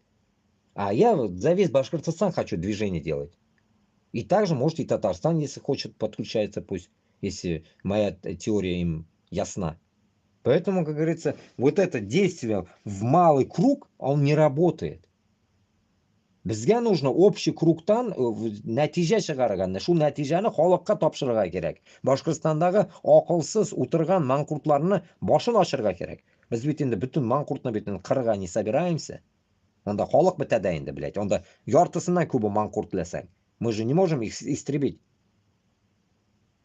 Их лечить надо, как мне, как говорится, одни говорили. Лечите, говорит, их. Ну вот лечить надо их, блядь. А как лечить? А лечить только можно вот таким образом, блядь, что нам нужно собираться все вместе и выводить какие-то на орбиту действия, которые нужно кто-то высказывать. Если, допустим, вы сами тоже так же канал открывать можете, высказывайте сами тоже тогда, если на то пошло.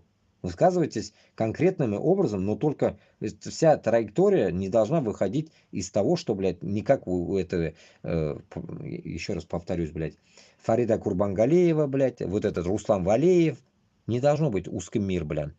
Урыслар онда булмаска тиешсиз, понимаете? Урыссыз дөньяны алып бара торган кешеләр белән мин могу держать какое-то положение разговора. Но если у вас есть такие темы, подобие, как одни, блядь, мне пиздели, а что тебе русские сделали? Они тоже так же живут, и все, типа Башкортостанда, Татарстанда. Живут, понятно. Но под нашим флагом они будут жить потом. Будут ли они жить? Вопрос. Просто обычный. Нет, конечно. Олар будут пиздеть за свой русский мир. Русские школы они захотят и так далее. А я не хочу. Русских школ не будет Башкортостанда, Татарстанда. Принципиально. Принципиально. Оларны куу шары шундай гана. Олар O'zbekistonda, Qozog'istonda, mana bizga onda Aziyaga olar o'zini urus tilini kiritdi. Bizni majbur o'qitdilar maktablarda, urus maktablarida. Biz ularni majbur boshqirt ham tatar tilini o'rgatamiz hozir.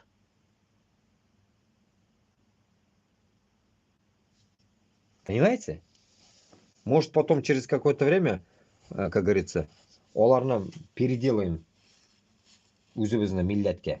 Nishik bo'lsa da нахуй. Boshqa musulmon yosarga kerak ularni. А потом уже, может быть, что-нибудь получится от них толковое. Ular bit biznikilarni qirib bitdilar. Biz, значит, ularni shunday qirg'irga tiyishmiz. Til bilan. Eng мощное, блядь, оружие у тил o'zi вообще-то. Shu til bilan biz ularni sigirga tiyishmiz. По полной программе. А вот которые не захотят изучать башкир тілін, ham татар тілін, они просто сгинут нахрен. Хоть куда, хоть на Луну и пусть едут, блядь, я не знаю, хоть куда пусть едут. И вот тогда и поймем, реально ли в Коми, в Перми узкожопых много. Каждую нацию мы будем проверять. Кто-то, под роспись будем ходить по всем аулам, по деревням, по домам. Искать будем всех, чтобы понимать, где сколько людей живет. Учет будем делать. Полный учет Башкортостанда, Перемда и Комида, и Ненецкида. Весь учет создадим. После этих учетов и будет создавание школ. Это для создания школ будет тоже конкретно помогать. Башкортостанда, Татарстанда, допустим, в каких районах сколько школ открыть, марийских, шупашкарских школ сколько открыть, а узкожопых школ не будет. Если узкожопые могут ходить в марийские школы, шупашкарские школы, нам похуй. Хоть башкирский будут ходить. Короче говоря, им будет этот, как говорится, вариант. Притом еще добрый вариант им будет. Хотят башкирт тіліне бара, татар тіліне бара, шупашкар тіліне, мари тіліне бара, теге нәрсекей. Удмурт тіліне бара, кем онда бізде еще бар Башкортостанда. Примерно, да? Всем, если мы школы откроем, вот они выберут какую школу, какая им ближе, да, и по вере, так скажем, и пойдут туда. И все, пофиг нам, блядь. Главное, урыс школа был мы, блядь. Принцип это будет. А Руслан Габасов-то этот принцип не работает. Он говорит, через 30 лет только мы поменяем русский язык в больницах. Ебанулся он, блядь. Мен оптырым, блядь. Мына шунарға, шу малайға көзіне қарап, көрішіп шуның білән, блядь. Айтасым келе. Руслан, брат, сен вообще көкәйің сыйқланған, что ли, блядь? Ты чё, блядь? Башкортостанда қолға алғаш, блядь, сен ничек инде, блядь, этот Башкортостанда урыс тілін больницаларда қалдырға ойлайсың. Бізге нахер нужно? Наоборот, создать все, чтобы, блядь, был башкорт тілі, һәм татар тілі бүтін жерде. А кто не поймет нахрен, будет учить. Эти же манхурты наши, которые, само собой, не знают, пол-Уфы нахуй пиздят на русском, если не больше. 99% Уфадағылар бүтін урыс ләсәң. Урыс тілінде сөйлейді. Но хоть өзілері татар алар. Башқұрт, урыс тілінде генә сөйлешәләр алар.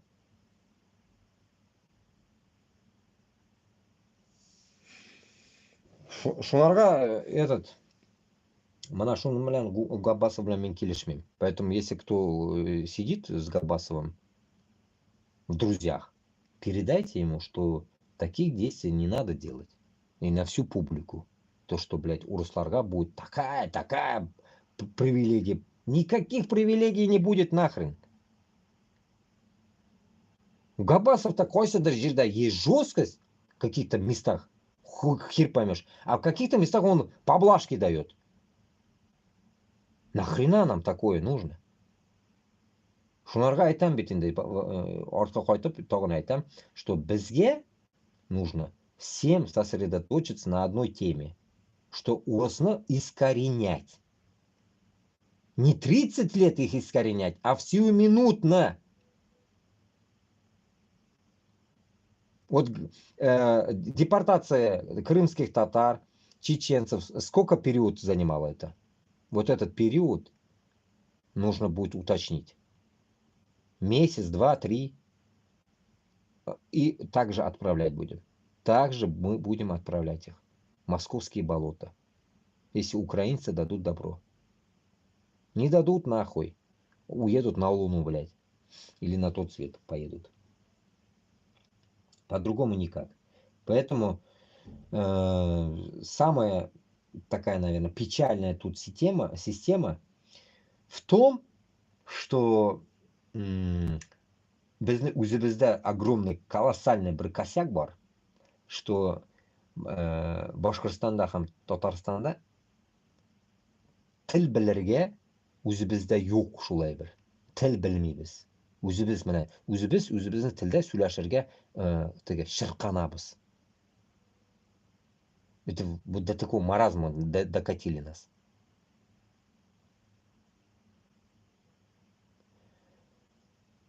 Шуның өчен безгә кровь из носа, этот, как говорится, свой народ надо будет учить. Татар һәм башкорт теленә обязательно. Потому что мына мин даже 39-га кереп, миндә дә күрәс бит инде әллә инде разговор идет, блядь, перемешку. А потому что мин литература күргәнем юк. Мин татар мәктәбендә укыганым юк. Мин үзбәк Үзбекстанда укыдым мин. Онда үзбәк теле. Но и то онда да мин нәрсәгәдер урыс теленә бардым мин. Урыс мәктәбендә йөрдем мин онда. Но онда все равно все употреблялось үзбәк телендә. Поэтому, как говорится, у меня как-то вот так вот. Перемешка у меня. И потом, кая барсаң да, бүтін жерде урыс теле ия бит. Кая бармасаң, мына Өзбекстанда да урыс теле, онда барсаң да урыс теле, мында барсаң да урыс теле, бүтін жерде урыс теле ия. Это не избежать от этого. Ты где ты можешь читать литературу потом на своем языке? Нигде. Да, надо быть любителем читать, может, любителем. Да, у них, может, язык будет подвешенный на своем языке. Ну, не все же любители читатели книг, блин. Это как-то ботаном надо быть, ухырга, китап яратырга. Мына мин яратмыйм, допустим. Вообще, блин. Мне лучше поговорить с кем-нибудь. Хоть 10 часов, разницы нету. Чем укып утырга нәрсәдер. Шулай. Шундый хәл. Давайте мында кемнәр утыра белмәйм. Ты того, что не догоняете, нас кучка мулаков с разных сторон сталкивает лбами, а мы все ведемся. Что нам делить? Заводы, пароходы, чинуш. Какой-то хуйня кемдер яза, мынада кем яза. Какие-то вирусы нахуй, какие-то, блядь, мында. Шурамалар язалар, блядь. Biznikiler уже yatkанlardan инде йокларга.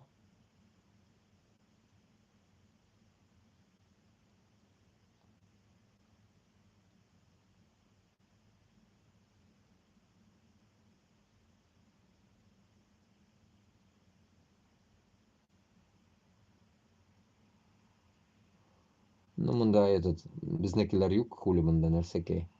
Боты налетели, блядь. Шундыхаль. Ну, наверное, этот Дуртки Шаманда, Игорь Берки Шаманда, Рахмат, короче, кем утрадырным, bilmayman. Короче, еще сағат болған уже, наверное, закругляться будем на этой теме, короче. Да, так, нас чужие телеграммы почитал, в своем что-нибудь закинули. Что тут можно? Ну вот, тут было. Челябинская полиция вручила мигрантам повестки в аэропорту. Вот и все. Мигранты. Полиция проверила почти 250 человек, как прибывших на Южный Урал, так и встречающих. Вот и все. Всем, короче, о вручении более 70 повесток в те дни.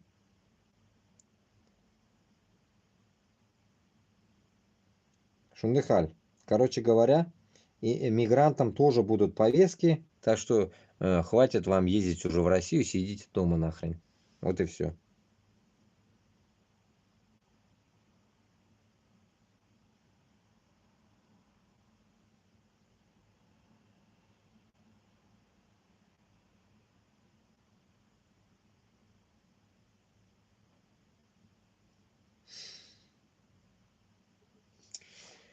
Лига свободных наций я не читал сегодня, оказывается. Вот активист Саха смог избежать экстрадиции в РФ из Казахстана. Музыкант и активист Айхал Аммосов был задержан в Казахстане в 2023 году по запросу России, где его обвинили в дискредитации армии и призыва к экстремизму. Он провел в следственном изоляторе Алматы почти год. Пиздец. 9 октября 2023 года его освободили. Активист рассказал в соцсетях, что он смог покинуть Казахстан и теперь находится в Берлине. О, блядь. В отличие от русских оппозиционеров, которые по приезду в страны Европы тут же принимаются критиковать в них все, что видят и сравнивать с Россией, Айхал благодарен, что его приняли в Германии, его вполне устраивает данная страна. Ну, кому что. Здравствуйте, меня зовут Айхал Амосов. Я нахожусь в Германии, в Берлине. Я приехал только вчера. Мне очень нравится. Спасибо большое за гостеприимство. Это уже считается уже вторая моя родина. Здравствуйте, меня зовут Айхал Амосов. Ну, само собой, вы думаете, что, в Казахстане тюрьмы охуенные, что ли? Такие же, блядь. Такие же, нахуй, как и ГУЛАГу нет, нахуй, вражки. В тюрьмы, блядь, в Узбекистане такие же чмошные. В Казахстане такие же. В Турции такие же. В Кыргызстане то же самое. В Таджикистане то же самое. Вот в древнем, нахуй, как вот во время Тимуридов были тюрьмы, вот такие же, нахуй, тюрьмы, нахуй. Такие же, нахуй. Гнилые, нахуй. Конченые, нахуй. Крысятники, блядь. И он там год просидел, представляете? Поэтому всем я говорю, да, пока в Казахстане власть не поменяется, нехуй там делать. Народ хороший, власть дерьмо, понимаете? Везде так, везде. Узбекистан-то то же самое. Захотели, отдали. Это же я знаю, я же уже когда-то в эфире говорил об этом. Уж давайте уже добавлю здесь тоже. Потом нагоняли на меня узбеки. Мен укырға кеттім Узбекистанга. Ну, это в детстве, да, ну как это, блядь, в молодости. В 2004 году, блядь, у меня, блядь, во дворе, у меня дома, блядь, в Узбекистане стоят нахуй менты двое. Сизма, а я только с учебы приехал, короче, учусь, короче. И тут вам, говорит, повестка. Нихуя себе, откуда? Из России. Понимаете, блядь, нахуй? Получается, нахуй. Из Уфы позвонили в Узбекистан, сказали, ну-ка нахуй этого, блядь, за нас, блядь, сюда. И все. Понимаете смысл, как работает там? И все. Они сказали, нахуй, срочно вылететь, нахуй. И ни денег, ни хуя, блядь, рожай деньги, нахуй. И вот я оттуда выехал, нахуй. Вылетел в армейку, блядь. Приехал туды-сюды, блядь. Нарсякей. И все, забрали, нахуй. Пиздец, нахуй. На 2 года. Поэтому никому не советую, нахуй, ни в Казахстане, нигде не останавливаться. Але Европа гарантии нету. Не то, что, блядь, это азиатским странам. Где есть лапа Путина, нигде нельзя, блядь, что-то делать. Нужно быть и полнейшим идиотом, нахуй, в Казахстане или Узбекистане остаться и жить там. Так что я примерно вам довел, да. И ему повезло то, что он год просидел в тюрьме Казахстана. В этот момент будешь жалеть, точнее, желать, что сидеть в тюрьме Казахстана лучше, чем в России, нахуй, гнить. Моношой. А в Германии тюрьма, и как и в Норвегии, она такая цивильная, нахуй. У вас, наверное, ауылда дом, наверное, даже не с таким ремонтом, как в тюрьмы там. Телевизор, вся хуйня, туалет, душ, раковина, тепло. Вот и все.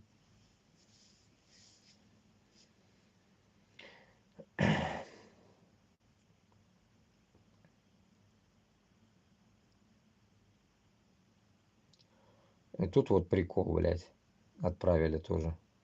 Обычный день российской женщины. Сходила на ВБ. Ну, ВБ, наверное, у вас это Валсберг, наверное. Заглянула в пятерочку. На обратном пути забрала гроб с любимым. Реклама переезда как нельзя кстати из квартиры в могилу. Вот только вот откуда она гроб забрала, вот это интересно.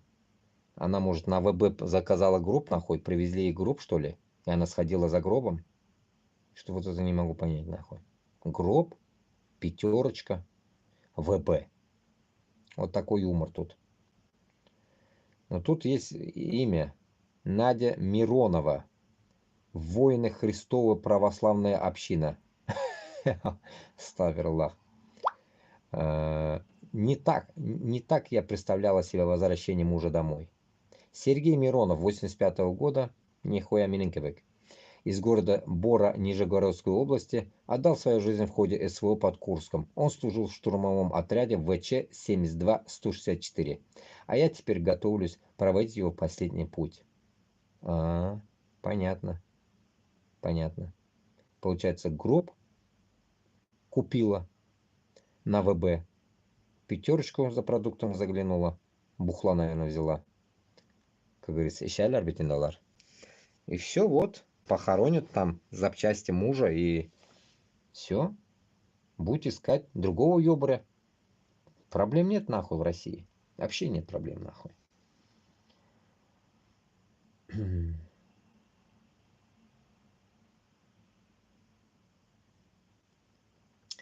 И вот тут в комментарии пишут насчет вот этого, как эти долбоебки надели на свои головы алюминиевые колпаки нахуй. Как в песне, да, огурцы. Я так понимаю, это узкие учителя, пиздец. Больше похоже на пропитых бомжих. Пипец. Чему эти пробуханные запитые тетки могут научить? Да ничему нахуй. Вот только вот колпаки вязать нахуй из алюминиевых огурцов.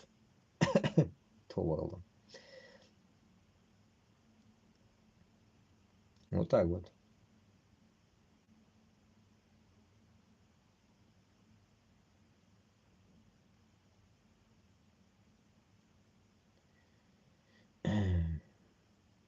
Ну да, вот.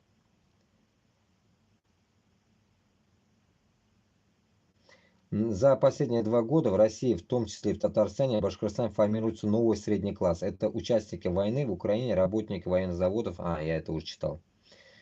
А также IT-специалисты. Ну, понятно, короче.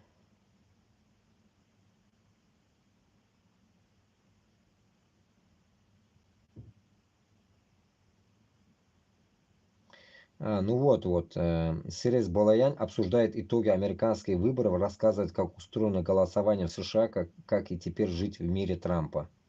Вот как раз вот тот чувак. Он много не говорит, сейчас давайте послушаем. Это на Эрзянском. Доброго здоровья, друзья. Я Балаян Сирес, динозавр народа Эрзя, ветеран русско-украинского. Эрзя, забываю всегда его нацию. Наша лига – это будущее свободное независимое государство на территории бывшей России. Трамп выиграл выборы и стал самым пожилым президентом на момент избрания. Последние Ему новости. 78 лет. Поддержать его готово большинство в Верхней Палате Конгресса, а возможно, что и в Нижней. То есть Дональд Трамп будет иметь больше возможностей для реализации своих планов, чем Байден. Был соблазн написать больше власти, но это не совсем так. Потому что и политическая система, и выборы президента в Соединенных Штатах Америки отличаются от привычных для нас российских. В чем заключается американская особенность? И что может означать для нас возвращение Трампа? Мы поговорим в сегодняшнем выпуске. И прежде чем начать, мы просим вас подписаться на наш канал, поставить лайк этому видео. Очень непросто делать качественное медиа для нашего общего дела, поэтому мы не можем обойтись без вашей помощи. Если вам интересен наш продукт, ставьте лайк нашему видео, подписывайтесь на канал, разошлите видео по своим социальным сетям и пошли к своим единомышленникам. А мы начинаем.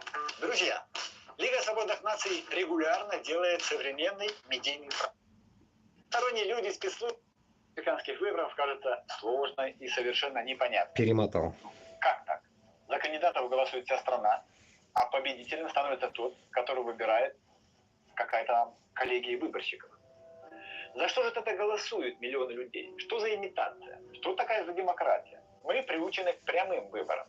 Избиратели приходят на участки, отмечают фамилию кандидата или партию в бюллетене, а затем все эти миллионы голосов считает избирательная комиссия. Российские комиссии еще со времен Сталина умеют считать лучше всех. Поэтому мы всегда знаем, какой кандидат наберет больше голосов и станет президентом.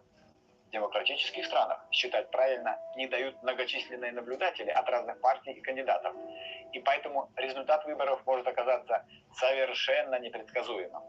В обоих случаях это называется прямыми выборами. Все просто. Но во времена, когда Америка начинала строить демократию, в мире чаще использовался другой метод голосования – не прямые выборы. Когда люди выбирали нескольких представителей, которым доверяли избрать того или иного кандидата. Правила непрямых выборов постепенно менялись. Сейчас, например, есть страны, где президенты выбирают депутаты парламента.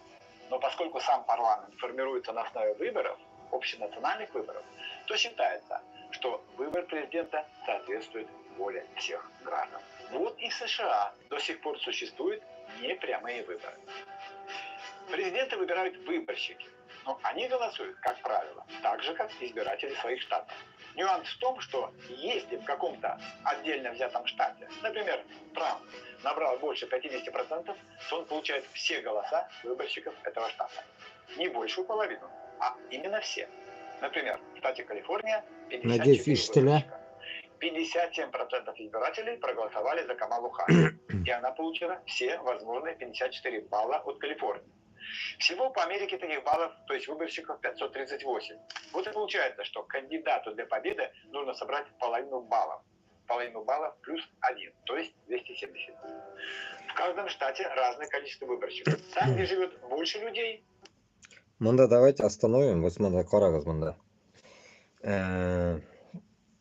Башкортостанда, когда мы вот такую тему, да, допустим, будем создавать насчет выбора, вот эту тематику я досконально, как говорится, ихнюю понять не могу, но поверхностно то, что я понимаю, что типа парламент будет выбирать, то все, короче, понятно.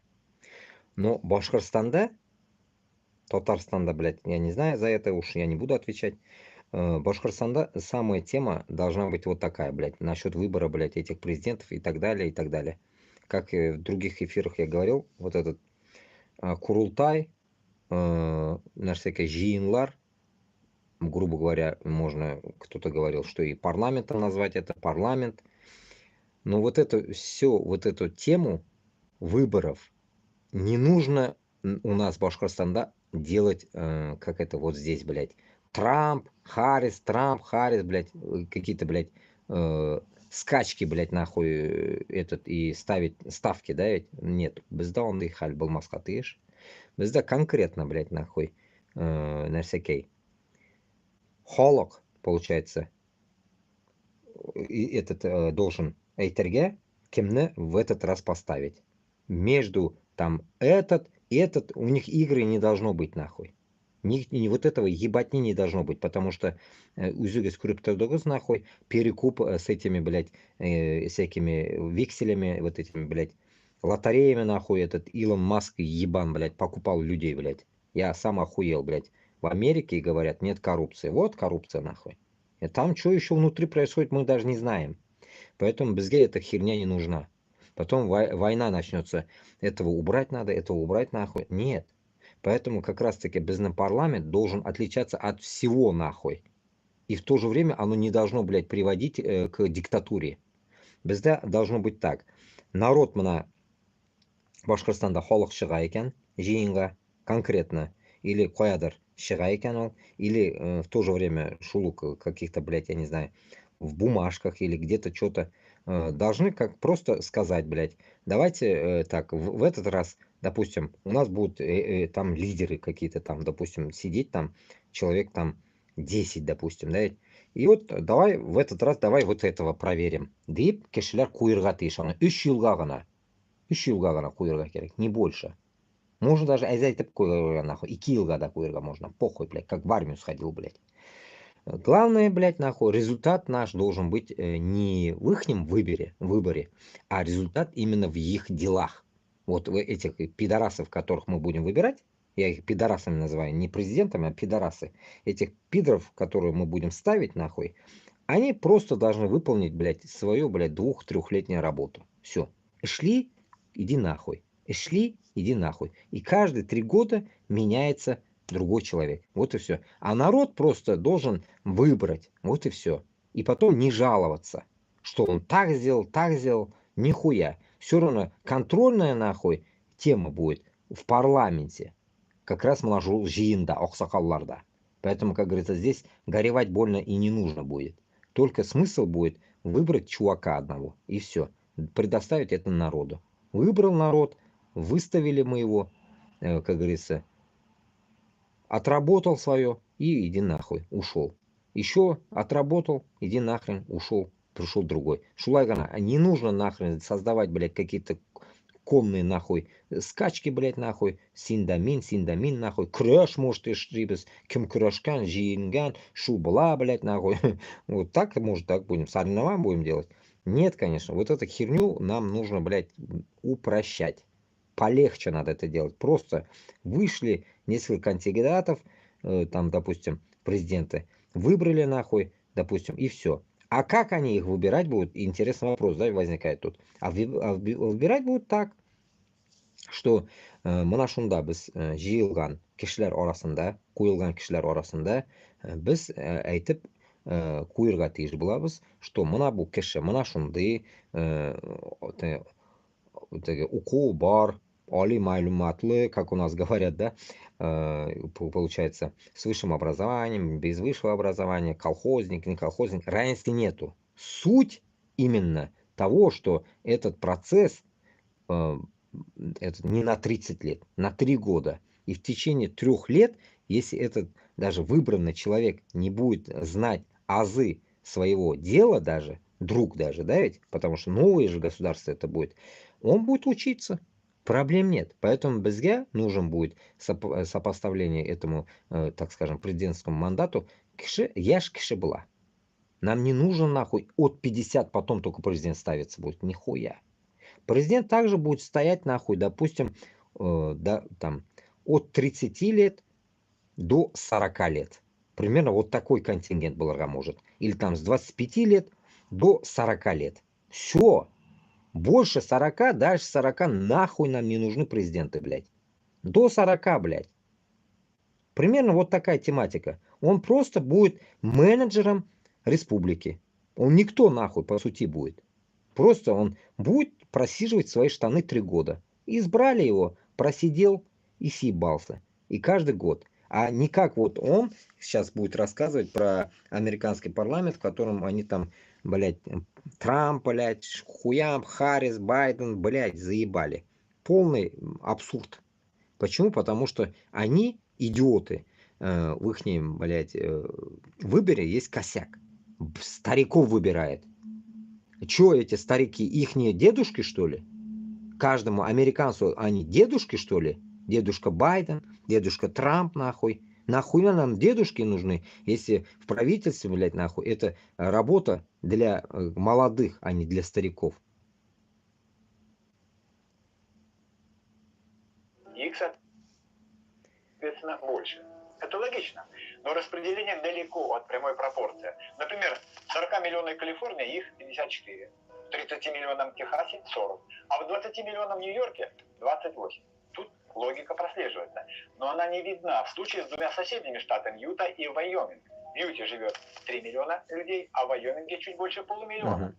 Получается, что в Вайоминге должно быть в 6 раз меньше выборщиков, чем в Юте. На самом деле их меньше только вдвое. В Юте выборщиков 6, а в Вайоминге 3. На самом деле тут логика есть, но она историческая. Мы не будем в нее углубляться, но советуем об этом почитать. В США такая избирательная система укоренилась потому, что она, по мнению американцев, дает существенный плюс. Кандидатам, чтобы выиграть выборы, нужно сражаться не только за голоса жителей Калифорнии, Техаса и Нью-Йорка, а биться буквально за каждый штат. И особенно за так называемые колеблющиеся штаты. Те, которые сейчас дают, например, 52% республиканцам, а через 4 года больше 50% дадут демократам. Иллюстрируем на примере РФ. Вот представьте, что Путин лидирует в Москве и Питере. Там он собрал условно 51% голосов. И уже не важно, сколько процентов он и дальше выжмет из этих двух крупнейших городов России. Чтобы выиграть выборы, ему нужно получить большинство голосов в Бурятии, в Татарстане, в Калмыкии, в Республике Саха. Сейчас даже заявление, что судьба выборов в России должна решаться не в Кремле, а на местах, может обернуться сроком. Не хватало, дескать, чтобы Владимир Владимирович ехал за голосами в Республику Саха. А у кандидата в президенты США нет выбора. И он едет в малонаселенные регионы за голосами. Поэтому в демократических странах выбор – это финал, принятие решения избирателей. А до этого момента идет предвыборная борьба. И кандидатам нужно ой как постараться. А в РФ выборы сведены к ритуалу. Вот. Как раз таки мандата ихняя вот это косяк и идет, блядь, при выборе президента. Крутыгес у них какая тема нахуй. Там по каждым регионам, как говорится, дайте, он говорит, Юрий Керек Тагиляя была, короче, и это дает опять, блядь, нахуй, коррупционной схеме. Вот та же коррупционная схема, что в Рашке. Но в Рашке, не говоря то, что, блядь, если мы Башкортостан и Татарстан будем отходить от этого, и у нас будут вот эти болезненные манкурты среди нас, болезненные семьи, которые жили и живут до сих пор в такой жизни, где идет, блядь, вот эта коррупционная тема, это не Америка нахрен. В Америке, может, оно было бы по-другому, но это не Америка. И поэтому у нас, чтобы это давление, блядь, нахуй, которое будет исходить из народа и вот этих всяких, блядь, коррупционных, блядь, схем, оно не убавится. И чтобы истребить это, нужно будет нам, блядь, выбирать таким образом. Допустим, поставили 10 нахуй перед ними, перед фактом, блядь. Из этих 10 просто они нахуй любого выбирают, который по душе, блядь, и все. Не так, что они выбирают, блядь, там, Бирский отдельно, это, допустим, какой-нибудь еще район, блядь, Уфа отдельно, Чекмагуш отдельно, там, Туймазы отдельно или что-нибудь такое. Нихуя. Они выбирать должны человека, а не по районам. По районам там вы можете сказать, да, меньше тут, блядь, больше нихуя. У каждого района, каждая нас такая, потом республика айтеля, что выбор, вот, допустим, есть вот 10 человек, блядь, допустим, примерно одинаковые возраста у них тоже должны быть, там, допустим, от 25 до 40 лет. Вот такие люди есть. Вот. Кого вы хотели, чтобы в этом году был президент? Все. Они скажут там, допустим, вот этого Ишмурата, или там Руслана Габбасова, допустим, или там Алсынов пусть будет, допустим. 3 года только. Все. И народ говорит, так, давайте все, договорились, короче, пусть будет Габбасов, допустим, 3 года. Все. 3 года оттарабанил и съебался в ужасе, блядь. Все, вот такая тематика должна быть. И кто с ним придет эти 3 года, они тоже так же уйдут. Вот с ним тоже придут до последней уборщицы. Айтын бетенде, допустим, приходит Алсынов и с ним приходит уборщица последнего района нашего, аула. Вот все они 3 года оттарабанили, ушли. Это примерно я говорю, да? Вот таким же образом каждый, блядь, ауылда сельсовет шулай алмаша. 3 жыл утырылды, 3 жылда китә. 3 жыл килә башкалар. И возраст такой же, как я вам озвучил. Не как сейчас в Миякинском районе 50 лет на него поставили. Нахуй. До 50 лет нахрен нам никто не нужен. 25-40, все. Нашел, да, и нәрсәгә ул бирелә торган. Вот по моему мнению, это дается для того, чтобы от 25 до 40 отрабатывавший этот мужик, который отработал, да, вот в эти не 25-40, понимаете, мында какая еще фишка? 25-40 тан эшендәге эшләгән кеше, 25-40 тагы эшләгән кеше, он вот этот период будет ожидать свое начало или конец своего президентства. После 40 лет эти люди, допустим, да, уже отойдут или какую-нибудь работу там, непонятную, другую какую-нибудь. Вот примерно так. Передвигаться они будут. В другую сферу, вообще другую. Допустим, тот же, допустим, президент может стать, блядь, где-нибудь там мэром другого района, допустим, блядь. Любого, допустим. Или там каким-то директором школы, допустим. Похуй, кем он будет стоять, блядь. Главное, допустим, его задача после 40 лет будет личная жизнь. Вот 25-40 у него будет жизнь правительственная, после 40 личная жизнь у него начинается. Если мы добавим ему 50 лет, то у него будет личной жизни не будет. Мына уягында уйларга кирәк, чтобы халык жил спокойно своей жизнью, личной жизнью. Не с него нужно будет все это ебать него снять, чтобы у него нахуй, чтобы он выезжать мог, уезжать мог, проблем не было у него, блядь, чтобы мозга никто ему не ебал нахуй, и не думали, чтобы его убить кто-то нахуй, что он был президентом, он типа за 3 года что-то сделал, и кто-то хочет и покончить его. Такой хуйни не должно быть, понимаете? Мана шунды давлять курага кирәк безгә, чтобы наша республика была на первом месте, так скажем, на земле, блядь, по правильной нахуй технологии и, как говорится, поднятие, блядь, вот этих президентских всяких, блядь, так скажем, решений. Чтобы не были тупые какие-то, блядь, вот эти Харрисы, нахуй, Трампы, блядь, Байдены, нахрен, Путины подавно, вот такие, блядь, Имамали Рахмона, блядь, диктаторы нам не нужны, блядь, как Ким Чен Ыны, блядь, всякие Ташагины. Вот такие нам не нужны. Нам нужны те, которые конкретно пришли, отработали за Родину, ради Родины и ушли спокойно, нахуй. Зато чистой совестью, не крысятническими деньгами, не кровавыми деньгами, не спизженными нахуй рублями и там и так далее, нефть, золото и так далее, чтобы у них ни хрена за душой грехов не было. Вот только тогда у нас будет халяльная страна, халяльный бизнес и халяльные деньги внутри страны. Вот тогда только у нас пойдет развитие в гору. И все с нами будут сотрудничать. Сами прибегут. А это, чтобы создать такое, вот именно вот этот парламент будет состоять из нас, которые пойдут воевать против Москвы. Вот мы-то и будем жесткой вот этой конторкой, которая будет контролировать каждый писк и звизг нахуй в стране, блядь, нахуй. Нас, получается, менять будут также. Нас менять будут также. Такие же люди. Также. Каждые 3 года. Но, тут добавлю. Каждые 3 года, но тема, которую мы поставим на обозрение, оно не должно будет меняться. Первая тема это будет. Никакое нахуй способствие, блядь, нахуй дружбы с русней. Первая тема это будет. Никогда в жизни с узкожопами не дружить. О, Латиф салям.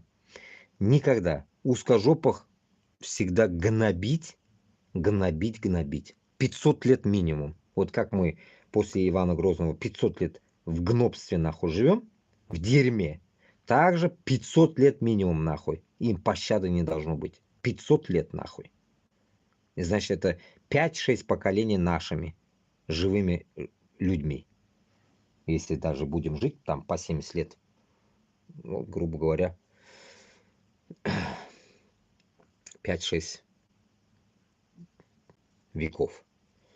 Наш Дуслар. Поэтому вот этот движ, который происходит в мире по выбору людей и выбору президента, это, я считаю, неправильно, потому что воля скандалов и воля убийств будет превышаться, и коррупция, и так далее, все дерьмо. Не то, что, блядь, там ухо Трампа прострелили, блядь. Может, это был розыгрыш всего лишь. Мы же не знаем, блядь, кто играл, блядь, здесь. И в то же время не будет таких дел, что, блядь, его ставят, этого ставят. Нет, нихуя. Там принципиальная тема будет, что народ должен будет сам единогласно ответить, что в этом году вот этот будет нахуй. Вот и все.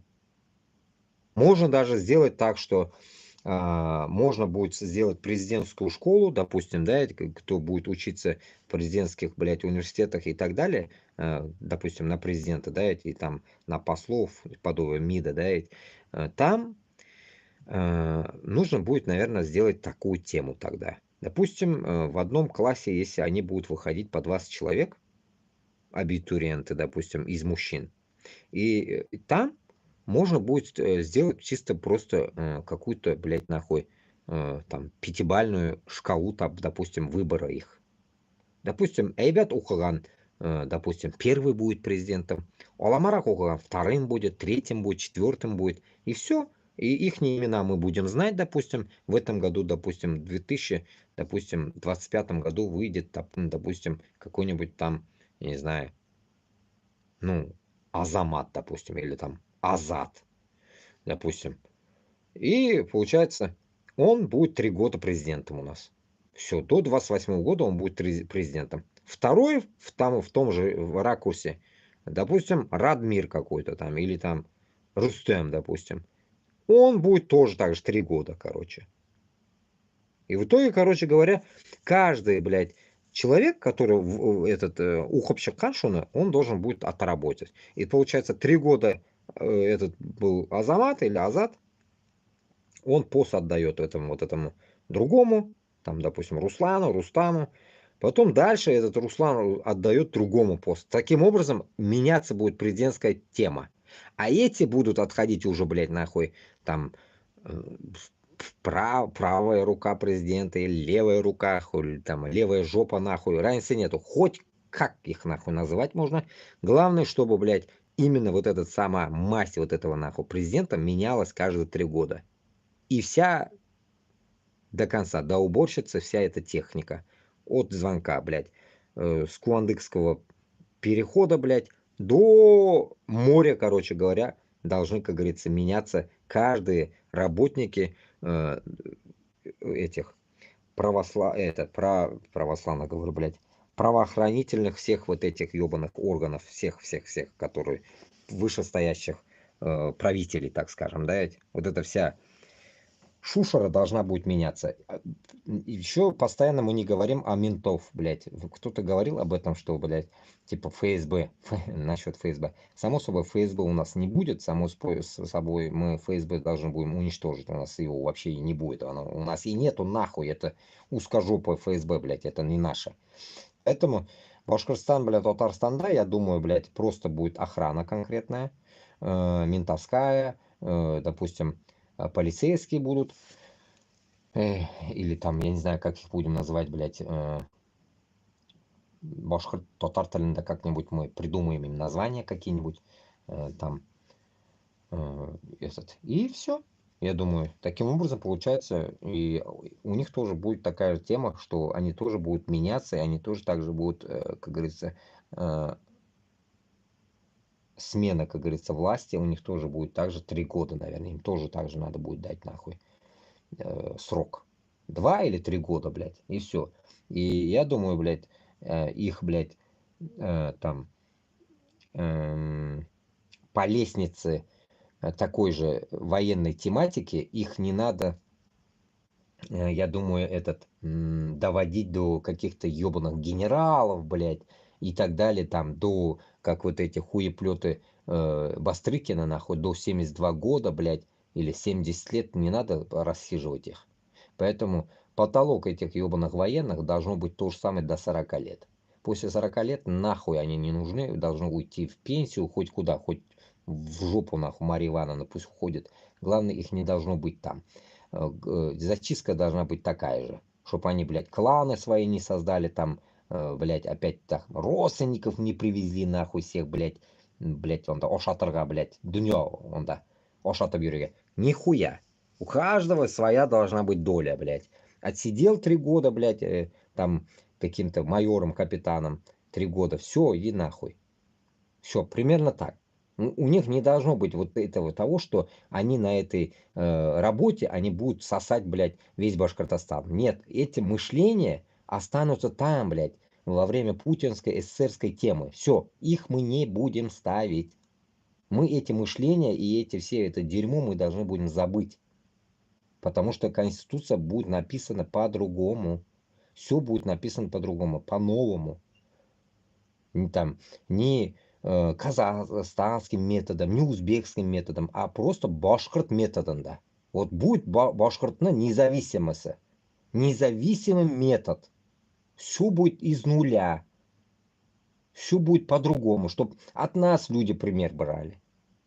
Чтобы свой ебанизм, ебаную диктатуру от нас меняли. Они тоже уже потом в дальнейшем. Когда мы уже избавимся от этой гегемонства Москвы. Только так. А по-другому, если мы будем что-то менять или что-то делать, то мы опять, получается, придем в этом диктатуру. Вернемся, блядь, в 90-е нахрен. Если не хуже.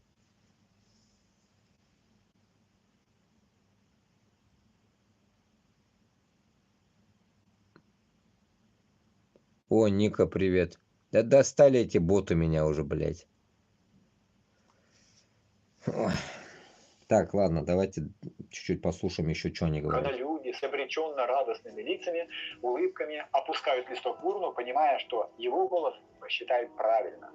Трамп постарался, а точнее сумел получить симпатии большего числа выборцев и стал 47-м президентом США за всю историю и 7-м за последние 35 лет. Точнее, 5-м и 7-м. Что еще интересно и совсем не характерно для России, сейчас живы 5 бывших президентов США. Это Джимми Картер, Билл Клинтон, Джордж Буш, Барак Обама и сам Дональд Трамп. В Украине за это же время сменилось 6, живых 5. А в РФ из бывших президентов, кроме Путина, жив только Дмитрий Медведев. И мы понимаем, почему. Это скорее исключение из правил. Выборы в Штатах привлекают внимание без привлечения всего мира. Американцы смогли реализовать свою мечту и создать государство, которое стало не только удобным для населения, но и влиятельным во всем мире.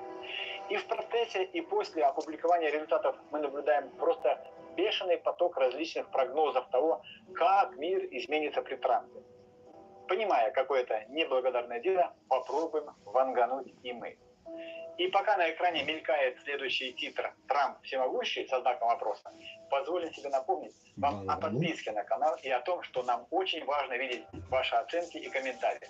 Это помогает сделать наши выпуски лучше. Нажмите на колокольчик, чтобы не пропустить следующее видео.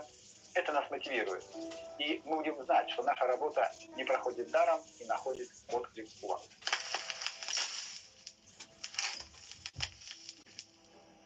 Для многих наших активистов победа Трампа стала чем-то сродни поражению.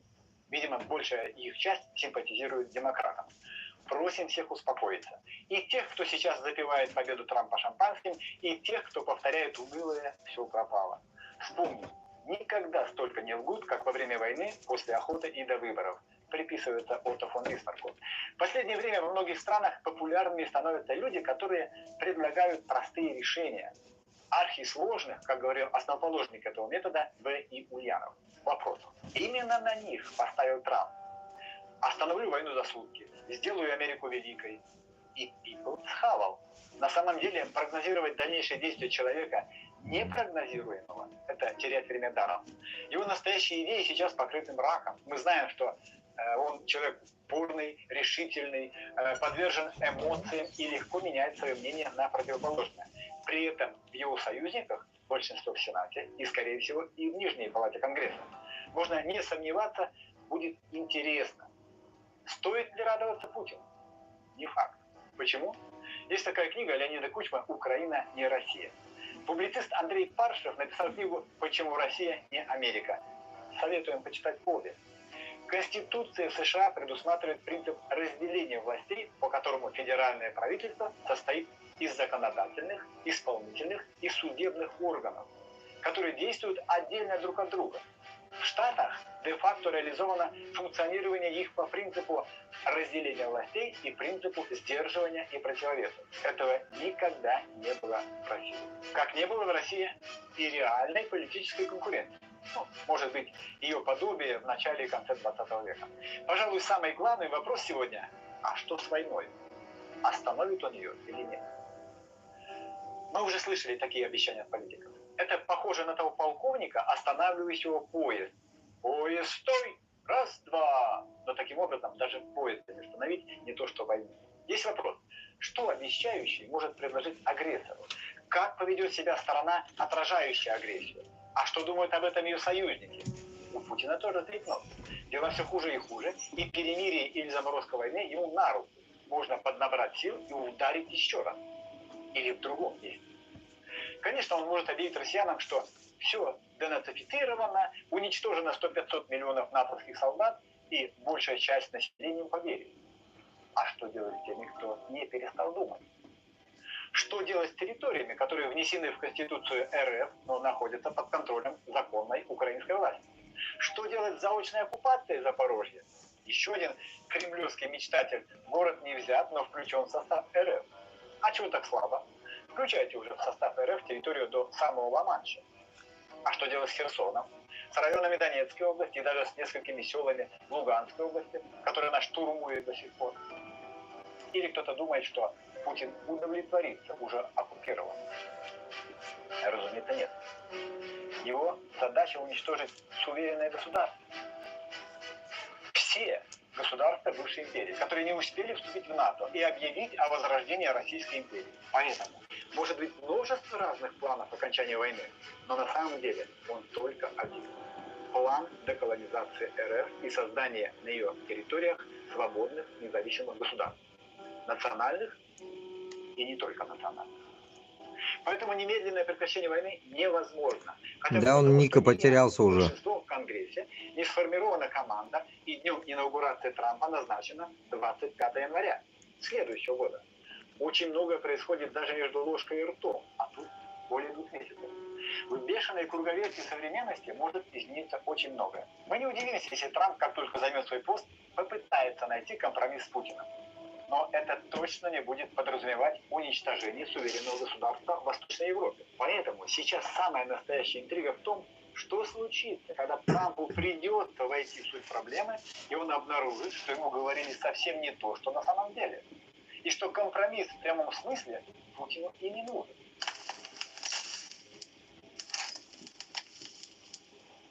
Как бы там ни было, мы видим, что страны Запада пока не выработали единого подхода к опору российской агрессии. Но работа в этом направлении ведется. И она началась совсем не вчера. 3 ноября было опубликовано обращение под названием «Для того, чтобы избежать нового Мюнхена». Более 100 известных генералов, экспертов и профессоров университетов написали открытое письмо в поддержку Украины. Они отмечают, что выборы в США несут двойную стратегическую опасность для Украины и ее союзников в Европе. Администрация Трампа может попытаться навязать сделку с Россией. В то же время администрация Гаррис может продолжить сдерживать поддержку, необходимую Украине для победы в войне. Оба варианта повторяют ошибки Мюнхенского соглашения 1938 года и, вероятно, приведут к более масштабной войне. По первому сценарию такой... Вот. Здесь давайте остановимся. Я про эту историю мюнхенскую, честно, не читал. 1938 года какая-то хуйня.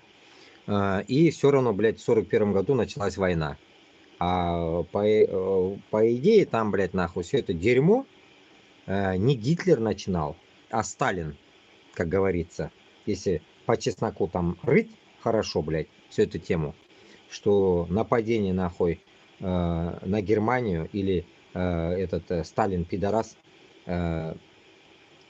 точнее, блядь, на Россию и Сталин пидорас на Германию. Там все говорилось, что, блядь, Сталин тоже нахуй что-то зуб точил нахуй на сторону Европы. Поэтому, получается, наверное, Гитлер поэтому и пошел таким образом. Но суть хуй с ним. Вот мында как раз говорится о том, что, блядь, нахуй, вот эти соглашения ебанутые и с ебанутыми людьми приводят к тому, что, нахуй, они не могут, нахуй, поделить между собой, блядь, этот пирог, блядь, и потом, так сказать, балеш, да, будем говорить, и не могут, нахуй, понять, блядь, помогать в данный момент, блядь, в 21 веке Украине или нет. А в то время, нахуй, что делать, нахуй, с Германией и Сталиным? И в итоге, нахуй, война, нахуй, на 5 лет, нахуй. Вот тебе и на, блядь. А до этого была финская война еще, блядь, если помните. Финская война, потом это, нахуй. У меня и на финской войне, блядь, деды были, нахуй, на войне. Потом, блядь, в 41-м были, блядь. Пиздец, нахуй. И в итоге, короче, сейчас, сравнивая нас, которые, блядь, кошапчики, и все, которые топят с Турцией, вы тоже так же опрокинетесь по полной программе. Поэтому только узенягина ашанрга керек. Только надеяться на себя. Нахуй нам нужны чьи-то нахуй сопли, которые они сами не могут доживать нахуй. Поэтому каждый башкирт хам татар должен понять, что нам только самим нужно что-то делать. И в данный момент в таком положении, сейчас непонятном нахуй положении оставляют Украину. Узегес курыптроссос. И это явный пример. Если он говорит про мюнхенскую тему, получается, там что было, значит, оно даже хуже этого. Если тогда что-то было, блядь, не так, и сейчас он говорит, что оно примерно этого, но хуже даже. Получается, если оно и хуже, значит, и как сейчас что творится, и вот получается, нахуй, значит, на таких грабли уже наступали народ, блядь. И зная это, я всегда говорю, блядь, призывая Башкортостана, Татарстана, зная это и зная такие всякие истории, подобие этого Руслана Айсина, который сидит в Турции, пиздит тоже ни о чем, блядь, нахуй. Историк, но, блядь, кулына кутага шкильми, блядь. И вы не можете, блядь, доносить, блядь, народу тему ту, которую, блядь, нахуй волнует именно башкиртлян татарна. Что нам нужно вставать самим. Не искать где-то там, нахуй, за кордоном, блядь, кого-то, который нам поможет. И сейчас, если, не дай Аллах, если Украине вот эти пидоры, нахуй, американцы, блядь, нахуй, не помогут, украинцам самим придется ебаться, нахуй, с этой русней. А в этой русне будут ебаться они с вами, башкортлар белян, татарлар белян, Ичкерия и Дагестан. Вот такая херня. Если вы приведете к этому моменту и вот эти все исторические данные сравните, блядь, получается, они по одному шаблону живут, эти долбоебы старики. У них нет другого шаблона жития. Они не умеют по-другому жить. У них нет новых стратегий жить. У них только жить для уничтожения. Они живут и в один момент будут уничтожать кого-то. Живут и уничтожают. Живут и уничтожают.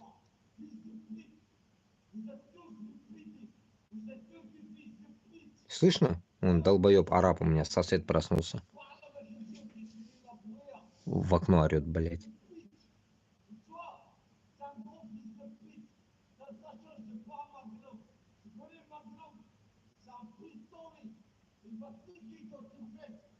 Ну вот он порой. Вот он обкуренный. Мне пишет обкуренным тут. Вот он обкуренный. Вот он орет сейчас. Он курнул сейчас конкретно, наверное, поорал.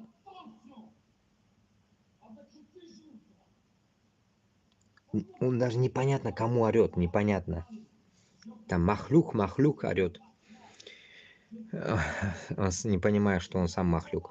Короче говоря, смысл с пантологии сбил, блядь. Бізге не нужно, блядь, херней страдать башкир белән татарга и просить и унижаться у кого-то что-то. И чтобы нас, блядь, в ООНе признали, нас где-то там признали. И на днях, ну, не знаю, постоянно я об этом говорю, где я говорил, не помню. Не нужно умолять тех, которым мы не нужны. Мы не нужны ни американцам, ни европейцам, потому что у них у самих проблем хуево туча нахуй. У них у своих жизнь есть, блядь. А башкир белән татарны, олар даже помимо не знают, кто они, блядь, они даже не знакомы с ними.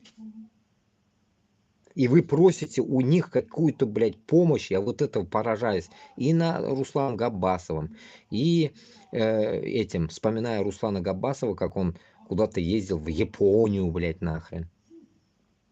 Ну нахуя эти, блядь, встречи, это, блядь, ну ты же не посол, блядь.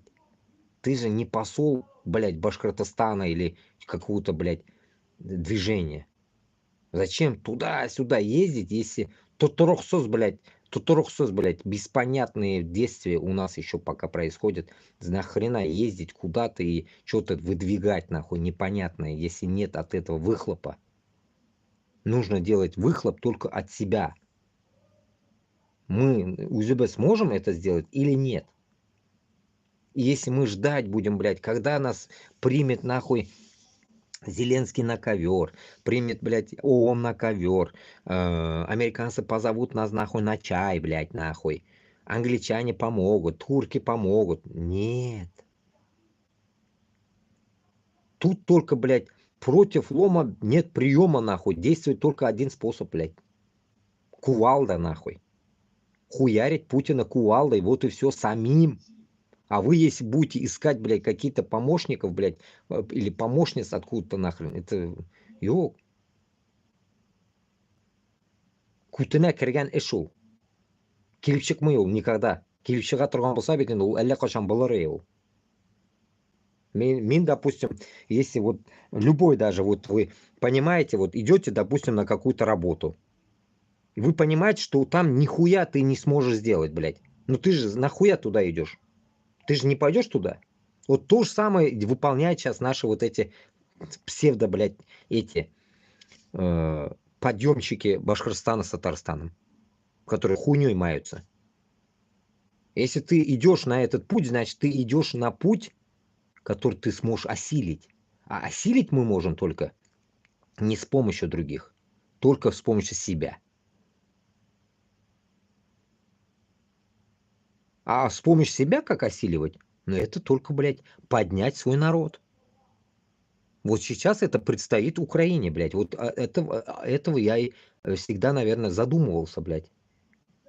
А если у украинцев не было бы денег изначально? Значит, давно их, блядь, Москва ёбнула бы, что ли? У них не было нечем стрелять, блядь. Их ёбнули бы давно уже, что ли? Пару лет назад, что ли? Или все-таки в 2014 году?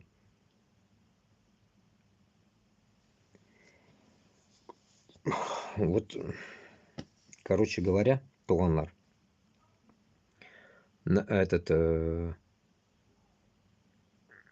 Здесь знаете как?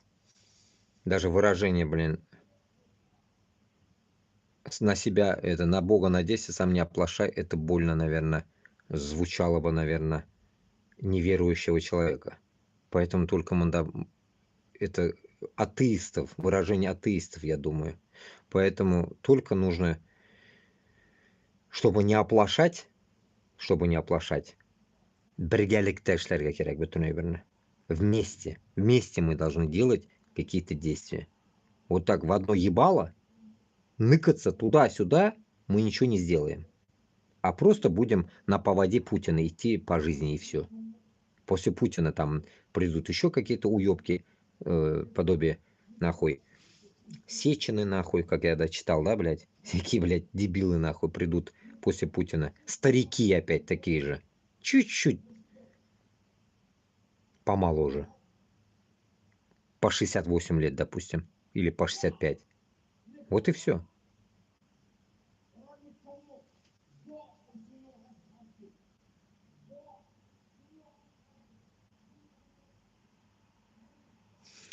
Да, вот Ника пишет тут.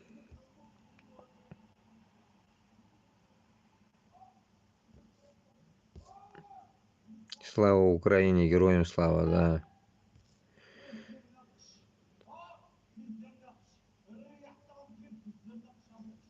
Осилить путь может только идущий. Ага, украинцы уже подустали, сколько можно против монстра стоять.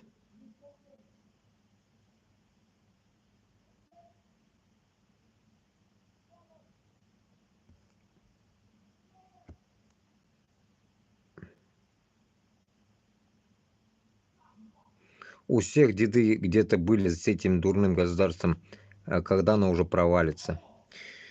Вот именно, Ника. Неизвестно когда. А, вот здесь же тоже писали.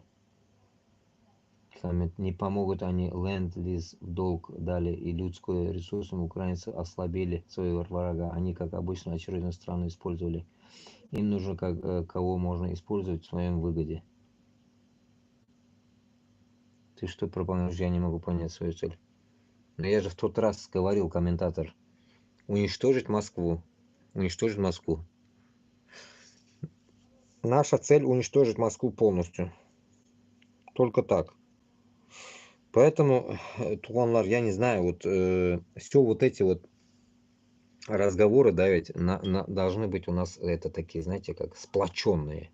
Вот, допустим, вот комментатор вроде бы, как я помню, этот чеченец вроде бы. Вот у нас даже, не говоря, что Башкортостан да Татарстан да, должны общие какие-то действия и с чеченцами идти против Москвы. Потому что они в свое время один раз рыпнулись уже, мы не помогли.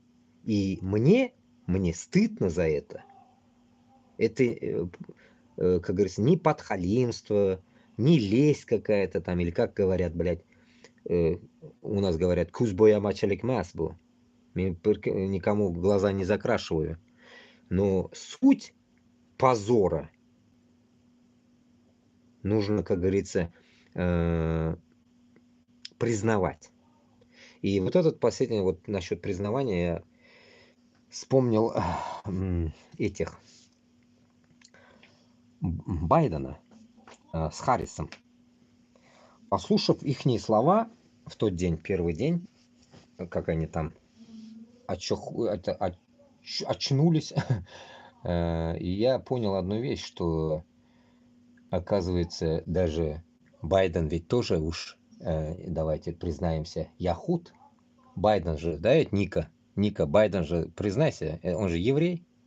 Байден еврей, Харрис хуй поймешь тоже. Черно-белое кино, блядь. Из какой непонятной семьи, блядь. То ли индианка, то ли африканка, блядь. Непонятно, блядь. И в итоге, короче говоря, эти люди на всю публику, пусть они даже лицемерят, хер с ним, говорят. Да, говорит, мы проиграли. И Трамп выиграл. Они пришли, признались, понимаете? Где у нас, в каком государстве у нас кто-нибудь так признавался? Мусульманском государстве. Я не говорю даже кафирском каком-то сраном государстве. Мусульманском. А эти евреи, это на узбекском звучало бы март. Слово к таким людям называют март. Перевод не знаю. Ну, означает человеки слова, мужики типа. Наверное, если нет, мужик, баба. Человек слова. Ну, сказал, сделал.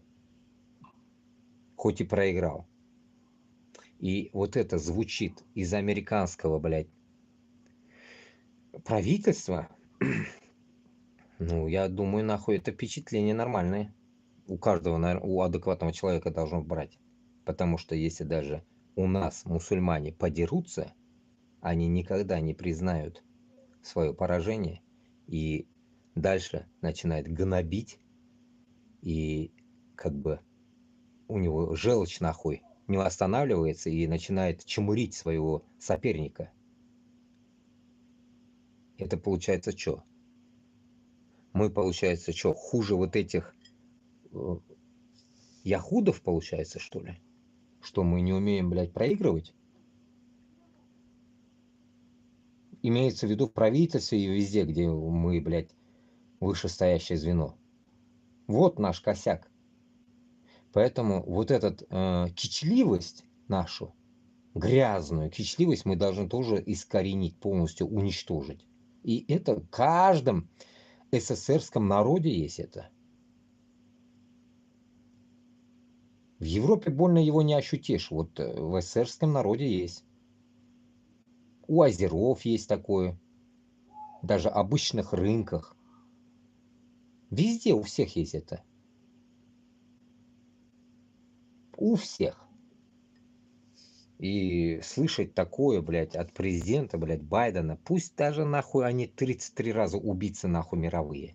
Похуй, это не стоит в этом сейчас приоритете. Именно то, что Башкортостан, Татарстанда у нас нет таких.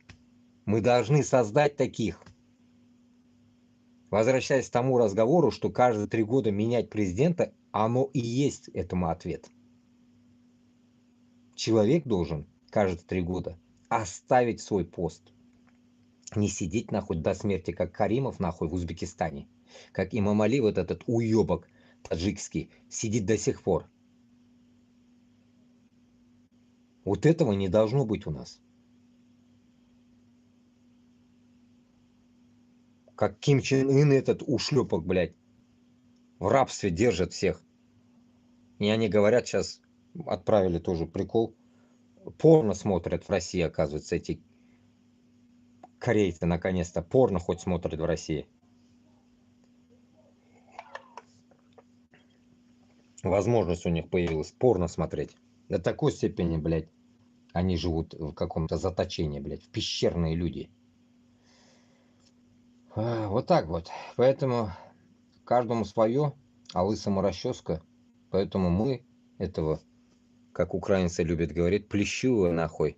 Должны, блядь, расчесать так хорошо, чтобы, блядь, нахуй все-таки Путина нахрен вытащить из бункера и, и наконец-то уже избавиться от него. Потому что Путин уже реально уже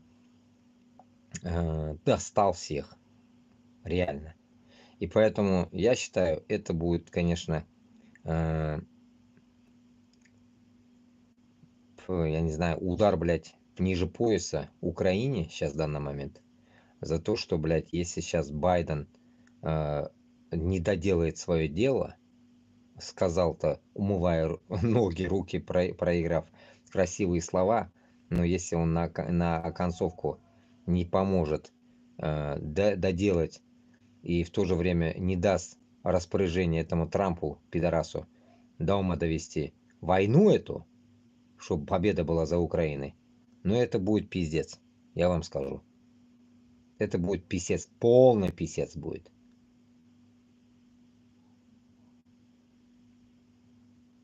Как это где-то в ТикТоке или что где-то говорили, что это будет,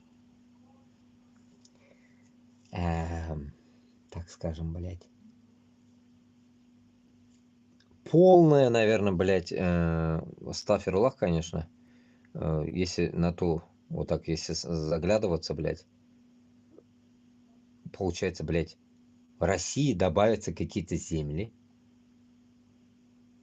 потом на эти земли будет, если уж так будем, как говорить, блядь, ехидным образом, на российские эти земли, будущее, не дай Аллах, да, тратится, как на Крым. А как сегодня где-то услышал, на Крым потратили на мост столько бабла, на один мост вот этот крымский, как то ли, блядь, один, то ли два, блядь. Короче, может, один, как один или два, нахуй, не спиздеть. Короче, или неделя. Ну, короче говоря, один день, грубо говоря, войны, который сейчас тратит, нахуй, Россия, то ли 300 или 35, или 3. Короче говоря, в цифрах я уже не помню нахрен. Короче говоря, один день войны тратится в России, это пиздец огромные деньги, оказывается. За один день сколько бабла тратят. И столько бабла, и несколько раз, наверное, еще умножено, потрачено на Крымский мост. Мы понимаем, что на другие места, которые Путин заберет у Украины, он потратит дохуя. А это потратится из денег Башкортостана с Татарстаном, Чечни и Дагестана. Где газ? Где газ у нас? Где у нас ископаемые? Оттуда. Не из Москвы же. В московских торфяниках ничего нету. Поэтому в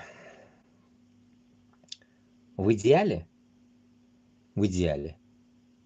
было бы лучше, блядь, если мы отделимся, и в то же время эти деньги уже, если даже оно будет потом тратиться как помощь Украине, за то, что, блядь, мы разрушили это все, как это, блядь, возврат долгов, так скажем, оно будет нахрен уже как-то по-другому звучать и в свободном Башкортостане, и в Татарстане. Но в идеале, как всегда я говорю, нам нахуй отдавать не будем, узкожопые пусть сами отдают. Но в этот момент будет все равно легче Башкортостану с Татарстана, потому что триллионы, которые Москва забирает каждый год, разницы нету каким образом, мы не будем уже отдавать. Поэтому как будто бы это вот эти деньги, которые уйдут с Башкортостана с Татарстаном, как будто бы мы последним разом отдали Москву. Лучше эти деньги отдавать, чем Москву отдать на Украину, чтобы Украина восстановила себя. Построили новые города, как Грозный. Им придется строить все заново. Примерно так. Шонарга, рассчитывая, блядь, вот эти моменты, все вот эти кривые моменты этих уебков, стариков, Путина и так далее, всех вот этих дебилов, мы понимаем одну вещь, что он нам создал колоссальную проблему для Башкортостана и Татарстана, не говоря другие места. Если мы сейчас этот вопрос не будем решать по уничтожению Москвы, то мы, которые уехали, которые вы живые, все мы сдохнем. И вся эта рашка останется в таком же экземпляре. Может, даже еще всей Украиной. Не только там Донбассом, а уже и Киевом, и граница будет вон там, возле этого. Польской границы.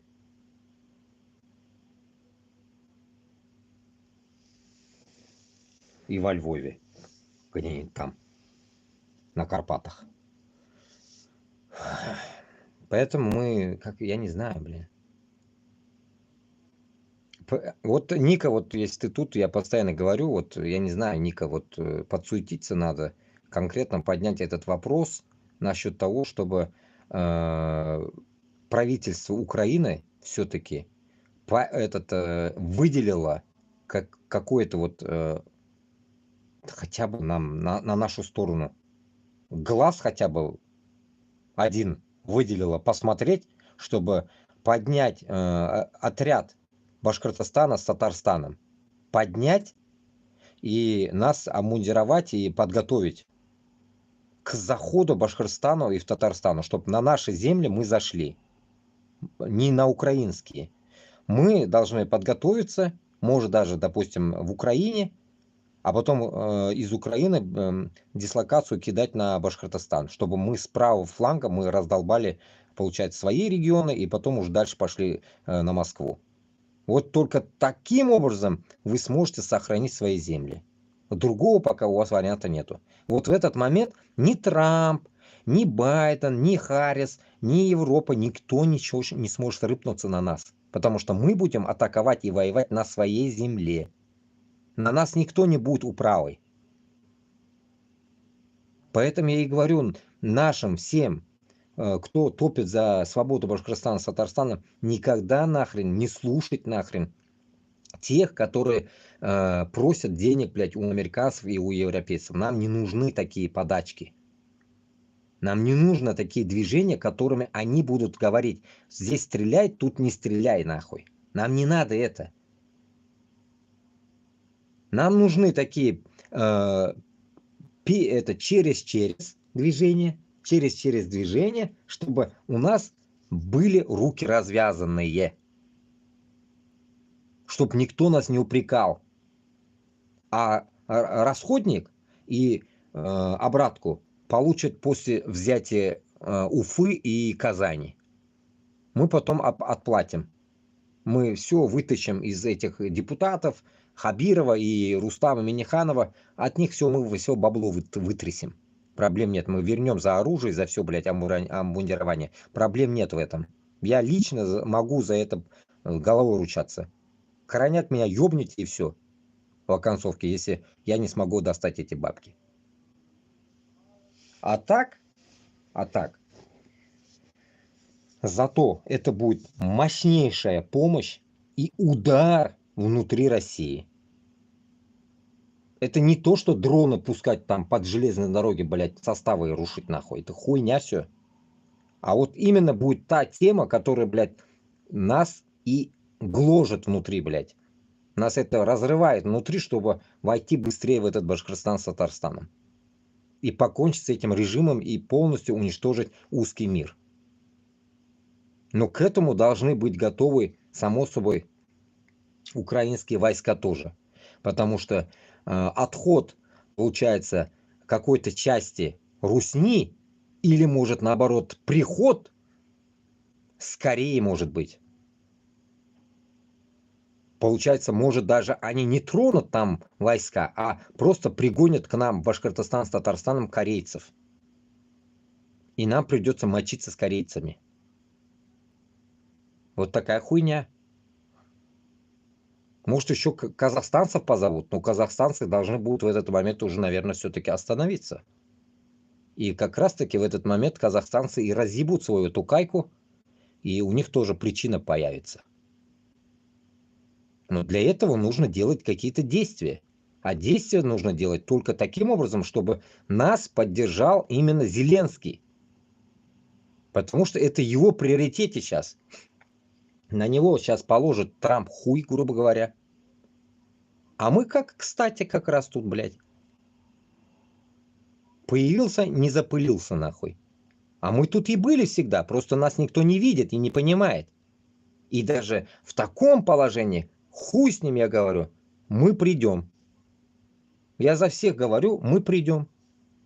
Потому что у нас нет варианта другого. Нам тоже не нравится давление Америки и Европы. Поэтому нам лучше прийти на помощь Украине, где она уже получила свое давление, но взяла свое. Просто с этим оружием поделиться с нами. А потом дальше просить снова. Вы просите, нам давайте, а мы не при делах. И мы внутри будем ебашить все. Наша задача будет именно раздолбать московское нахуй, вот это иго, блядь, ебучее. Дойти до Кремля и разъебать, найти этого крысу из бункера. И остальных всех. Скобееву, Соловьева нахуй, этих гондонов тоже хочется посмотреть, как они будут пиздеть потом перед нами. Нацистов этих, блядь, лесных людей, блядь, чудовищ этих всех, блядь, красавиц, блядь.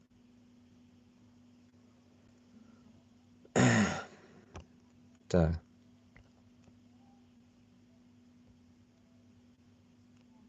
Это к Буданову, завтра спрошу. Так вот я говорю, потому что дают свое, должно быть. Если начнется крупный замес, то все вам дадут, лишь бы мышление было не пророссийского большинства. Ну,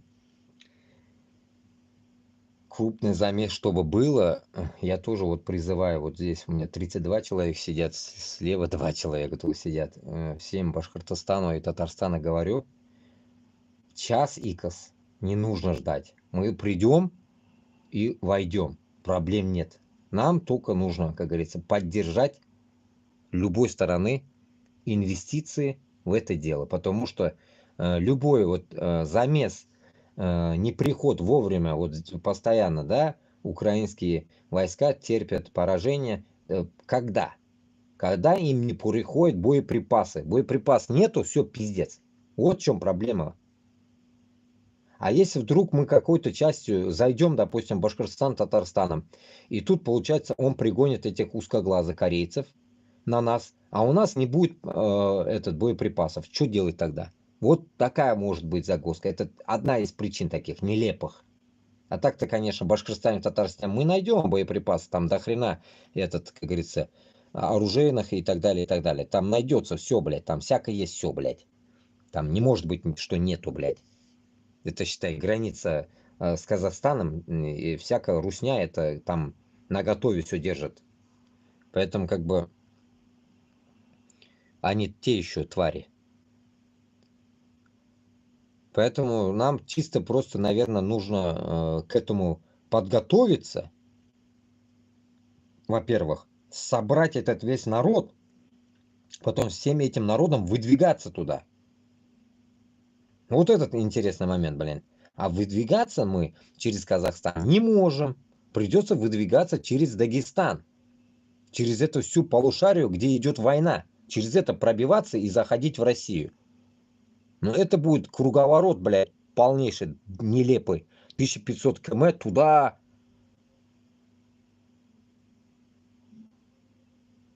Вот это вот интересно. Нам бы, блядь, было бы так легче бы, наверное, по-другому. Если бы на него могли бы подействовать на Казахстан.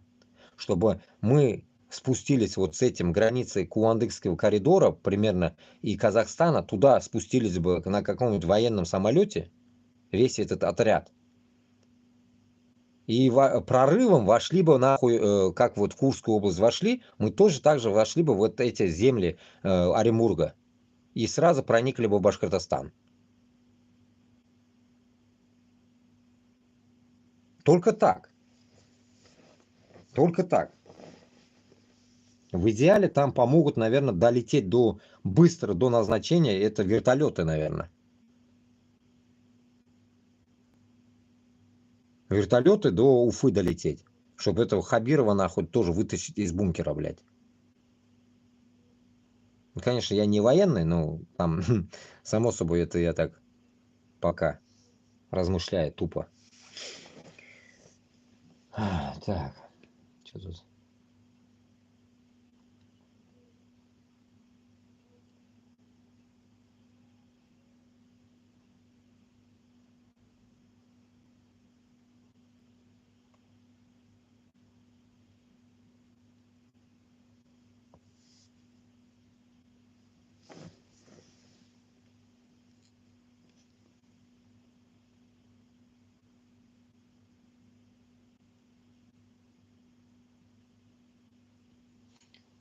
Мурзильский.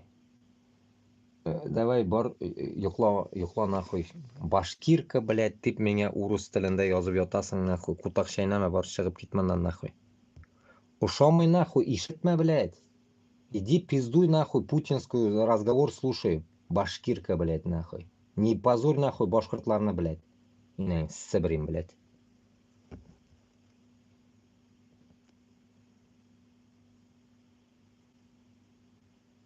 Раздолбать и вернуть награбленный из Эрмитажа, а такого 70%. Ну да. Но вы же видите, что люди боятся, 150 человек и сидят, не показывать себя активных, только 5 человек. Сделайте закрытый канал хотя бы. Я за Телеграм. Эй, да нет, Телеграм нахрен закрывать. Нет, я-то тех 150 человек-то я знаю, кого я добавляю. Я же там каждого шелещу, кто там сидит. Я же всех знаю там.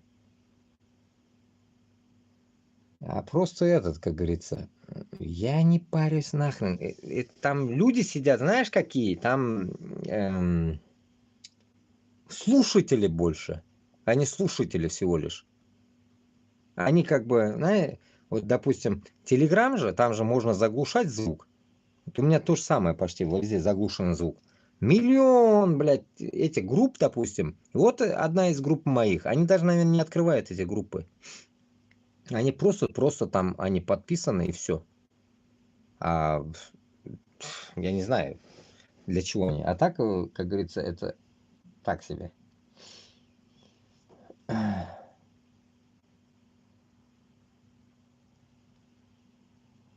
Да. У этот Ника, вот зайди-ка на правый YouTube, короче, вот тут вот у нас манкуртка вышла, блин. То, что она, блин, у нее, оказывается, племянник на СВО родину защищает. Какую нахуй ты в твою родину? Сен патакса, сен башта сен патакса, башкорт тілінде язарга үйрен, блядь.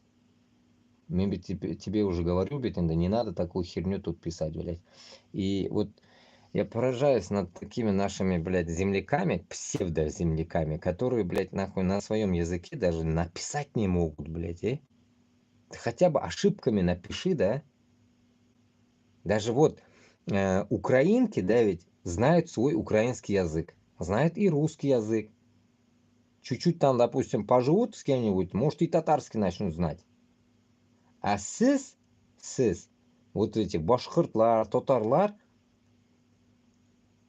принципиально пишут на русском, ища какую-то взаимную какую-то поддержку, наверное, в узком мире. Поэтому они принципиально пишут на русском. Вот это меня поражает у них. Меня вот это поражает, блядь. Пойми одну вещь. Вот это племянник у него на СВО. Ты этим самым, получается, ты тут какой-то нонсенс не открываешь. Этот сайт полностью, блядь, нахуй, по уничтожению Москвы, блядь. И эту риторику ты не поменяешь. Сайт может закрыться, похуй, но пока я жив, открою другой сайт, там буду пиздеть. Разницы нету. Пиздеж это не остановится никогда. Но син, башкорт тілін, если игноришь, блядь, значит ты чмо, блядь. Чмо, которое не уважает наш язык, блядь. Вот и все. Любому узбеку, любому чеченцу скажи за свой язык. Кутыңны айыралар алар, нахуй, как казахи говорят. Кутыңны йырталар, блядь. Сыгып бетерәләр. И поэтому, когда башкорт и татарлар неуважительно относятся к своему языку, игнорят и играют на публику на русском языке, ища, блядь, своих ебучих, нахуй, друзей узкожопых, тем самым вы популярность не зарабатываете. Перед своими хозяевами вы миллион раз, блядь, не будете популярными. Никогда. Никогда не будете популярными. И это не избежать. Это не избежать. Это такой вот закон природы.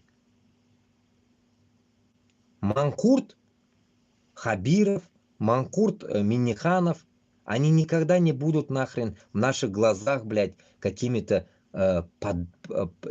подвижниками какой-то там, блядь, спасения для наших народов. Никогда.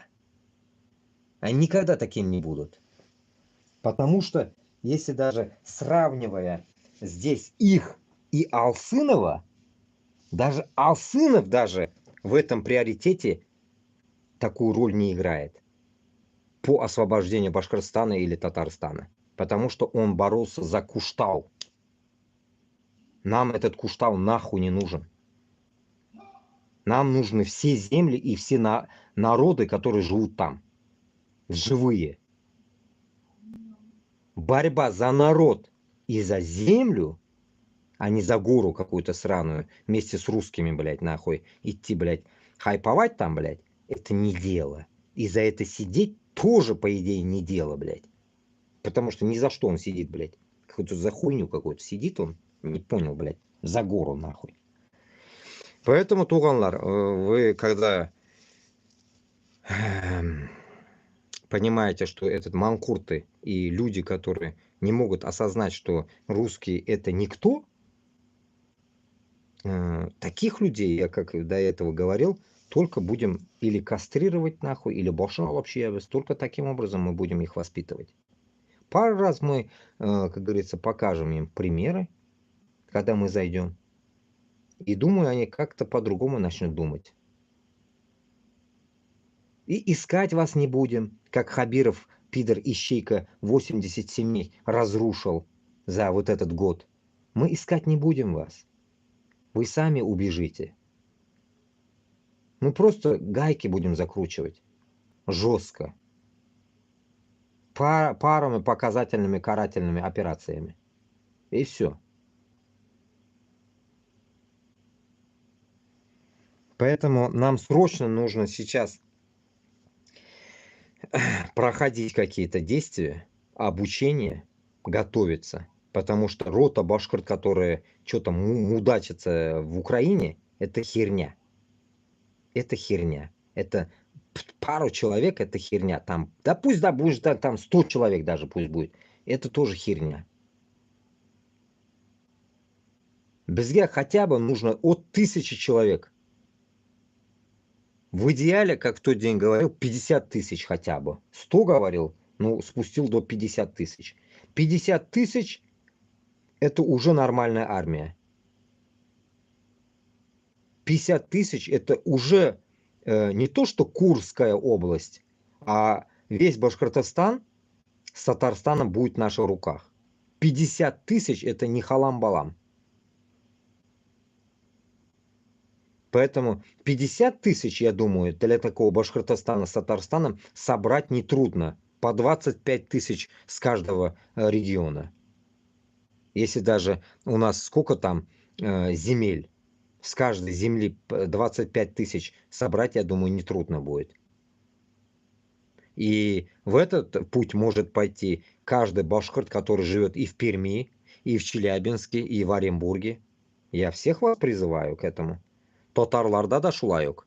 Татарлар бар Марий жерлерінде да, Шупашкарада да жерлерінде бар, Ульяндада татарлар көп, Мордвада татарлар бар, Нижний Новгород татарлары.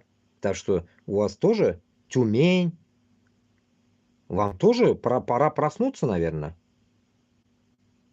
И показать уже конкретно, что мы можем что-то. И таким образом собрать 50-тысячную армию. Но эта 50-тысячная армия должна собираться тогда уж не в Европе для подготовки, а на Украине. В Украине мы можем сделать какие-то действия. Но опять-таки за это же нам американцы с Европой не будут платить деньги. И, наверное, это было бы стыдно донатить, как Оскан районында, донатами от бабушек, пенсионерок собирать. Мына балам, синя озак акшамны берем. Вот последние деньги, вот держи, мой малыш. Также не будем, наверное, просить, клянчить. И поэтому я и призываю, чтобы инвесторы Башкортостана и Татарстана, которые хотят потом как-то общий язык находить с нами, а не бежать как крысы с тонущего корабля, они должны будут прислушаться и инвестировать вот эти наши отряды. Чтобы мы, если даже зайдем на территорию Украины для боевого подготавливания, нам как-то на что-то надо жить там, на что-то жить и в то же время как-то там что-то, как говорится, не окочуриться. В то же время одежда, обувь и так далее, все это нужно. Ошарга, таги, яшарга, на действия какие-то предпринимать. Но, конечно же, это нужно делать таким образом, чтобы эти 50 тысяч человек конкретно могли уже делать какие-то действия, а не херней страдать там. Бла-бла-бла и вышли. Нет. В этот момент уже в Украине украинцы должны будут дать нам полную волю, что мы там точно подготовимся со всеми инструкторами и конкретно уже будем действовать по назначению Башкортостан, Татарстан Москва. Только так. И там уже ни американцы, ни Европа не должны будут нам диктовать.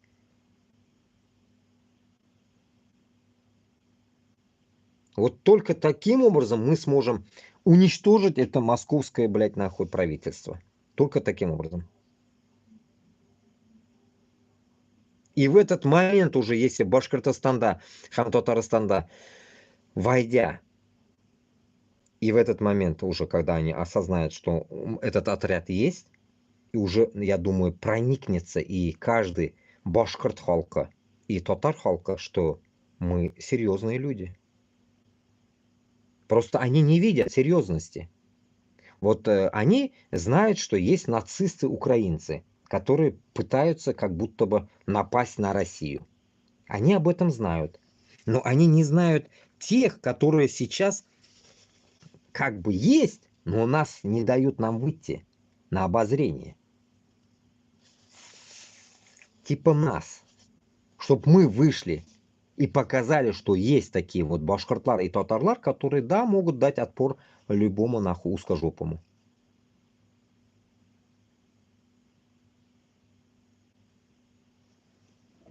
Только так. И спускаясь к этим пленным, пленных отдавать не будем.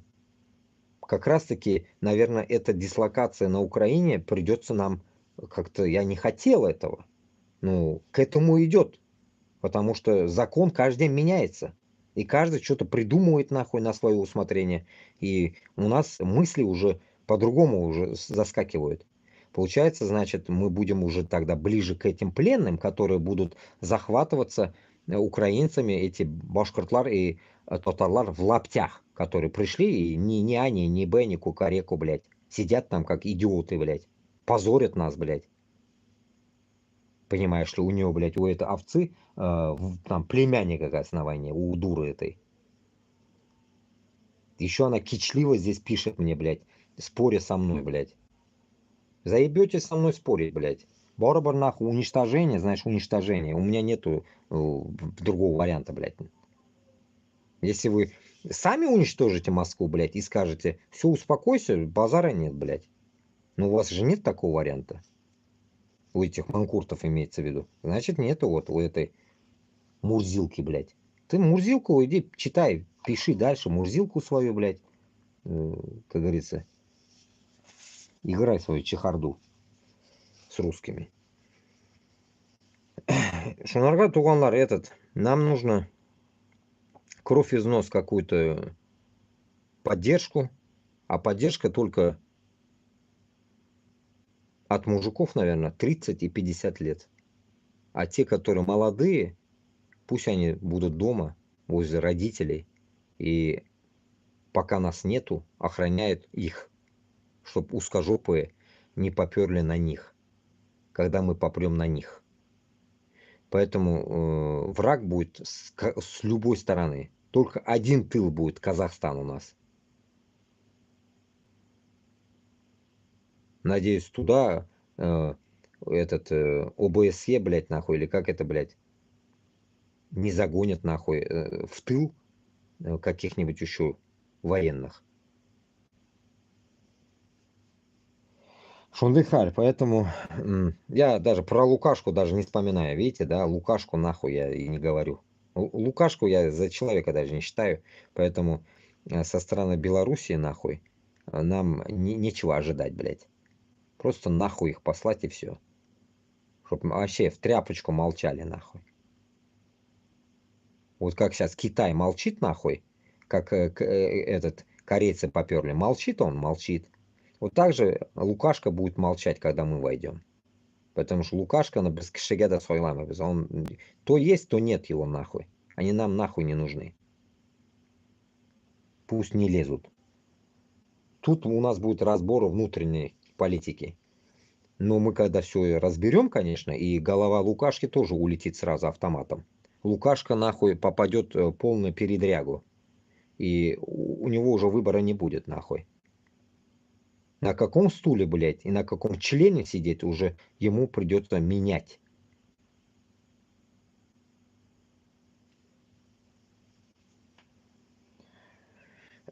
И будет, наверное, на коленях умолять, блядь, Зеленского или нас, чтобы нахуй мы его оставили, блядь, в покое. Но, увы, мы дадим, наверное, ихнему народу тоже сделать там маленький майданчик, и пусть разберутся сами народ с этим Лукашкой и освободят всех заключенных из Белоруссии. Другого варианта нет. Нам рядом нахуй с Украиной и подавно уже будет рядом с нашими землями этот диктатор Лукашка не нужен будет. И также в Казахстане. В Казахстане тоже диктатор нам не нужен будет. Казахстан сам поменяет его за 5 минут. Думаю. Главное нам сейчас снести Путина. Да, другого варианта у нас уже нету. Вот так вот. Что тут? Про Лукашенко скажу, что он лучше, чем Путин. Ой, блядь. Ну да, понимаю. Башкортлар бәрәңге ярата, блядь. Бәрәңге ашыйсың килә, наверное. Ну ярар, Мурзилка, тебя отправим в Лукашки тогда. В объятия Лукашки, нахуй. Будешь туда пиздовать. Там син Башкортостандан точно нахуй шығып тоясың. Нам не нужны такие, как ты. Потому что мы уже заебались от таких, которые просто идете нахуй и еще кичливо говорите: у меня племянник, у меня муж, у меня ребенок там, блядь. Мы классные, мы Путина любим, блядь, в десна целуемся. Вот так вот. Ну, я не знаю, с таким маразматическим подходом башкиртов и татар, блядь, ко всему нашему, так скажем, народу, ну, наверное, это, я не знаю, где-нибудь, блядь, там шайтан, не то что шайтаны, наверное, а ржут, блядь, и кайфуют, наверное, то, что, блядь, нахуй, он все-таки создал, блядь, свой, так скажем, сброд из своих вот таких вот, как наши люди, которые стали не людьми, сборище вот таких дебилов. И он кайфует, наверное. Они все кайфуют там, наверное, и говорят, наверное, вот, это мое детище, нахуй. Так что я развратил башкиртов и татар на своем пути, и все нормально. Нормальная тема. И поэтому, если мы будем вот таким образом и дальше будем, получается, уничтожать себя, украинцев и так далее, ну, я думаю, что рано или поздно, блядь, тут никому помощь, так скажем, никому, наверное, помощь даже не нужна будет в уничтожении этого Башкортостана и Татарстана там Москвой. Потому что, ну, нам уже не помочь будет вообще. Нам уже нереально будет помочь, потому что они все просто захлопнут все щели, как говорится, и все. И вы просто будете быдло народом. Быдло, которое пойдет туда, пойдет сюда, туда-сюда и все. Ничего путного не будет. Вот это и есть, блядь, то, что, блядь, они дойдут до своего экстаза.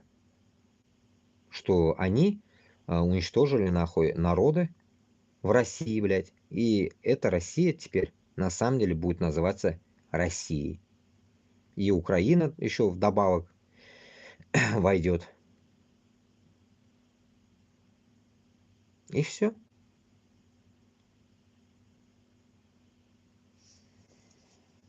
Из-за этого, туганлар, я не знаю, как вы, что вы думаете, как вы думаете, но я считаю, что мы, ну,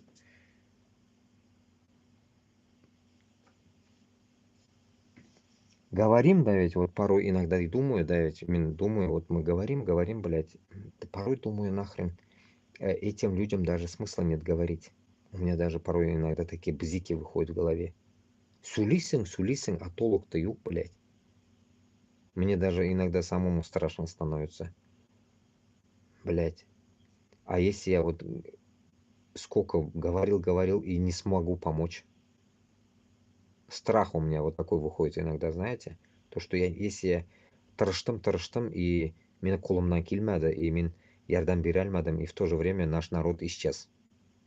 Ебануться, блядь. а сохранятся только те, которые убежали, подобие меня. Потому что, когда ты живешь на стороне, не внутри республики, ты больше становишься башкиртом и татаром, и тем же украинцем, если он украинец. Потому что только на стороне ты становишься в цене. Только ты на стороне оцениваешь свою землю, а внутри ты неблагодарная скотина, которая живет нахуй, хуй поймешь для чего-то, почему-то нахуй, и как будто бы, блядь, слушается какого-то нахуй хозяина и думает, создает он какой-то уют у себя дома нахуй. Нихуя. По идее, я понял одну вещь, что живя внутри, ты оказывается на самом деле нахуй не башкирт, не татар, а просто ничтожество, которое просто существует нахуй ради денег. А когда ты уезжаешь, блядь, на стороне, и ты начинаешь как-то движение, а оно оказывается на самом деле по-другому. Почему? Потому что здесь тебя окружают вот именно чужие, и ты начинаешь искать что-то свое. А свое у тебя дома, которое захватил узкий мир. Примерно так. Поэтому, когда вы думаете, что живя внутри, это то же самое. Неблагодарность. Неблагодарность человека, она вот в этом-то и отражается. Она же отражается во всем, а оно вот таким образом тоже отражается. Живешь внутри, и сине бернеса жаль тугуль. Не жалко тебе, потому что ты думаешь, что оно никуда не исчезнет. Оно исчезает. Каждую секунду исчезает. Вот и все. Каждую секунду исчезает не то, что умирает на войне, а исчезает твой язык и так далее. Вот, понимаешь? Поэтому вот такие вот башкортлар, которые огрызаются вот сейчас в данный момент вот с украинкой, огрызаются, да, такие нации, это позор башкирскому и татарскому народу. Это позор. Потому что где-то, откуда-то, неизвестной Украины, грубо говоря, да, украинка пытается доказать, что есть нация, есть украинцы, и есть башкортлар и татарлар. Но эта башкирка, как быдло, до конца идет с ней. Я даже толком не читаю их комментарии, просто я вам говорю. До конца идет бычиться, что есть русский царь, и я ее люблю, его, точнее, да, люблю, и, как говорится, я буду рабом этого Путина и уничтожу, типа, по ее мыслям, Украину. Но она раб Путина, сама башкирка, ну, готова уничтожить хрен знает где Украину, она даже в жизни там не была, не знает. И вот в таком образе она живет. А мин Башкортостана была троп яшап Францияда, пытаясь вдолбить всем, что так нельзя делать. Вот, блядь, нахуй, вот этот парадокс, да, блядь, это ебанизм в голове у каждого человека, да, вроде бы кажется со стороны, блядь. Кому что надо, да? Но барыбір bu оңғыра бәрәнләр, оңғыра, Башкортостандағы, Татарстандағы халық не может понять, что кто вас ебет и дразнит. Ғұмыр бойы 500 жылдан бері, блядь, сізні сігіп келген урыслар, и вы до сих пор их пытаетесь уважать, любить, бухать, курить с ними, спать с ними. И вы не осознаете, что такое народ. Потому что у вас нет той идентичности, в котором постоянно пиздит это ВВ Путин. Вот эту идентичность свою узкожопую он вам внушил уже, этим башкиртам и татарам. И поэтому у вас исчезла эта идентичность. Нет этой идентичности, которая дала бы вам опять обрести этот башкорт һәм татар халкыны, үзене, канын. Вроде бы вы родились башкортами и татарами, но у вас нет идентичности. Она уничтожена у вас где-то там. Инәгезне тишегендә кайдадыр калып киткән, и когда уже вы вылезли, получается, вы стали узкожопыми. Вдруг так. Вот шундый храк, дуслар. Поэтому очень обидно, очень печально вот эта вся тематика. И я считаю, что нужно просыпаться, думать, размышлять. А так, таким образом, как вот сегодня у нас вот таких клоуны, зомби, да, правильно говоришь, зомбоящик этот, наверное, не закончится. Зур Рахмат, которые сидели, сколько времени, вот 5 часов 14 минут я вел этот эфир. Дурсун айтсам, я уже и сидел, и стоял, сидел, стоял, у меня уже пипец нахрен. Аяклар, наверное, уже как барабан стали, ноги как барабан. Поэтому этот...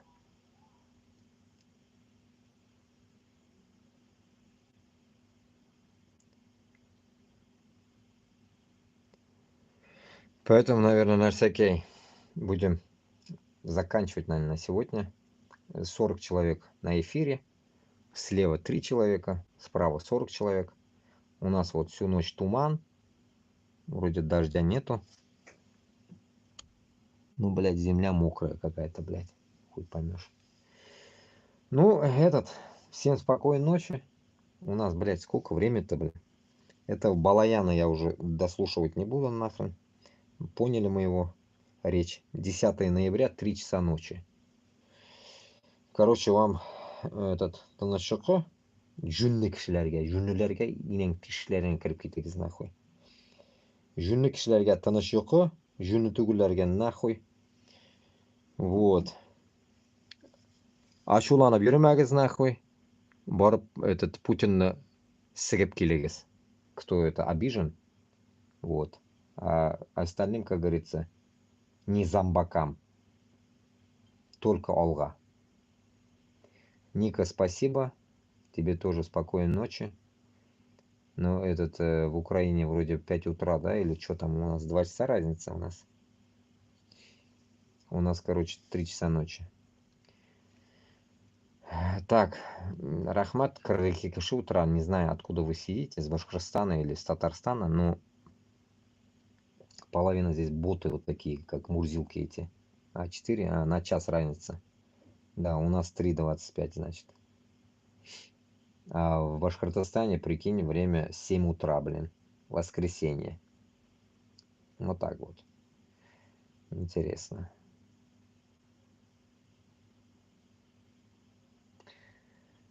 Даже выключать неохота, знаете. Говорить и говорить хочется, но я уже, наверное, уже не знаю, что говорить уже. Крыша у меня едет уже от всего этого, потому что я уже, наверное, все высказал, то, что можно было высказать. Тут новостей до хрена, но от этих новостей ведь тоже надо брать то, что нужно, а не вот это, как Мурзилка, это зомби-ящики смотреть.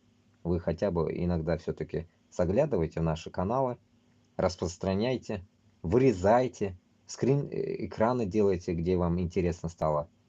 Может, я где-то перебарщивал, где-то мало, что-то медленно, и точнее мягко говорил. Ну, короче говоря, где вам понравилось, распространяйте. О, у меня тоже 5 зарядка осталось, 5%. Распространяйте. И побольше, как говорится, думайте, как избавиться от этой Москвы. На войну не идите, но в Украину. Да и хоть любую войну не идите. Вот и все. Да, даже можете с нами не идти. Мы будем собирать тех, которые пойдут с нами, как говорится, сами они придут. Согласятся, иншаллах. Главное, как сказать вам, чтобы потом вам не говорили, что ты был на Украине или там в Грузии или еще где-то там, и убивал народ, чтобы у вас не было такого тамга, короче, мангайгызда или там кутыгызда. Вот избегайте этого, главное, чтобы у вас не было наличия каких-то кривых дел в вашей истории жизни, если до этого вы еще останетесь живы. Вот так вот. Поэтому, надеюсь, вы постараетесь сохранить для будущего независимого Башкортостана. Вот так. Без навальнистов, без Путина, без Яшки, без Каца, без всякой вот этой Ходорковских и без всякой вот этой шушеры, блядь. Этот лунатиков нахрен, которые хотят снова создать империю. Нам, короче, имперцы не по пути. Нам только независимость Башкортостана и овладение новыми землями. Вот и все. И разделение всей Рашки на части. На маленькие части, на большие части. Ну, кто сколько урвет. Вот так вот. Главное, Русне ничего не давать.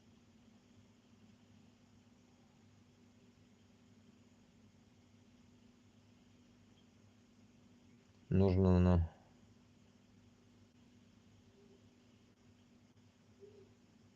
Я не зомби и распространять не буду.